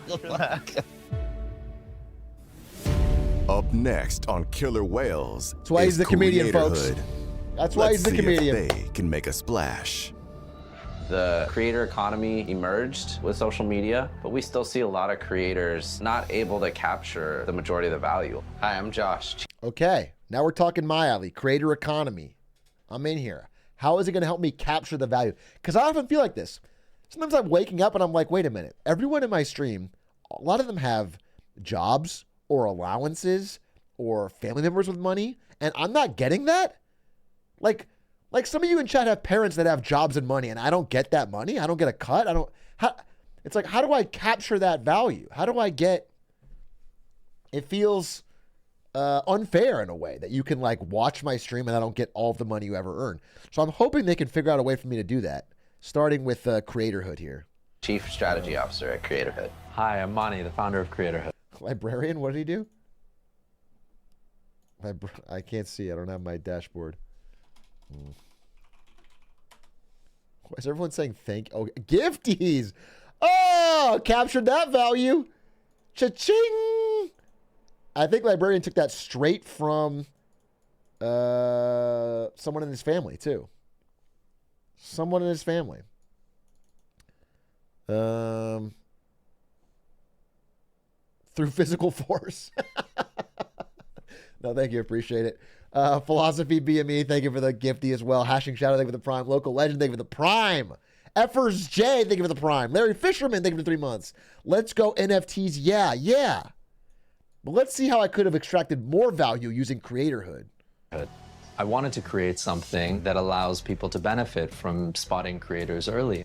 Creatorhood is a platform for connecting creators and their fans, helping them monetize their work through digital collectibles and offering utility and access. You can take things like earning a piece of the upside from a creator, IP rights, tutorials, putting that on the blockchain. You're not really buying an NFT, you're buying those rights, that access.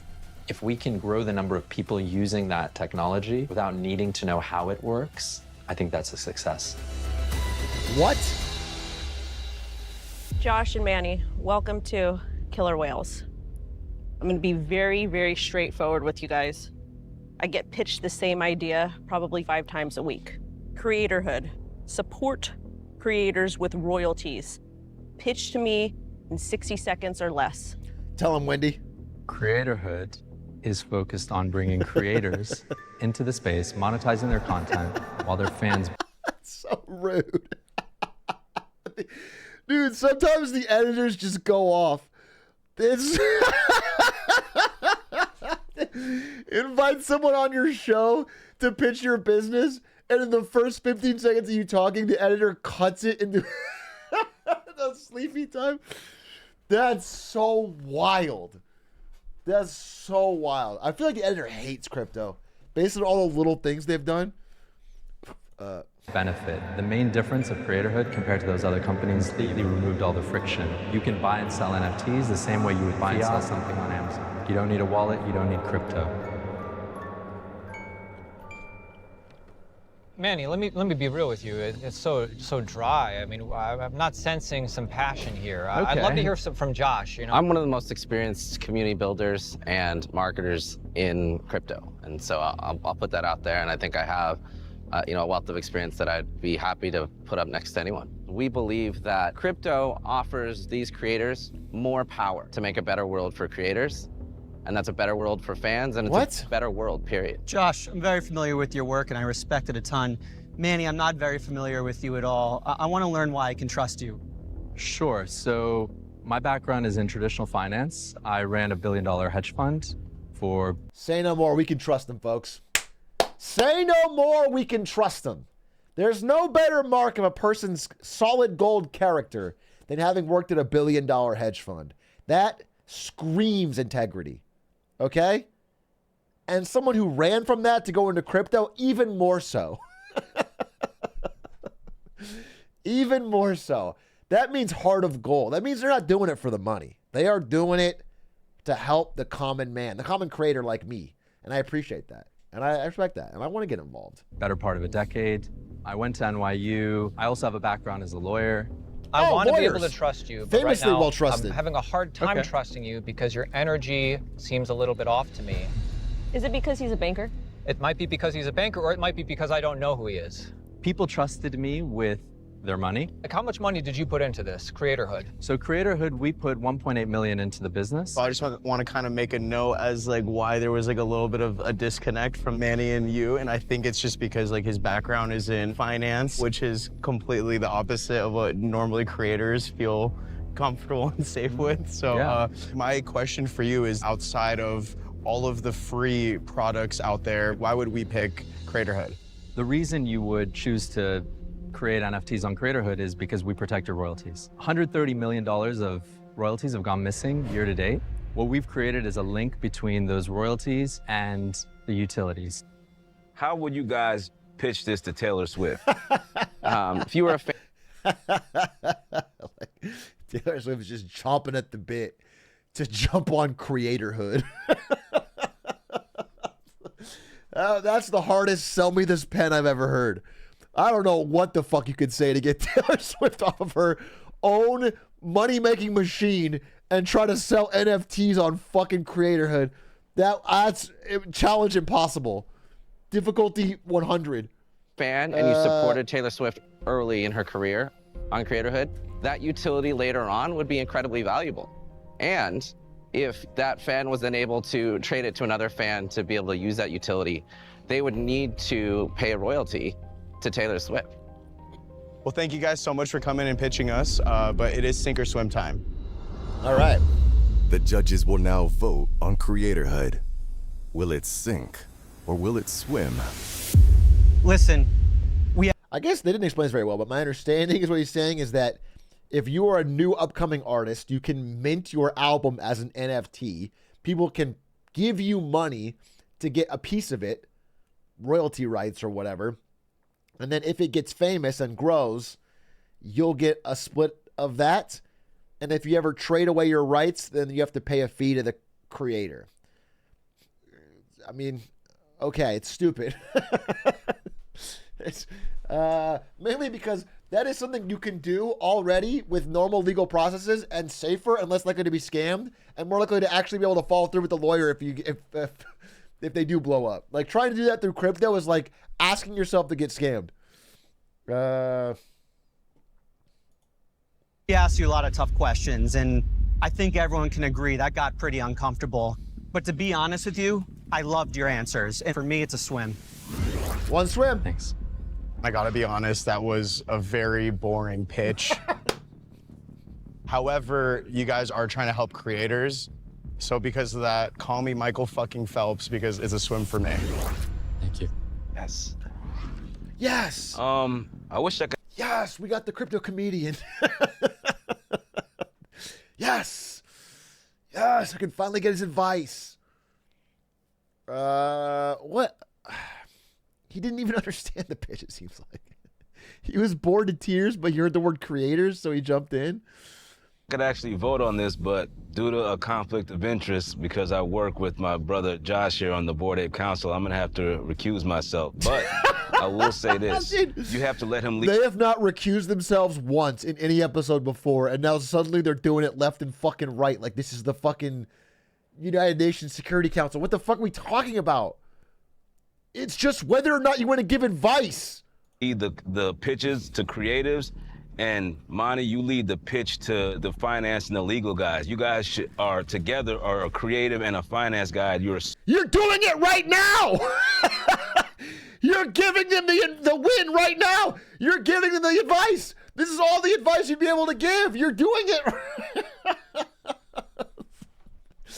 This is what they're competing for. superpower. So play off of each other's strengths. I'm glad to see that you're coming over from the dark side. Look at taking in creators as doing a good deed. You want me to leave the existing platforms I'm on, take my audiences, and essentially want to profit off of that. So for me, it's going to be a sink. What? I have many reasons why I want to say no to you right now. But I don't know, you guys held up to my questions fairly well, and you took it in stride. So with me, you can swim. We're going swimming! Hey! Yeah. Thank you. Woo! Just hanging with Congrats! Yeah, we did it. I'm relieved, but they were tough. I'm not gonna lie. Wendy, maybe she should have reconsidered, but you know. This is truly the most low energy dude I've ever seen in my life. This guy is like the least trustworthy vibes. It is true. He gives off the least trustworthy vibes I've ever seen. That's hopefully proof can be in the pudding. And for a second, I thought Monty was ChatGPT, but I mean, they're helping creators. Like, how can you hate How are they helping creators? They have the intent to help creators. You know, I just still don't buy it. I don't buy it either. Tell him, Wendy. Tell him, Queen. Up next to face the killer whales is Bastion with his project, X-Punks. X-Punks. Punk style art form speaks to the sense of nostalgia that represents internet culture. Oh, I'm Bastian yes. van Roekel. I'm the co-founder and COO. Nothing captures internet culture better than NFTs. I've always said that, and I'll continue to say that. Okay, when you think of what internet culture is all about, it's about celebrating, promoting, and loving NFT. That's where people. That's the mindset of the streets are right now. Of Xpunks. Xpunks is the #1 NFT project for the XRPL. It's a set of 10K uniquely generated digital assets, primarily a profile picture in a pixelated art form. Punk-style digital artworks are meant to push innovation, and they're meant to send a message. Very early on in the Xpunks project, we decided to talk about gaming. Eden is... So this is CryptoPunks, but on a different protocol. He called it Xpunks. On a less used crypto protocol. You're calling it Xpunks, and you're going to promise some fake fucking game. This is so good and so classic. A first-person extraction shooter. The main focus for Eden is to be a legacy first-person shooter, the way that gamers want their first-person shooters to be. Xpunks will, for us, never die. If, like, magically all blockchains would cease to exist, we would still keep on building the brand and keep on doing cool stuff with it. What are Xpunks? Bastian, how you doing today? Welcome to the Killer Whale Show. So tell us about the project. Xpunks is a collection of 10,000 digital artworks. There is already a digital collectible called CryptoPunks. Yeah. So like this kind of feels like you're building.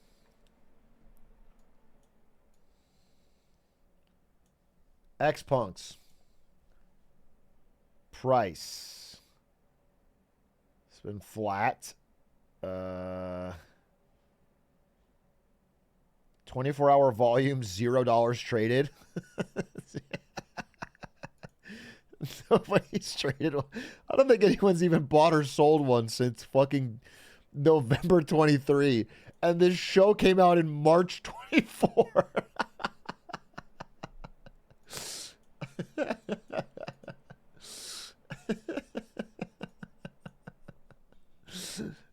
Building your entire IP off of a derivative of... Dude, I hope they fucking swim. It'll be so another successful IP, am I wrong? I would like to make a comparison. We wouldn't say about any impressionist painter that came after Claude Monet that he is a derivative of Claude Monet, right?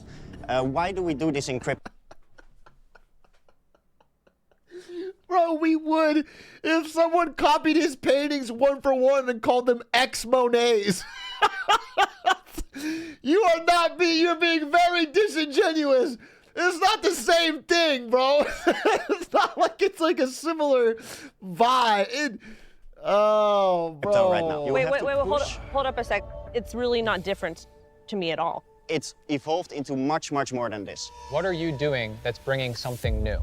So currently, Eden is our flagship product. Eden is a first-person extraction shooter. Nothing new with that. At the moment, there aren't extraction shooters that give you true digital ownership over your assets. Oh my God. How much gaming experience do you have? First of all, I've been a gamer for a long time, but I've also, at this point, built 3 video games myself. I'm gonna be honest, I live on Twitter. I've built a very popular crypto following over the last year.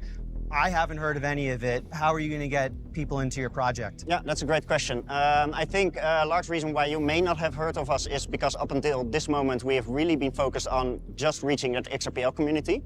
And with Eden, we have a very clear strategy to market this to the broader, not only blockchain community, but the entire gaming community.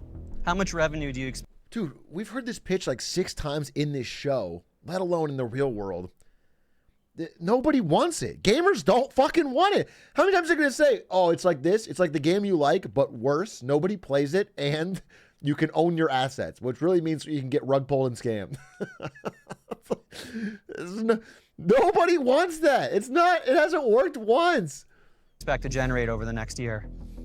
With Eden specifically, I expect the revenue to be $500,000 to $1 million. You expect? Bastian, we appreciate you, but we've heard enough.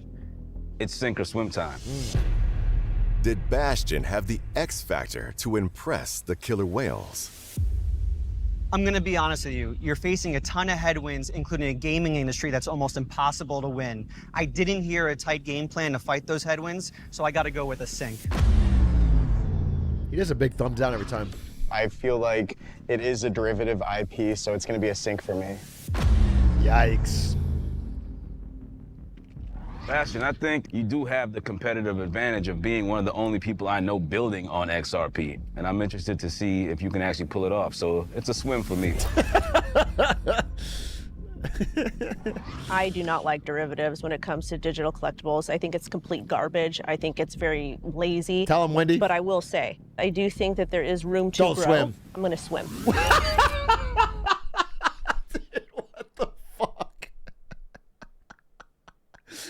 He said complete garbage, lazy, swim.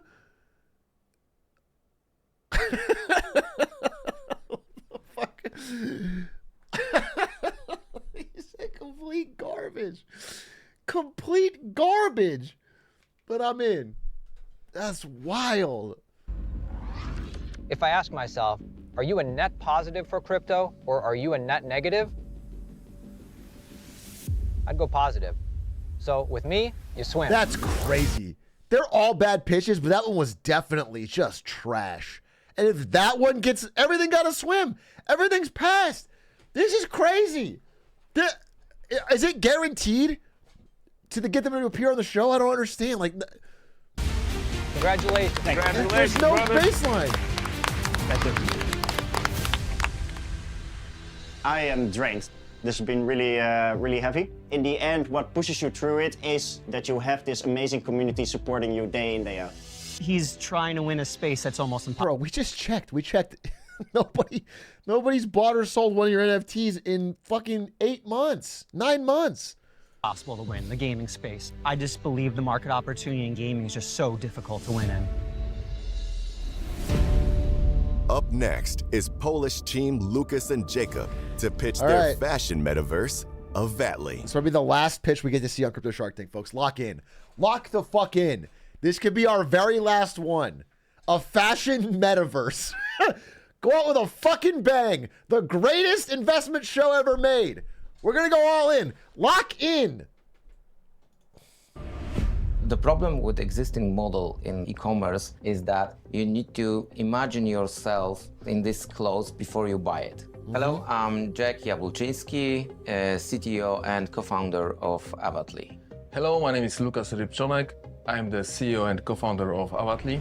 Avatli is a virtual reality fashion mall where people can fully immerse and try clothes on their avatars. Oh shit! Avatli gives people possibility to lay on their couch and visit 100 shops, which is impossible in the real world. Trailer. I want Avatli to be the biggest game changer in fashion and VR industry. They made an ad. Gentlemen, welcome to Killer Whales. Oh, hey, babe. Thank you. Where are you from, by the way? From Poland. We are from Poland. From Poland. Yeah, I like we that. are from Poland. Let's start it off this way. Give us your I don't see how 30-second crypto pitch. I don't see how NFT or crypto has anything to do with this. It's just VR. I don't get that part, but we'll see. Okay, so it means yeah, I'll try it. Is this editing or what? Avatli, our project is a virtual reality fashion mall, and our boutiques are integrated with traditional e-commerce stores, so people can buy digital assets and interact with real e-commerce delivery. What makes your product different from other fashion metaverses? The difference is that we choose many the fashion way metaverses to are there? build Avatli ultra-realistic. Most of metaverses are built to use in web browsers, seamlessly blending real world with metaverse, which we build. Is it expensive for a user to join? Avatli will be free to use. This app will be free to use, and our business model based on partnerships with brands, and revenue will be generated from some features like the virtual try-on clothes and some engaging games for users on our world. I mean, it's not the worst idea in the world, but the problem is, I don't see why the brands won't just go to they're already doing this. They'll just go to Roblox. They'll go to Roblox or they'll go to Fortnite, and they'll build it there. Do you know what I'm saying? They won't. Nobody. The only reason you'd want to do this is if other people were doing it, so you could like flex. You could go to the Gucci store in the virtual world, buy the Gucci belt, show it off, then buy it around, whatever. It doesn't. But no one's there. It's empty. It's the emptiest fucking mall, and nobody's gonna be the first wave to go in. So they'll do it in Roblox or whatever. The brands, even if it looks worse, people will go, like the brands will go there because that's where the users are. I just want to let both of you know I admire you a lot. Learning a second language is complex. Gentlemen, it's sink or swim time. Will the language barrier come between a Vatli and any... That's kind of insulting. It's very backhanded. No question on your product, just like, wow, it was tough to understand you. But you did a good job. Really tough. chance of a swim vote? Let's find out. I think it's really interesting what you're doing. I do think the world is trending digital. I think fashion is a huge thing. People like showing off. The thing is, though, fashion's not my thing. It's a sink. That's an insane reason to be out. There's so many better reasons. You have a fantastic idea. However, I think you're just a bit too early. Don't. I do have to sink. It's just... You're garbage and trash, swim. Your idea is fantastic. Sink. She just loves to flip it. She loves to flip it. Too early for me. Isn't the whole point, if you're not offering money, you're offering entrepreneurship ideas or like mentorship, isn't the whole point to find a really good idea that it's early and then give them help? It's coaching. If it's already good and ready, then you just...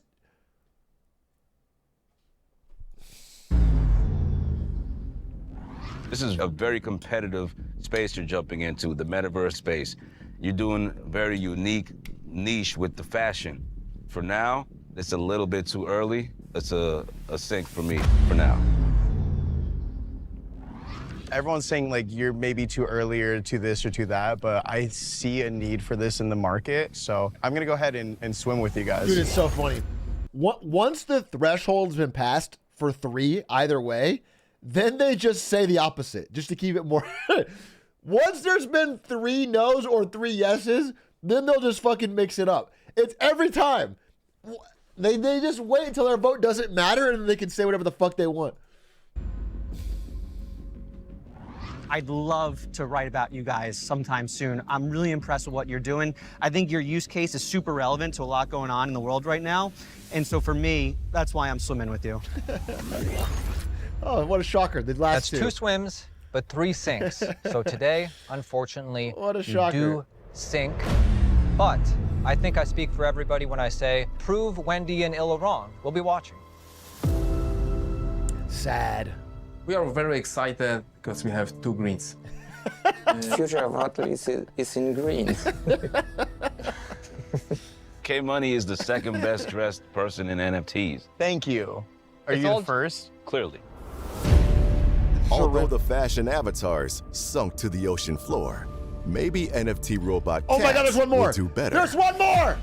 We get the one ultimate more. dream is to create our own digital playground full of custom and original IP, really living out our dreams. Cat telling stories. Boudica. I'm Will Chang, and I'm the head of 3D development and production at Cat Boudica. Hey, what's up? Jin Kim, CEO and co-founder of Cat Boudica. Cat Boudica is a brand and IP entertainment company powered by blockchain technology and features fun, fulfilling, and family-friendly experiences. The community is what Okay. really gave us this opportunity. Thankfully, they liked our concept, our art, our ecosystem. And for us, it's really important that we honor what they Bro, want out of it. Every time a crypto project talks about the community, it's like fucking 18 guys on a Discord who all want to rug pull each other, who are all like looking for the next fucking way to 20x their money and will scam each other in a heartbeat. It's not a fucking community. It's crazy. It's like the tiniest, most insular, hateful group, and they're talking about it like it's the most loving family. This.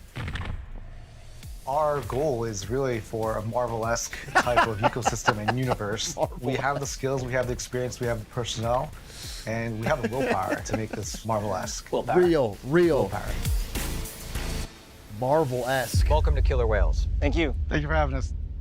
What excites you about what you're doing? We felt that cats, robots, you put them together, you have tons of cat lovers, tons of robot lovers, perfect combination. Perfect combination. Let's go. Is this a generative AI collection? That's correct. Not a big secret. I'm not a fan of those.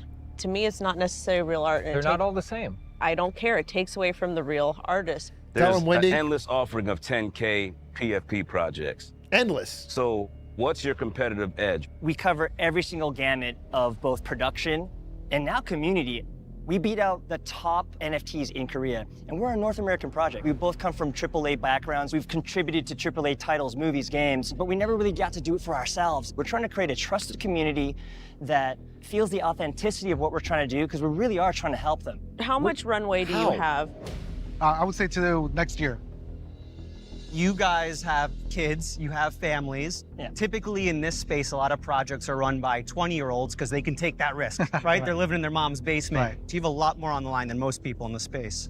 Yeah, overhead is a real thing. It's just like you're looking at the bank account every month, but we have experience doing that. I mean, is there times when your family pushes back and they go, hey guys, this 100%. is, Oh. everything's dry, what's going on? We moved to Korea recently. Personally, I'm terrified. I'm constantly They always do this. If you prod them just a little bit, they all say, yeah, it's just scary as shit, bro. Crypto's not.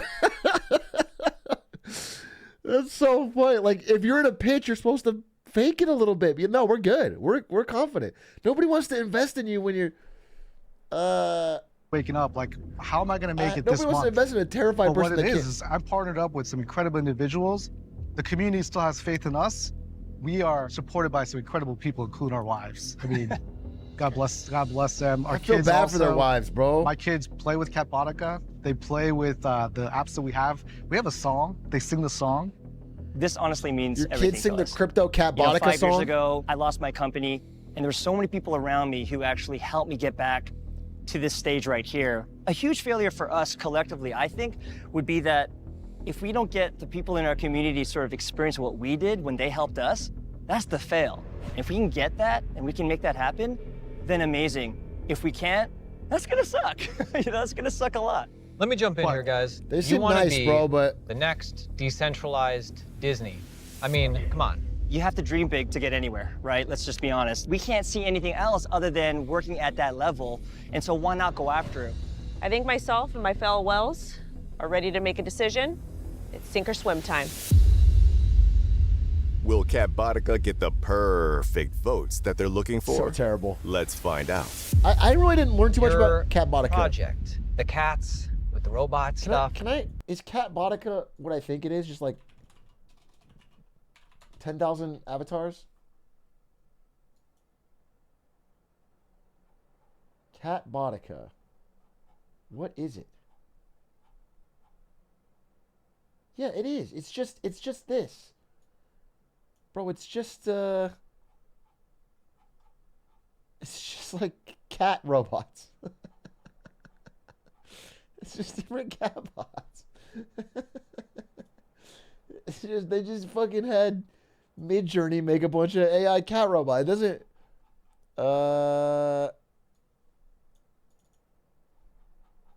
look at the games, they're great. They're great. Catbotica. Can I see what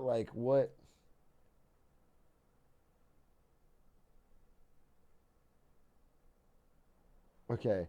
I'm sorting by price high to low.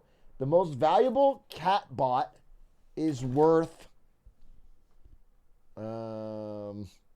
well, I can't see anything that was actually sold. Highest last sale. Okay. The last sale, what is I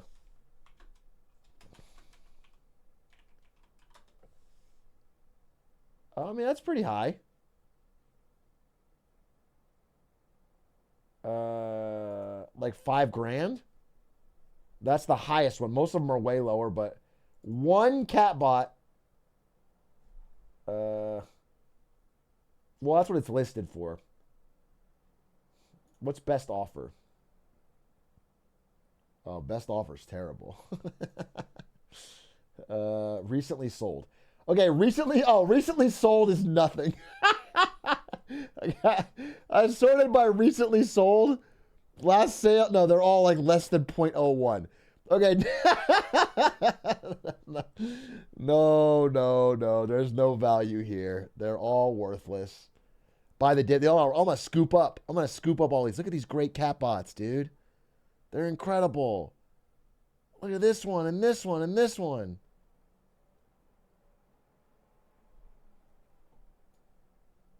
The next Disney for sure. I think it's interesting. I think it's fun. I think kids would like that. I think that could be good IP. I think you know what I'm going to say. Guys, with me, you swim. Wow. Thank you so much. Can someone find the Cat Boudica song? I 'Cause I can't absolutely find love it. the family aspect. I love that you guys sound like amazing dads. You've got your kids involved.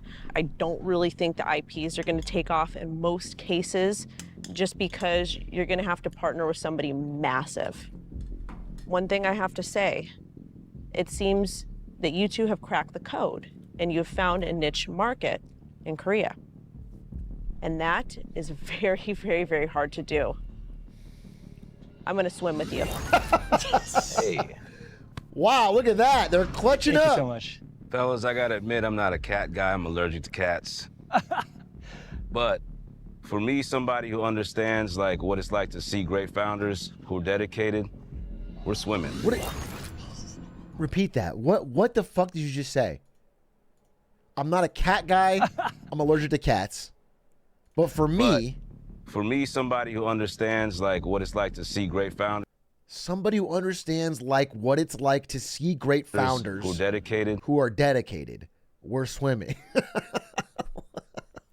What? We're swimming. Thank you so much. Thank you. Wow. Thank you. I gotta be honest with you.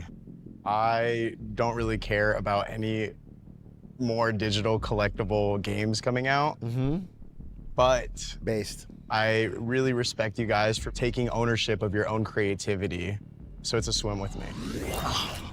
Dude, what the fuck is going on? I don't like your business at all, but I'm going to support it because I like that you take ownership of your own creativity. What fucking gibberish is that? What does that mean? Thank you. Thank you so much. Listen, I'm not bought in. You want to be the next Disney. I'm not convinced there's anything here that's special. And with that being said, out of all the founders we've talked to, you have the most passion. You believe the most in your project. I think that passion is easily picked up by your community. And when they see that, they're going to stick with you. And so for that reason, I'm swimming with you. Insane. Insane. Insane. Insane. This is the worst show I've ever seen. Oh my What just happened? God, dude. What a disaster to end on. I will never truly understand the magic of crypto Shark Tank, but I am a bit sad, a bit somber that it's been canceled after this episode. May God help us that we get a season 2. Amazon Prime, please put the budget up for another season so we can get more great crypto investment advice. Amazing. Amazing. 5 out of 5. Sweating the whole entire time. My pits. I've never seen founders that much passion and reason. Dude, every founder that talks like them has been successful. So I don't, you know. That's it. You know. Oh, I hate to break it to you. It didn't work out for Cat Boudica. But it might work out for you. Get involved in crypto, folks. It's the future. And with that, I'm going to end stream and go eat dinner with my wife. Thank you so much for watching today. Back tomorrow with more to talk about. Lots more to talk about. We actually have some interesting stuff. We have not only a presentation on recessionary forces, but we also have a discussion on how China viewed this Olympics. Social media posts and news and things that how China saw this Olympics. What was their takeaway? Which I think is very interesting. Should be very fun. So let's all tune in tomorrow and Wednesday and Thursday and the other days of the week. Thanks. Good night. Have a great time. I'm going to raid somebody. I will raid. Could raid Slime. Could raid Shindigs. Could raid Jotes. Could raid Sanchovies. Could raid Void. Could raid Sandwich. Could raid Prezzo. I don't think Slime likes raids. I don't think he's a big... We'll raid Shindigs. He's probably doing something really fun. He's always got some crazy new VTuber thing. Give Shindig some love. And I'll see you when I see you. Goodbye.